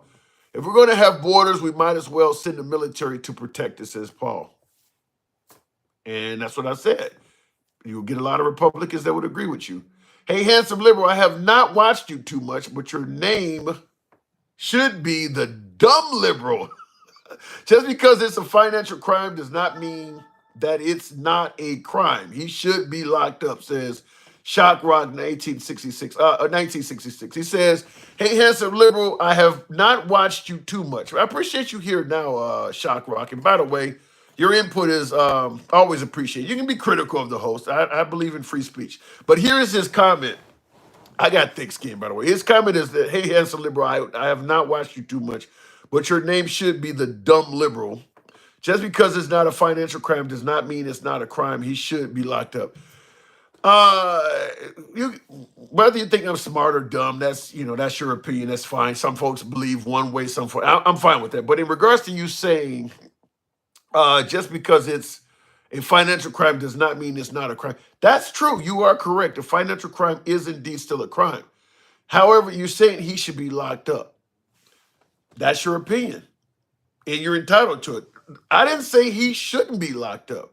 What I said is, if that is my child or if that is my relative, and I have the ability to pardon them, I am going to make that decision based on the type of crime they committed. And if they have committed a crime where no one was injured, no one was sexually assaulted, it was a financial crime, which in politics, everybody is there on a cash grab. Everybody in Washington is there on a fucking cash grab. And their children and family members are part of it too. I'm going to pardon them. I'm not going to let my kid go down for a financial crime. He's facing 16 years for lying on his taxes. Remember when Trump got caught up with the Alvin Bragg case? What was the primary pushback from MAGA? It's a victimless crime. He paid the money back plus interest. The banks did okay. Nobody lost money. That applies to Hunter Biden as well. He paid the IRS back plus interest. Nobody lost any money. He got rid of the gun he obtained illegally. There's no victims. I'm not going to let my own damn kid go down for years for that shit. If I can sign a piece of paper and pardon. No. Hell no. I'm going to pardon my kid. So that is my response to you there, Shock Rock. But thank you for your input. And I'm not, and Shock Rock, I'll tell you this. While you're being critical of me, I feel confident that you damn sure would pardon your own kid under the same circumstance. I feel 100% confident that if your child was in that same circumstance as Hunter Biden, where no one lost their life, no one was injured, no kid lost. It's not like he violated the innocence of some kid. You'd pardon your kid too. You just don't like Hunter Biden. You got Biden derangement syndrome. But if it was your kid, you would pardon him too. Shell! Appreciate that. Wow, thank you. Thank you for the utter support. Appreciate that, Shell. Certainly made my evening. Thank you. You're in the same boat as the rest of us. Trump has nothing planned for the average man. I can't speak on that. I don't. If Trump gets the economy better, won't that benefit? That will benefit the average man significantly. if the price of fuel drops like he has promised, some don't believe he's going to do this, but let's say Trump gets gas back down to $2 a gallon. I could go for some mean tweets and $2 gas is what they say. If he does that, the average man benefits a lot. So you say Trump has nothing in store for the average man. I think that if you get the border secure, there are some average men that will benefit from that. I understand the farmers and some of them folks are talking about it's going to lead to an increase in the price of some goods that they pay. I don't believe I don't believe he has to go that far with it. Like I said earlier, if he deports criminals, if he just deports a few thousand criminals per year and put them on TV, the farmers can still, because the farmers ain't out there murdering people. Despite what you hear on the fucking right, farmers that come in this country to pick fruits and shit are not killing people by nighttime. They're not doing this shit. The right portrays everybody that comes in this country as, no, they're not doing that. But if he puts on TV tattooed MS-13 members and shit like that, you can satisfy the call for deportation without ever touching the farmers, without ever touching grandma that's been in the country for 40 years, ain't committed a crime. He can actually do what he said he's going to do without really pissing off the liberals very much. Lincoln Rally has proved you don't have to deport a lot. You don't actually have to.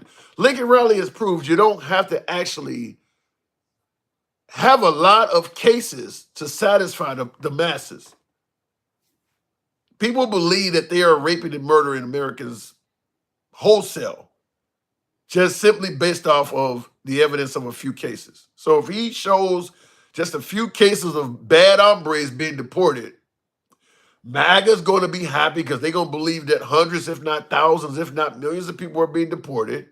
And there's not going to be any sympathetic Elian Gonzalez type cases to piss off the liberals. He could actually do it in a way where it looks like he's doing a really good job. Kids need to learn from their mistakes, not to be saved from consequences. At Hunter Biden's level, you really think that rich people do that to their kids? Ain't gonna happen. Ain't gonna happen. Yes, I do. Casey Day by Day, $ the handsome liberal. Casey Day by Day, that is what it is. The handsome liberal. Trump pardoned his son-in-law's father and then made him an ambassador to France. He did. Yeah, he did. As I said, a lot of things that MAGA's complaining about, there are resemblances of it on the Trump side. Like Jared Kushner, Trump's daughter, they got paid from being in office. I mean, it's not technically illegal getting money from the Saudis, but you talk about Hunter Biden getting paid from the Ukraine and Burisma. I mean, his daughter got paid. They got a lot of money out of that. And the only reason they got it is because daddy was president. Real quick, looking in the comments here, they made it illegal to do the test in Israel, fake Jew. To do what test? I'd like to know what comments you're talking about. To do what test? If he wanted a secure border, he wouldn't have forced us to wait until he got elected to do something. Well, I'll tell you something in regards to that. The point you're making is that if he wanted a secure border, he would not have waited he would not have rejected Biden's border bill. Folks are going to say Biden waited too damn long. If Biden waiting 3 years to secure the border makes Biden look bad. I understand why Trump done it. At that point, they're like, fuck it, it's too late anyway. Bish. Is that what they say? Bish? Like as in bitch? Bish? Good evening, Bish. I don't know if it's going to bring him up. We'll give him a moment to come up. Okay, I'm done with people that don't know facts of what they speak. Feel over Trump statements and just low information people. Y'all enjoy the find out portion. I didn't want to take this ride with you. The fuck around and find out portion, we'll know in 5 weeks? because Trump has promised to do a whole lot of stuff on day one, quote unquote day one. So the first 100 days of Trump administration should be very interesting. We'll be talking a lot because I mean he's promised to do a lot of controversial shit. So on day one, it should be pretty interesting. I say within the first month. Obviously, the January 6th pardons are going to be in there somewhere. That's going to be very controversial because the minute Trump starts pardoning those January 6th folks, the liberal media is going to start showing on television why they were arrested to begin with. All of them folks are not just peaceful individuals that walked in and suddenly ended up with a long prison sentence. Some of them folks, well, yeah, he was beating the cop over the head with a fire hydrant, but I don't think he should have got 5 years. It's going to be stuff like that. Yeah, he was smashing a window in and climbing in and yelling all kinds of anti-Nancy Pelosi shit, but I don't think he should be. It's going to be stuff like that. It's not going to just be people who peacefully walked in and they've been in prison for 2 or 3 years. It's going to be plenty of them kind of folks where the writers got to explain, well, why was this guy on the, bear spraying the cop? Why is he pardoning this guy? It's going to be them kind of folks. That's what the left is going to put on TV. You pardon your own son, everything is fair game since Johnny 11. Really? So if Hunter Biden is my son and I pardon him for that, you're telling me it's fair game to pardon the January 6th? Really? Wow. Okay, all right. That's different. That's taking it to a hell of an extreme there. At least in my opinion. Johnny, friend of the program, but yeah, you and I disagree on that. Stay strapped or get clapped. George Washington said, I heard that. I said, I heard. No, George Washington wasn't talking about staying strapped with a musket loader. I don't think George Washington is, no, unless you're talking about some George Washington that live in the hood. George Washington Jenkins or somebody. How about all of the people in Trump's administration that are writers of Project 2025? They don't want to talk about that. Remember, Trump doesn't know anything about Project 2025. Just somehow, by coincidence, a bunch of the authors of it were qualified enough for him to appoint them to his own administration. We can talk about anything else, but the notion that Trump knows nothing about Project 2025 to me just sounds utterly ridiculous. And I would submit to you that the right would say the same thing if you had a left-wing politician trying to pull the same wool over their eyes. If you had a left-wing manifesto that was talking about transgender surgery in prisons for men and women, or if there were, just imagine a far left agenda written down in some type of pamphlet or book, and Obama or Hillary Clinton or Kamala Harris or Biden had won the presidency, and they were suddenly appointing to their cabinet several of the authors from that far left manifesto, while at the same time telling you they didn't know nothing about the manifesto and they were never trying to change America to the direction of what was in that manifesto. Now, keep in mind, the manifesto has that liberal president's name in it several hundred times. MAGA wouldn't buy that shit. There's no way MAGA would ever believe that that president is not going to do what's in that fucking book. So I'm just going to tell, we can talk about Trump, defend or criticize him or how, that ain't believable. I'm just going to tell you, that's just not believable. That Trump is saying he don't know nothing about Project 2025. That ain't believable. That all of these people from this book is just popping up on your administration. Out of everybody in the country, for some reason, you found a bunch of them authors qualified. So that ain't believable. And I'm going to tell you flat out, MAGA wouldn't believe it. If things were reversed, MAGA would not believe that. You don't even believe the fucking FBI. You tell me you would believe that? You wouldn't believe it either. So even if Trump is telling the truth, which obviously I don't think he is in this case, but even if he's telling the truth, that he has no intentions of delivering an agenda for Project 2025, and that he knows nothing about it, you should damn well understand why people don't believe him. There's way too many connections and coincidences for that to just be happening by chance. It's not believable. It's not believable. He might not know nothing about it because he don't read.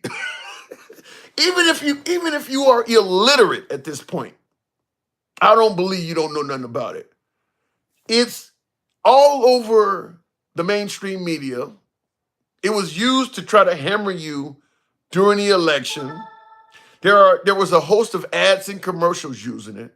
Even if you did not know how to read at all, you would ask somebody, what the hell is this that they're trying to use against me? There's no way in hell, as of last weekend when he was on Meet the Press saying, I don't know nothing about this, at least put some effort into the lie. At least, I mean, even if you believe that Trump is the best thing since sliced bread, I don't even know who the hell you are, and I'm going to tell you, you don't believe that shit. That makes no sense at all at this point. That you wouldn't have at least asked somebody, what the hell is this they keep talking about? They're saying my name is in it.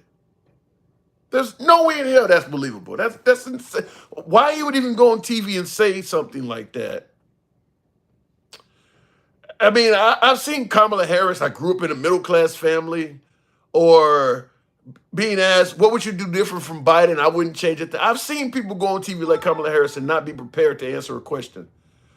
Trump going on TV and saying he knows nothing about Project 2025 ranks up there with that. This is not believable. That's a terrible answer at this stage in the game to be saying you don't know nothing about that. Yeah, you do. If I was interviewing him, with all due respect, sir, that ain't believable. That's how I know you got to respect the office. I know you got to respect the man. But that would be with all due respect, sir, that's not believable. This has been around too long. You got kids in high school that know about Project 2025. That's not believable. Nobody on your administration has told you. You haven't decided to look this up. That's not believable. Looking in the comments, TDS is real, says Christopher Adams. Yeah, it is. It is. Handsome liberal, we need liberals and conservatives for our country to be great. True. We both play an important role. The problem is that the extreme left has hijacked your beloved party. There is some element of truth to that, Shock Rock, but that's not unique to the evangelicals is hijacking the right. I don't see any. You don't want LGBT issues being taught to kids in schools, but you're okay with them forcing the Bible. The evangelicals is hijacking your party. It's in its infancy stages right now, so it's not gaining any attention just yet. Remember earlier in the live I was telling you about in 2028, there may be issues that are really big at the next election that we're not really talking about now. Just like in 2020, nobody was talking about transgender stuff, but it was a big issue in the 2024 election. Forcing kids to read the Bible, regardless of their religion in schools, the evangelicals are hijacking your party. So when you say the far left hijacked the Democrat Party, there's some element of truth to that. But that's clearly your party being hijacked. I sent my kid to school Muslim and they come home a Christian. That's far right. So it's starting to happen on your side too. And I see in the comments, Nathan Christopher talked about Project 2025. That's another example. If that comes to fruition, that's the right hijacking your party. Naeem Barber, good evening. Welcome to the program, Naeem. I am very unhappy with you even talking about this. You are smarter than this, says Lizzie B. What am I talking about that you are very unhappy with, Lizzie? Clarify that. Naeem, good evening. Hey, I was just coming up because I don't believe that the far left has infiltrated the Democratic Party as much as the far right has. I see where you're going with that, but I do believe stuff like the Me Too movement, toxic masculinity, and things like that, making a man not feel comfortable just being a man, that's feminism, for instance. There is some areas, just like with some of the pronouns, like I made a video back in the day, maybe not back in the day, but about a year ago, and I was talking about how, I'm a 52-year-old man, and I consider myself an ally of the LGBTQ community. But I had somebody on one of these live streams a while back that were really attacking me because I kept making a mistake in calling her a she because her picture was up and she was saying my name is they. And this person was going off on me for why can't you call like you realize how hard I'm trying. I was trying to call them they and apologize. I'm like, you realize how hard that is? I was taught in school that they and them is plural. So stuff like that, there is some hijacking. No, I agree with you. Where like those people are represented by the Democratic Party, but those people aren't like all throughout the Democratic Party, like in places of leadership. Whereas like I think we will have a level of understanding where it's like you'll see inclusion, because that has to, the only place where you'll ever find that is within the Democratic Party. You won't find LGBTQ leadership within the Republican Party at all. True. So their only option is to be under the umbrella of the Democratic Party. I'm 100% in favor of inclusion, but like I said, when it comes to teaching an old dog new tricks, I don't like where they're trying to move the needle and not giving people a chance to follow along with it. Like I said, for somebody like me, when my entire education, if I use they or them in a singular tense, I'm gonna get a failing grade grammatically. That it takes time to get used to this stuff, and they're not giving people that time. They're criticizing people.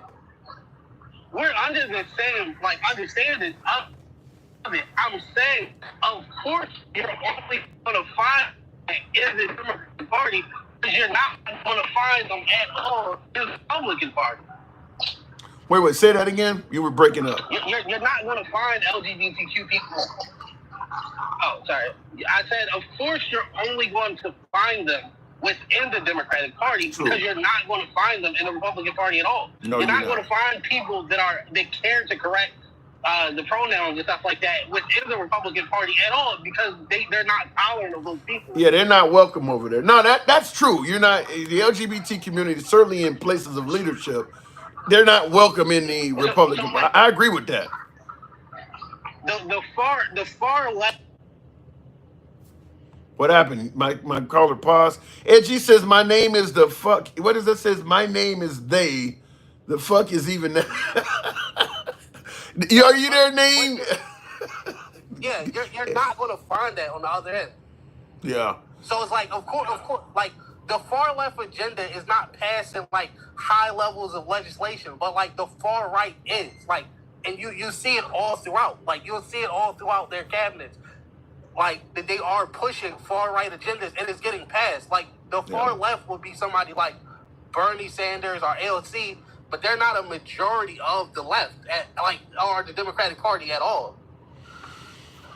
Yeah, I can see where you're going with that. Yeah, I do. Yeah, I do see when you actually talk about legislating far left and far right policies. Yeah, the far right, because the Democrats never had enough power or support to actually pass far left laws, where the right does have the actual support to do it.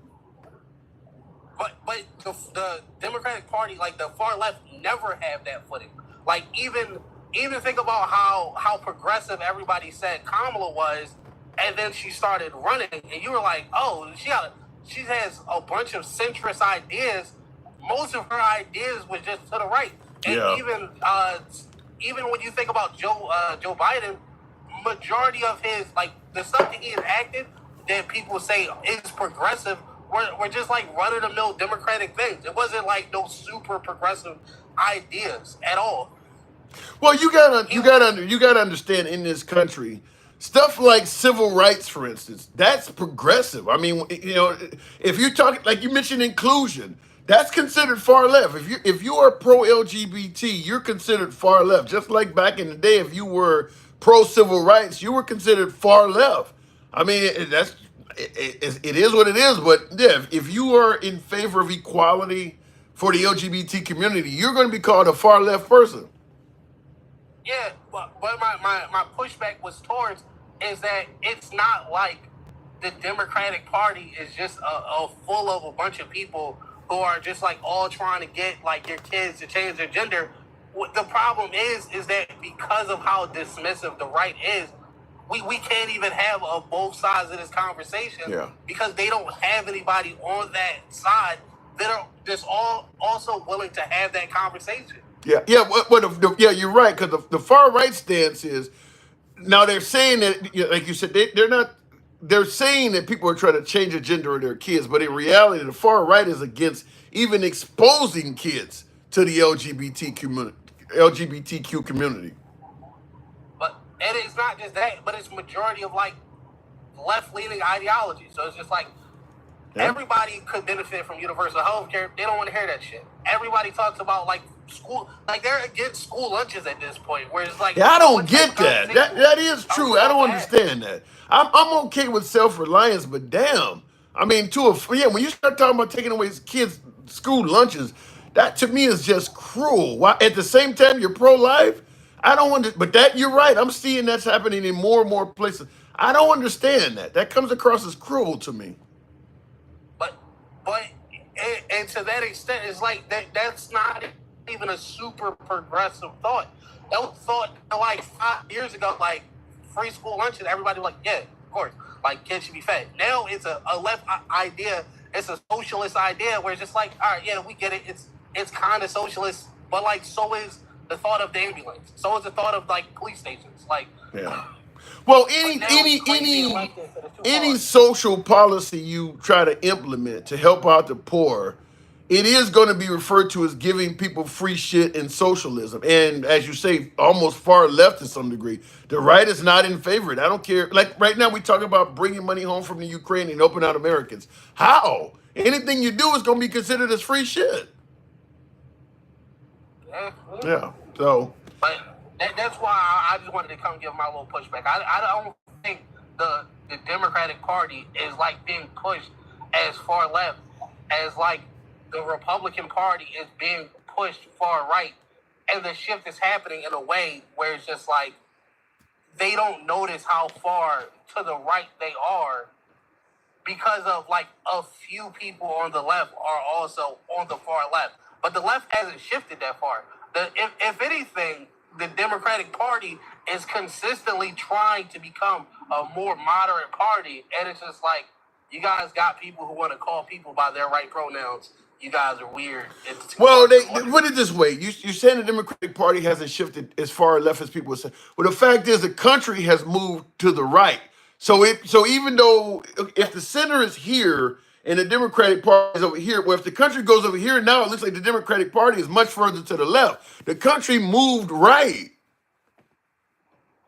But yeah, that's what I'm saying, is that because of that shift, that subtle shift to the right, everybody's like, the left has these crazy leftist ideologies. And it's like, they're not super to the left. It's just that you don't notice that the right, like, what it means to be on in the center has just shifted to the right. Like, it's not what people tend to think it is. Yeah, fair enough. You kind of breaking about like I heard like it's like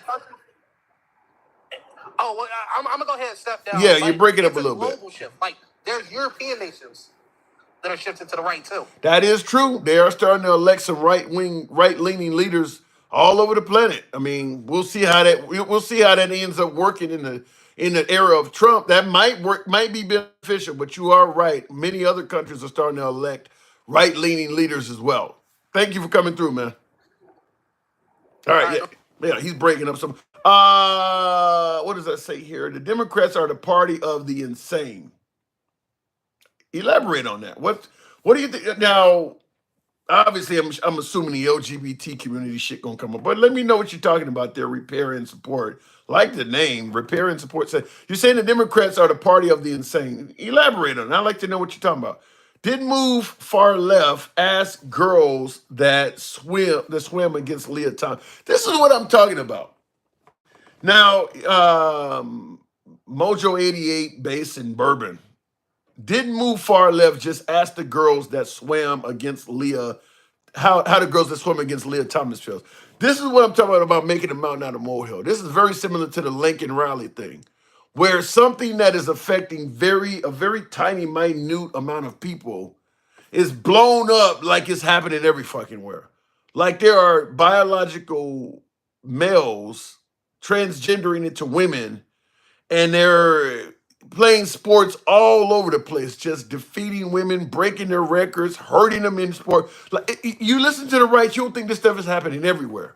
They're passing laws all over the South that okay. This is what I'm talking about when I say fear mongering. Now I don't support a biological male playing female sports at all. I don't support it at all. But I'm not going to pretend like this shit is actually a major concern that's happening everywhere. Even if you are allowed as a biological male to transition and play female sports, I don't think a lot of transgender people would do it. It ain't safe. You're not going to get any accolades. I mean, okay, you broke her record. Everybody in the stands is booing your ass. Some of them are threatening to hurt you. You're going to go out and wrestle as a biological male against a girl. You think you're going to go back to your car safely? I don't even think they would do it to the point where the right is making this out. The right is making it out like every high school in America features a biological boy playing female sports. Mountain over a molehill. That's all. I'm not saying this right. I don't support it. But it ain't nowhere near the issue that the right made it out to be. That's why I said in 2020, nobody ever predicted transgender issues would be a major voting topic in 2024. If they would win, it's going to be a asterisk by their name anyway. Yeah, shit. I think if you are a biologically born male and you play female sports and you start winning, you're going to end up being an example to other biologically born males to not try that shit. Somebody's going to hurt you. Somebody is either somebody is going to physically hurt you or you're going to be receiving threats. You're not going to get any cheering. You're not going to get any celebration at any sporting event if the fans know you were born a boy. You're not going to want to do it. It ain't going to be that enjoyable to do it. You might have a handful of people that continue on, but most biologically born men that transition into a woman are not going to want that kind of drama. They're not going to do it.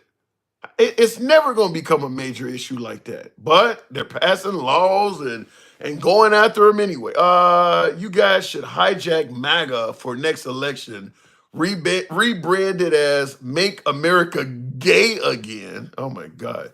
You guys, Ed, do you have a ghostwriter over there or something? I can always be coming from one man. Ed says you guys should hijack MAGA for next election. Rebranded as Make America Gay Again. Damn. You guys might trick some MAGA to vote for you guys. You do realize you're making MAGA sound really stupid if they fall for that. You basically saying this part of your party is really ignorant, but Make America Gay Again. When was America gay in the past? America was anti-gay. I don't know if that one hit as hard, Ed. I don't know. Try again. One day I'll call to provide my excellent debates. Mojo, your call will be welcome. I'd gladly take it anytime. My door's always open to you. Continuing on, Stick. Stick the ruler. Good evening, Stick. Dude, you are so wrong on this. What am I wrong on, Aaron? Stick, good evening. Hey, how you doing? I'm Tim? doing good. What's your questions, Tim? Do you agree with Let's me? get right into it. Okay, let's do that. Do you agree with me that the whole transgender issue is blown and exaggerated to just stratospheric proportions, where they've made this into an issue and it's really not one in real life? Yeah. I mean, but you gotta realize too, you had some help from the left with the overblown. When you get on a debate stage and you talking about giving transgender health care to people that are locked up. They did, but she didn't do that. That's the problem. Is Kamala Harris never did that. Hold on now. Well, why is there videos of her saying that while people are in jail, they would get transgender health care? Because they already can get that. And she was asked her take on it, and she said, I'll follow the law. That law is already in place. They made it sound like Kamala Harris, if she gets elected, she's going to start doing that. She's going to pass some kind of legislation where all of a sudden transgender get all these benefits. That's already there. Well, the whole thing of it is, Tim, you said it, poor messaging. Because guess what? I'm on her side, and from what I seen and what I recollect, it does seem like in that certain case that that's what she was saying. Like she wasn't though. She was highlighted. She would basically highlight it and make it better, or whatever the case may be. Yeah, if I'm correct, that law was put into place under the Trump administration. If I'm correct, that law was put into place during the years Trump was in office. But she didn't do it. And Go ahead. And me personally, I don't care. It doesn't affect me. If it was already, especially if it was already in effect, I mean, again, it's one of those things that it doesn't shift my mind to vote for her, but at the same time, it doesn't not make me want to vote for her. So, again, it's one of those, I'm gonna mind my business. Let them people, if they need health care, let them get it. I need it. Let me get it. But let me ask, in regards to that whole getting health, I mean, what are we saying? If you're transgender and you're in prison, you should not be able to get health care at all? That's what I'm saying. I mean, if they need it, let them get it.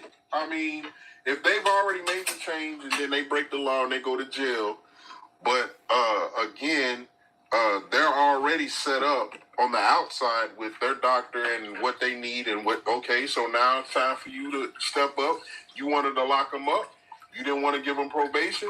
You didn't want to make it so he could get his affirming care that he needed. So, okay, go ahead and fit the bill.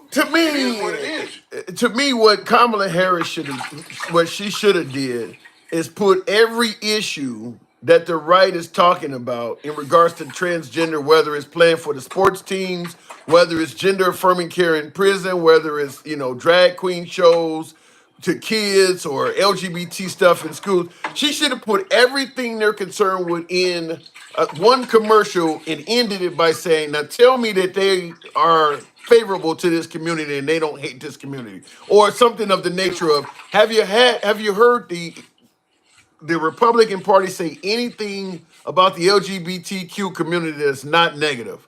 Like, everything they're covering on this community is negative. I mean, it is what it is. Like I've been saying on the show the whole time, it's hate. It's hate being masked as other stuff. Exactly, and again, it's been said plenty of times on this show and on other shows, man. Me personally, I would respect you more if somebody just said, I like Trump. He's white, I'm voting for Trump. I would respect them more. I mean, it's just being honest, it's being real.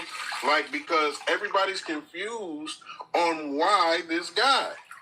If you just like him and you feel like he's right because he's white, then just say that. Don't give me I voted for the border. And we all know we had a bipartisan border bill, and I know you'll give me some pushback that they'll say it was too much fat in it. But at the end of the day, just like they're saying about the economy, it was a good bill. The economy's doing good, and he's going to inherit a good economy. Other than we just got that the inflation is predicted to go up again, but hey, they're predicting what he's going to do, and that's the predictions that they're putting out. Yeah, I would, in regards to what I was talking about, I don't know. I mean, because there's legitimate reasons to vote for Trump other than being white. I mean, people do believe he is better on the economy, better on the border, better on global affairs.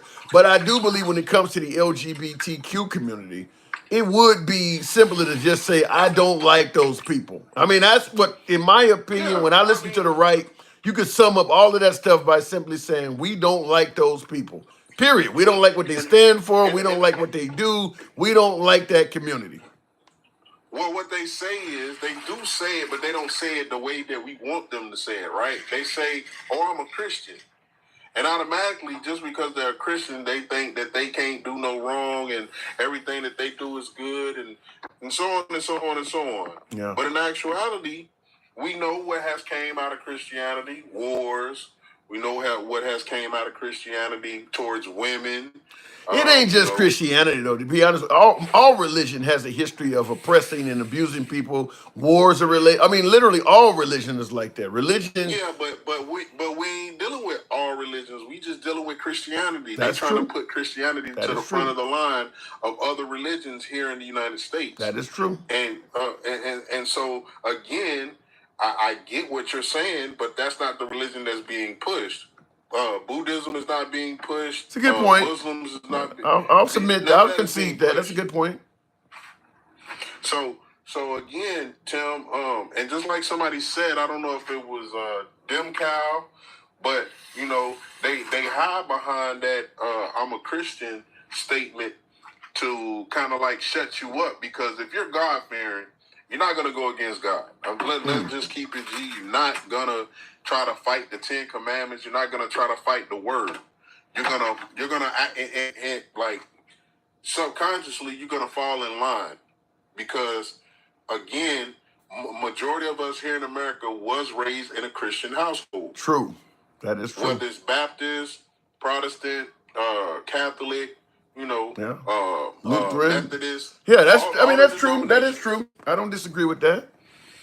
So that's why you don't get too much pushback when people say that they're Christians, because guess what? The Christian in you will say, well, really, we should be on the same page and we should be doing the same thing. The only difference is you're more closer to a liberal Jesus, and they're the old Pharisees. You know, A the liberal. Pharisees, Can you even? Is that an oxymoron? A liberal Jesus? Can you even have one of those? well, I think Jesus was liberal during his time. You know, for those who believe in Jesus, when he went into the church and he found that they was like playing money, you know, playing games with the money and gambling and, you know, basically damn near shooting dice on the church steps. He turned over the table. I don't know, Yeah, he because turned the table over. Yeah. yeah. So you just can't really say that Jesus was a conservative. You can't do that, and you can't say that he was a liberal, but you can say that he was a progressive. Yeah. Jesus was a progressive. He wanted he understood that, yeah, you sin and you can get forgiveness, but that don't mean just because you can get forgiveness you keep on sinning. You gotta have a realization that, yeah, the choices that you make determine whether you're going to heaven or hell. And just like my boy Zeus in the morning time, a lot of them, like they hell bound. He gotta fire up the damn the fire maker every morning, because nobody wants to admit what I've just asked them. Just tell me you like Trump because white is right. And that's how you feel. You really think that's all it Look at- is? You really think most of MAGA is supporting Trump just because he's a white guy? Hey Tim, who's in Wyoming? Who's in Montana? Who's in Kansas? Who's in Nebraska? Who's in New Mexico? Even though it's Mexico, but who's in New Mexico? So Vegas. New Mexico's a And blue. I- New Mexico's a blue state, but I get your point. But my whole point I'm trying to make is, when you look at that map and you see all of those red states, it's mostly Middle America and the South. Yeah. Middle America and the South, including Texas and Louisiana, Alabama, Mississippi, Florida, Georgia. Like, it's insane. I mean, you got to get to North Carolina before you can see blue. Or Well, Atlanta but as a city. and you think the only reason that all of those areas are voting Republicans is because of skin color?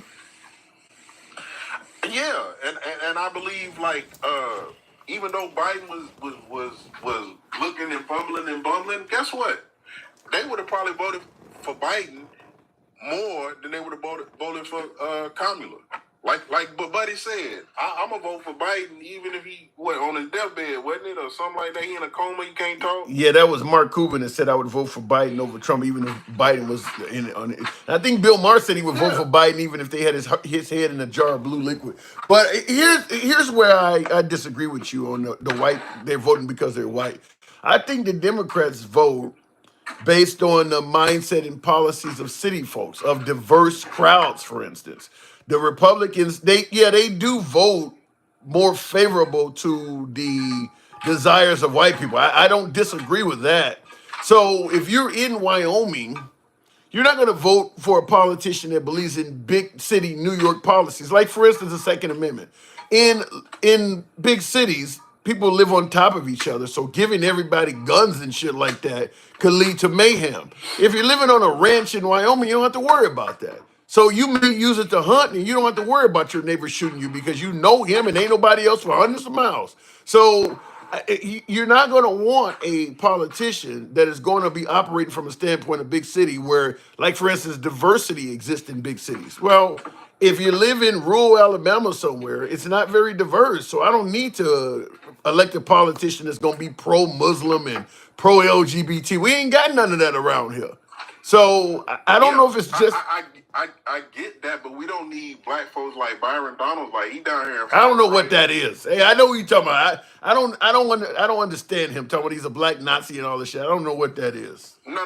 That's not the black Nazi dude. The black Nazi dude is the dude in I think it was North Carolina. Yeah, the governor, the lieutenant. Not him. I'm talking about Byron Donalds, the one that said that we were better under Jim Crow. Him. God damn. So, but this is the thing. Jesus he Christ. He was on a talk show, and he says those things, and then he turns, and then the person who was kind of like interviewing with him goes, "Yeah, well, you're a black senator or in the House of Representatives, and you're not even your base and or the people who you're is in your district is predominantly white." Yeah. So I mean, like, what are we talking about? You're not even governing for your people. You're governing for somebody else, and you're telling them what we want. But you're so detached from us. What you're saying, if you listen to everybody in this crowd, is totally backwards and false. We do not agree with you. Yeah, and that's why I said this on last night's broadcast, that it's easier to be a Republican politician than a Democrat, because a Democrat politician has to give everybody a seat at the table, and Republican politicians, for the most part, they cater their policies to the goals and wishes and aspirations of straight white Christian males. Everybody else that's in the Republican Party, because it's not just straight white Christian males that are Republicans, but everybody else that's in that party tend to also want the same things as straight white Christian males, even if they're not one. Like you said, you got a black guy talking about we're better off doing Jim Crow. I mean, they all exactly. So I don't know what. So, go ahead. Yeah. So and then not only that, again, is you take a look around, you see the only two brothers there, and then on top of that, those two brothers went back to back, and people don't want to talk to them no more. People don't want to deal with them no more, and they still didn't get a cabinet position. Yeah, but now hold on a second. You're talking about being better off under Jim Crow. Aaron M on YouTube says he said under Jim Crow there were more married black families, etc. Once again, you guys are lying. So he's saying that he didn't say you were better off under Jim Crow. He only said there were more married black families. No. Okay, so if we're gonna do that, we're gonna actually tell you what he should have said, not what he meant. What he should have said. What he should have said was, under Jim Crow, the only thing that came good out of it was we weren't like you people. The people that Jim Crow didn't affect, we wasn't like you people. We wasn't murdering. Yes, we was with our families. And you know why? Because those are the only people we had to depend on. Black folks was the only people we had to depend on because we already knew that y'all didn't have no good for us. So if he would have said it like that, but he couldn't do it because his supporters would have been in outrage. Yeah, there was the actual way, in my opinion, you should have just simply said it is, back in the 1950s or whatever, black folks were, more in intact marriages. Jim Crow should not have been brought up at all. If you're gonna bring up an era where you believe black people were doing better, you shouldn't bring up the worst from that era in the same sentence. You don't need to bring up Jim Crow to talk about how blacks remained married during the 1940s or 50s. No. If he would have had the right intentions, meaning he was standing up for black folks, then yeah, you can mention Jim Crow, because you're telling them, listen, we were better off when we were like us and not like you. Soon as we got the rights, the civil rights, when people saying, "Oh, I can do the same thing that a white man can do, a black woman can do the same thing as a white woman can do," that's when we fucked ourselves. That's when we fucked. We didn't have to be like them. We didn't need to be like them. We needed to be like us. But as soon as we act like them, now you see more murder. Now you see more of this. Now you see more of that. More using drugs. Black folks weren't known to use drugs back in the day. Because you know why? They couldn't afford it. Drugs to take. They couldn't afford it. Yeah. Massa didn't allow drugs in his house. So again, in Jim Crow, again, you can't. Everything that's brought here through the transport of somebody that got money. I don't care what it is. Alcohol, when it was prohibition, all the drugs, the illegal drugs that we have out there. I don't think I have to name them, but none of that was brought in through black folks until Frank Lucas came along. And even still, Frank Lucas had to go through so many other channels before he was able to do it himself. So it's one of those things where you say something, but you don't say what you really need to say. And again, we didn't have to be like them. We didn't need to be like them. We needed to be. Well, I disagree with that. I disagree with that to some degree, because once you're in the country and you are a minority population, you gotta assimilate, because if you want to work, for instance, unless you're gonna have Black Wall Street everywhere where you don't have to deal with the white man. I mean, for you to be able to thrive in American society where you are a minority, you're going to have to assimilate, which means you're going to have to be like them. You're going to have to adopt some of their cultures, the language. I mean, you got to be like them. No. You really don't, because I'm gonna be honest with you. When the Chinese get here, they don't act like the white man. They assimilate to themselves. They hire Chinese. They still eat. Yeah, but they not. But hold on. The difference is they're not. Hold on. The difference is they're not oppressed though. They're not oppressed upon arrival. In fact, when they come here, many of them are already educated. That's a big difference. They're not. Well, no. Well, yes and no, because all Chinese aren't just welcome, and you know that, Tim. Everywhere they went, they was just like. I don't know where the they didn't have white skin, so they were talked about. They were called out their name as well. They got their own little slang names for them. No, I'm not talking about.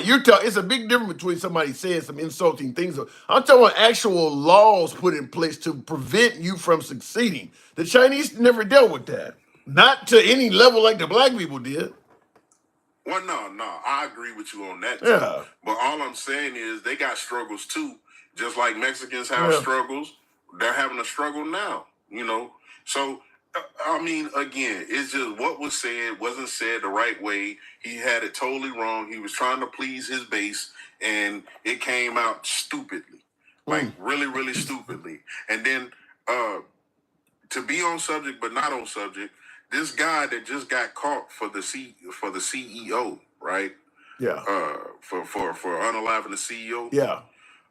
Well, he was smart enough to do it, but I think either he had help or he had some type of plan, like law-abiding citizen, where he kind of like confesses to, y'all know I did it, but you can't prove it type deal. Huh? He's guilty as fuck. Yeah, he is, but what I'm saying is the guy on law-abiding citizen, he was guilty as hell too, but he still got off and told the judge. Oh, you talking about the movie? But what I'm saying is this guy Luigi, he's got sort of kind of the same type of vibes going on. Like, you caught me, but I ain't really worried about it. I got a lawyer, and I know a couple of things that if this ain't gonna match, this might not match. I know what I'm doing. Luigi going away for a long time. He ain't gonna get out of there.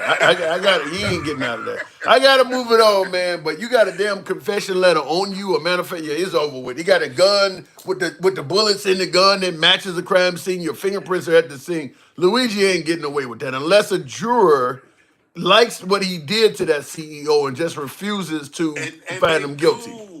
And they do. They're going to have the Trump effect. Trump, his guy that he's electing to be what is it? The head of the FBI and the other guy, Yeah, Attorney General Patel. or something. Yeah. Yeah. So those guys have got to go through the FBI check and all of that, and one of them has SA or something like that going on in the background, right? Yeah. But guess what they're doing? They're gonna do the thing that they did with Trump. They're gonna ignore it. They're gonna say, "This is what Trump wants. Confirm it, or we're gonna be on your ass." They're already doing it. I gotta go, but that that looks like that's definitely happening. And that's the new America. Do what I tell you, or I'm on your ass. Yikes. Stick, thank you. Somebody, I wanted to respond to a comment. PPP loans are not forgotten either. Trump's going to lock all y'all up. That could happen, Aaron. That actually. Remember Biden's, what was it, like 80 IRS agents or something like that? The right were going ape shit about. Well, he hired all those IRS agents right after he extended the statute of limitations on how long they can go after PPP fraudsters. They can now go after you till the year, I think, 2030, 2032 or something like that. So that could be an avenue for Trump to go after. I mean, a lot of minorities cheated on that shit. I didn't get a penny, thank God. But yeah, that you're right. He could. I mean, because there's a lot of people that criminally receive PPP loan money. That is true. They still get them every day. Says Furback. Well, a lot of people were lying and said they had businesses that they didn't and stuff like that. It would not surprise me if under the Trump administration they suddenly decided to go after a bunch of PPP loan fraudsters. It would not surprise me. It is what it is, folks. Get ready to fight, fight, fight. Y'all done pissed the wrong one off, period. Now, I don't necessarily know. Keep in mind, Trump ain't no kid. Trump is not like, it's not like Trump is, 60 years old, some shit like that. We talk about Biden and his cognitive abilities and shit. There's no guarantee Trump gonna survive those 4 years either. I mean, you see what happened to Bruce Willis? How fast he went down? I mean, he ain't nowhere near Trump's age. Folks need to stop thinking of Trump as a spring chicken. You fuck around and start trying to go after everybody and end up bringing some of that shit down on himself. I don't know. Don't keep in mind, piss can lead to high blood pressure. It ain't like he's somebody who eats healthy regularly anyway. Let him stay pissed off. It may actually hurt his health in the process. Better ride off into the sunset a happy millionaire. Quit hating like that. I mean, you talk about Trump derangement syndrome. He can be deranged too. He can have enough hatred in his heart that it fucks with his health. You keep talking about Trump derangement syndrome. Keep in mind, he's capable of hating people to a fault as well. So he's not a kid. He's not some spring chicken. All that hatred ain't gonna be good for him. Somebody says, who's that? I can't pronounce the rest of it. Says Trump is a pedo. Based on what? Trump went from bankruptcy to billionaire. Nobody here can do that. Nobody here has Trump don't have a silver spoon. He has a fucking platinum spoon in his mouth. I don't know the business capabilities of anybody in here watching right now, but I can tell you this. If the audience watching me now, several hundred people, maybe 500 people or more, if the audience watching me right now on these platforms were given the same opportunities as Trump, I guarantee there's probably a few dozen billionaires watching me right now. People make it sound like Trump's business successes are like a Drake album where he started from the bottom, now here. Motherfucker started out with millions. Now he claims my dad gave me $1 million loan and I turned it into $1 billion business. Well, let's say he's telling the truth, which I'm 100% certain he is not because his dad died and left him more money anyway. But let's say, for instance, he's telling the truth. He made that empire off of his dad giving him $1 million loan. His dad gave him $1 million loan at an age where probably all of us would have trouble finding not one bank in America would loan us $1 million at the age his dad loaned him $1 million.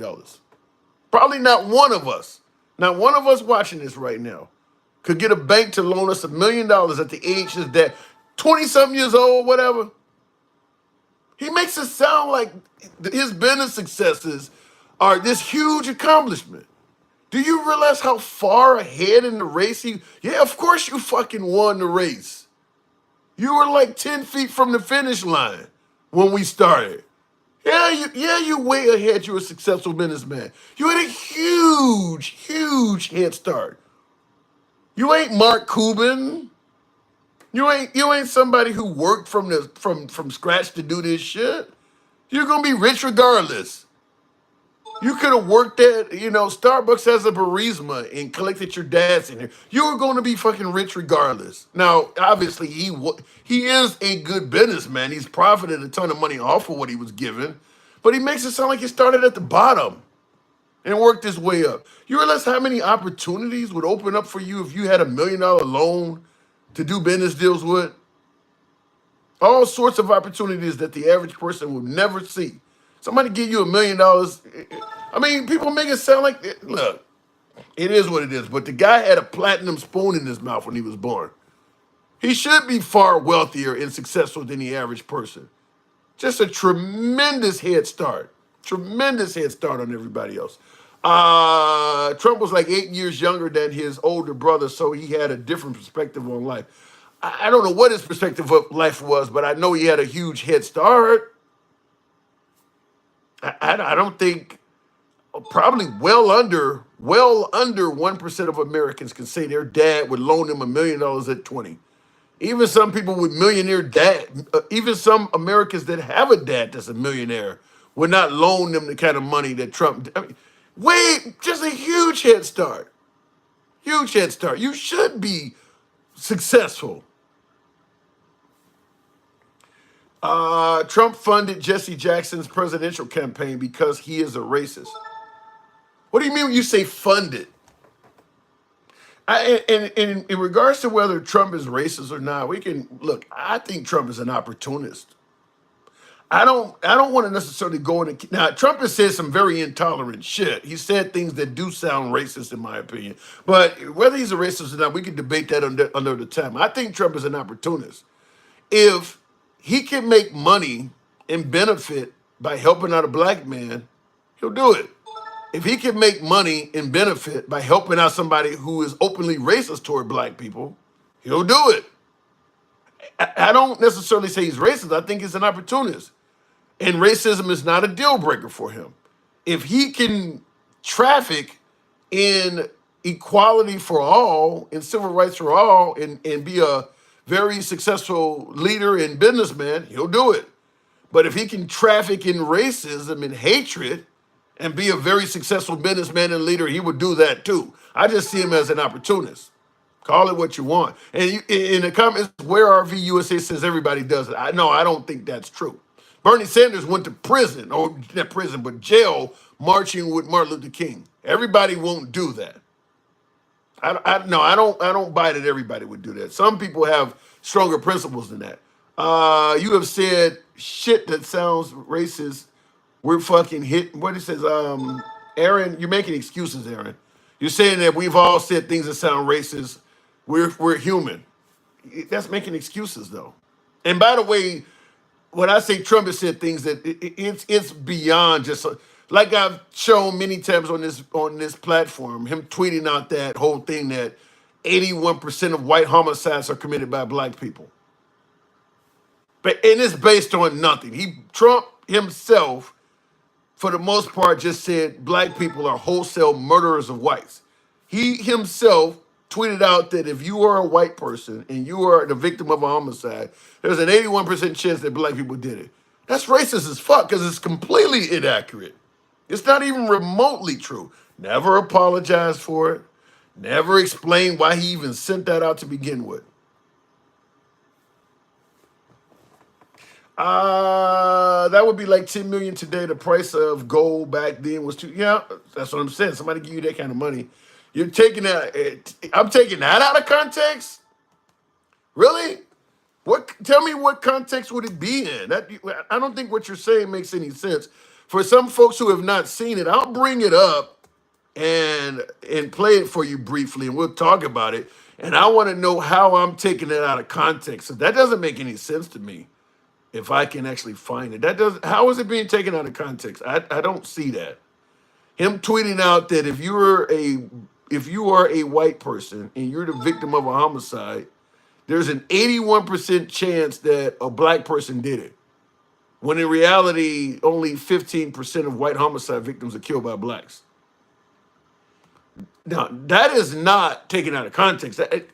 Like I said, he didn't explain, he never even explained why he sent that out. That's what makes it worse. He never ended up telling America, like, why would you send something like that out? He got on Twitter, got on social media and just sent that shit out. So yeah, I vehemently disagree with it. I don't know if I can. I generally have it in here. I don't know where I put it at, but yeah, no clue why he would get on Twitter and send something like that out. And of course, it's not something that the right ever. It's not something that the right ever held him accountable for saying. Made no sense at all to me. Yeah, apparently I don't know where I have to end up. It must be on my other laptop or something. I don't see any here. 5% of the murders in the USA are committed by blacks, and they only make up 13% of the population. 5% of the murders in the U.S., 50% of, you said 50% of the murders in the USA are committed by blacks, and they only make up 13% of the population. Is that true? 50% of murders in America are committed by blacks? I do know in the hood, there's a lot of murdering going on. I'm not going to disagree with it until I actually can. I mean, somebody says sounds accurate. We do a lot of killing in the hood, right? But we're not killing white people though. What Trump said is inaccurate. 50%, huh? Wow, that is horrible. That is horrible. I'm not even going to try to defend that. That is horrible. Yeah, I don't know where I did with that clip I wanted to bring up and show you guys, but that 50% of the murders, damn. Yikes.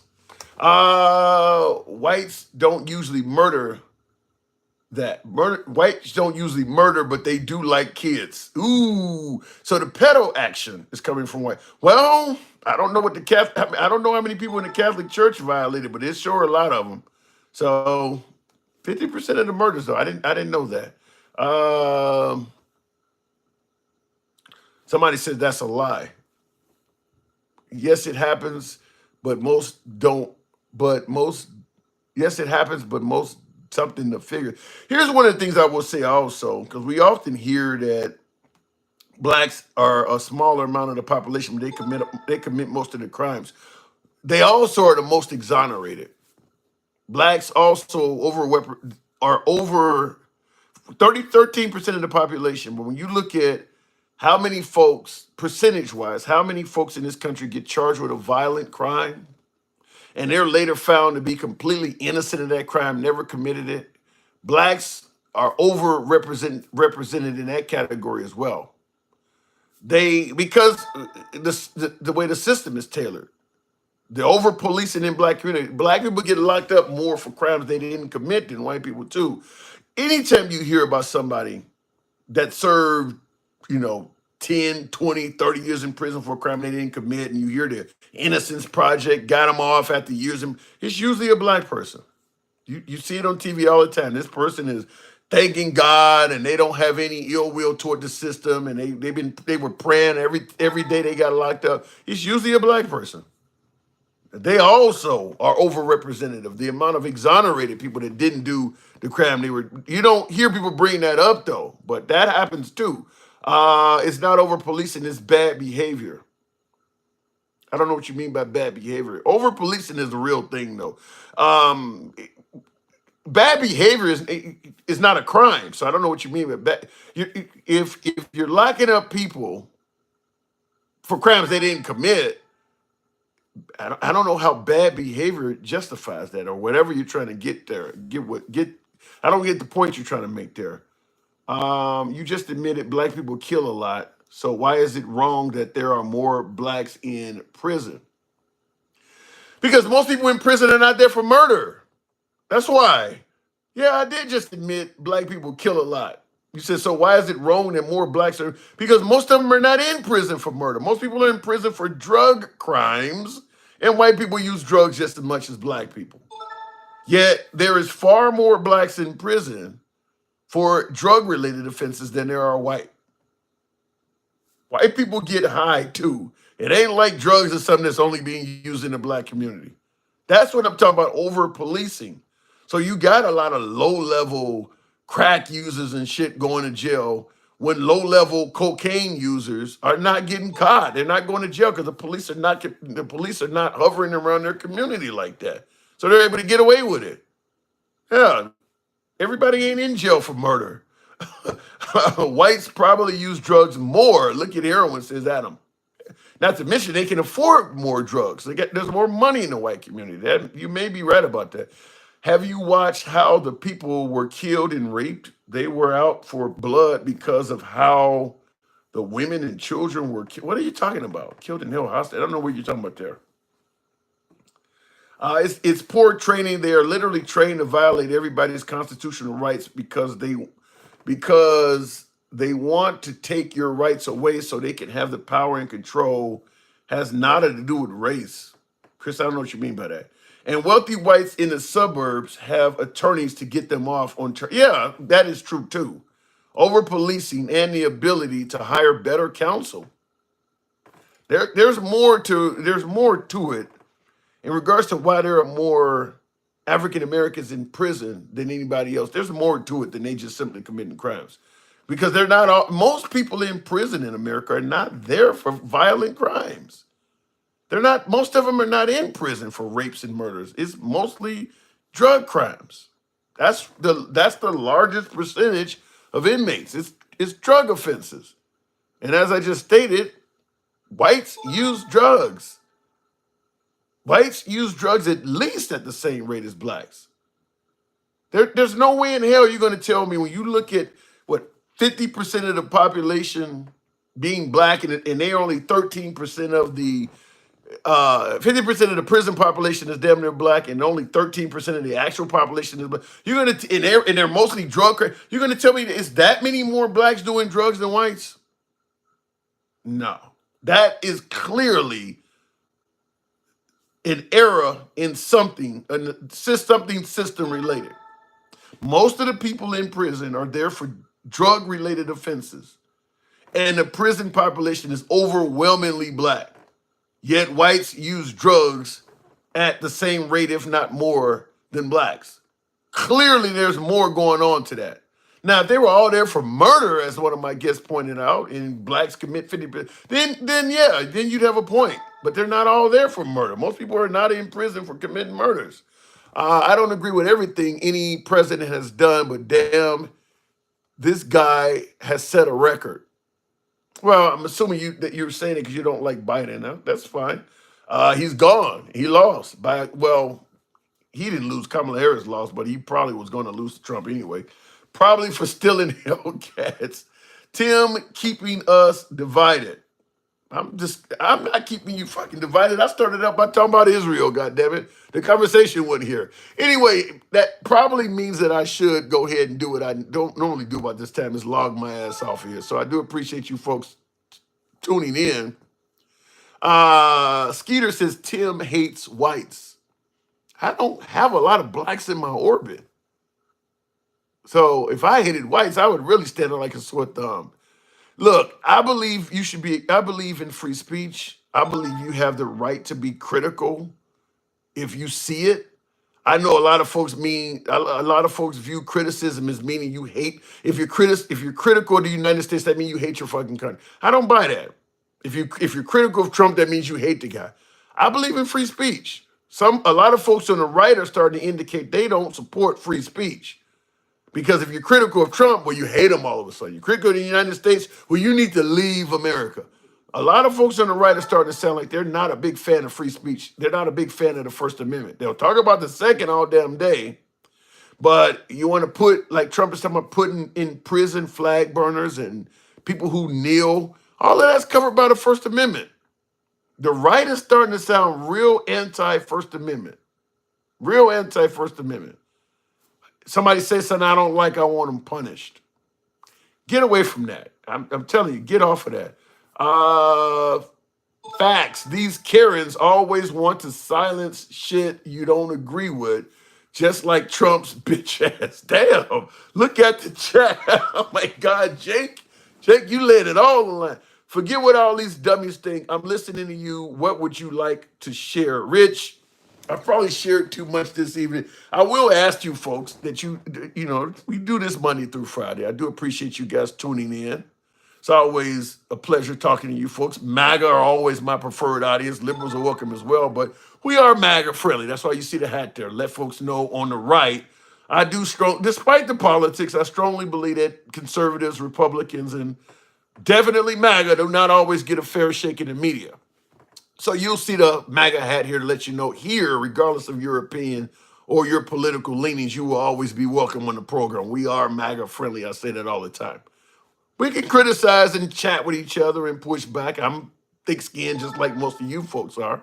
No snowflakes here. So if that's the type of engagement you enjoy, follow the program for my TikTok viewers, a subscription on YouTube, if you will. It doesn't cost you any damn thing. Subscribe to the program. Monday through Friday is when we're here. It's your boy, Tim, the Handsome Liberal. I'm going to end it right now. I'll catch you guys tomorrow. Take care. And for my YouTube audience here, take care, Tim. Thanks for the reading the stupid comments. No comment is stupid. Just some of them are different in opinions. Some of them have a difference of opinion. Don't get lost in the one side is better than the other side argument. Brotherhood through bond beats it all. I like that. I really like that. Donnie, I think that says, I like that comment. Yes, they have proof of life. I don't get that one. I talk shit sometimes, but I like how you think. Thank you. Fold them.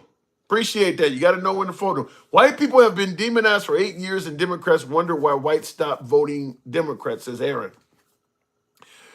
That's an interesting point.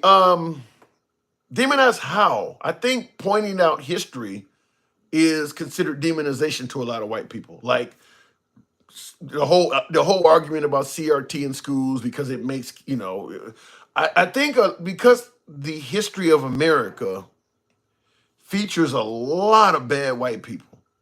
A lot of modern day white people would rather that part of history just simply not continue being discussed. And to do it, in the eyes of some white people, make them feel like you're demonizing whites. My point on this before I move it on, before I get out of here is I'll say this. If the ancestors, because obviously no whites today own slaves or any of that. I'm not blaming any modern day white person for the shit that was done back then. But I will say this. If their ancestors had simply told the fucking truth, a lot of this shit would not be happening today. A lot of the racial issues that come up is because a lot of the history, the horrors of it, are just coming out now.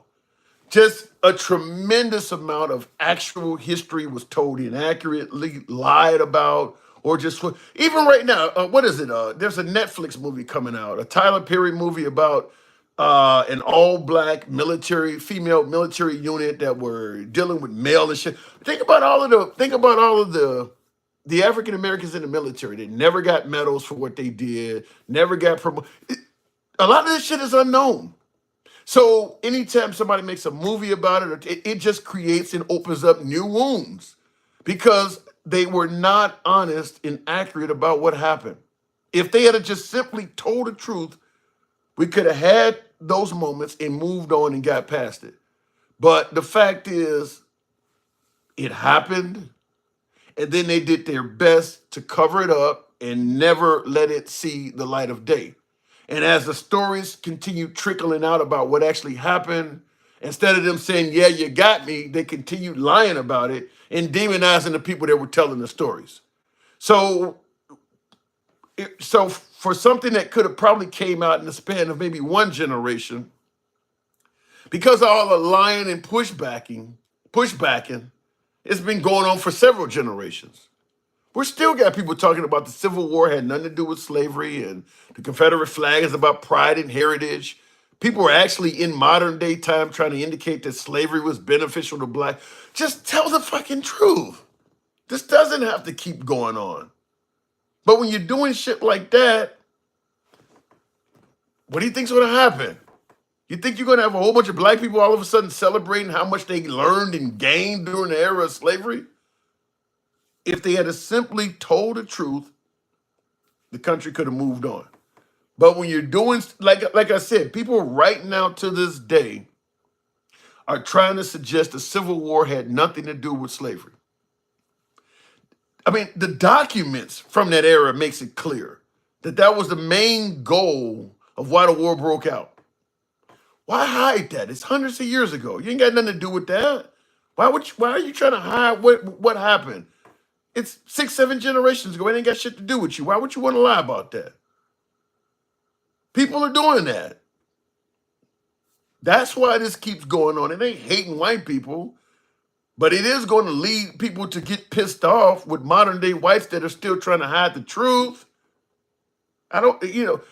People are actually saying phrases like the South will rise again has nothing to do with racism. Then what the fuck does that have to do with?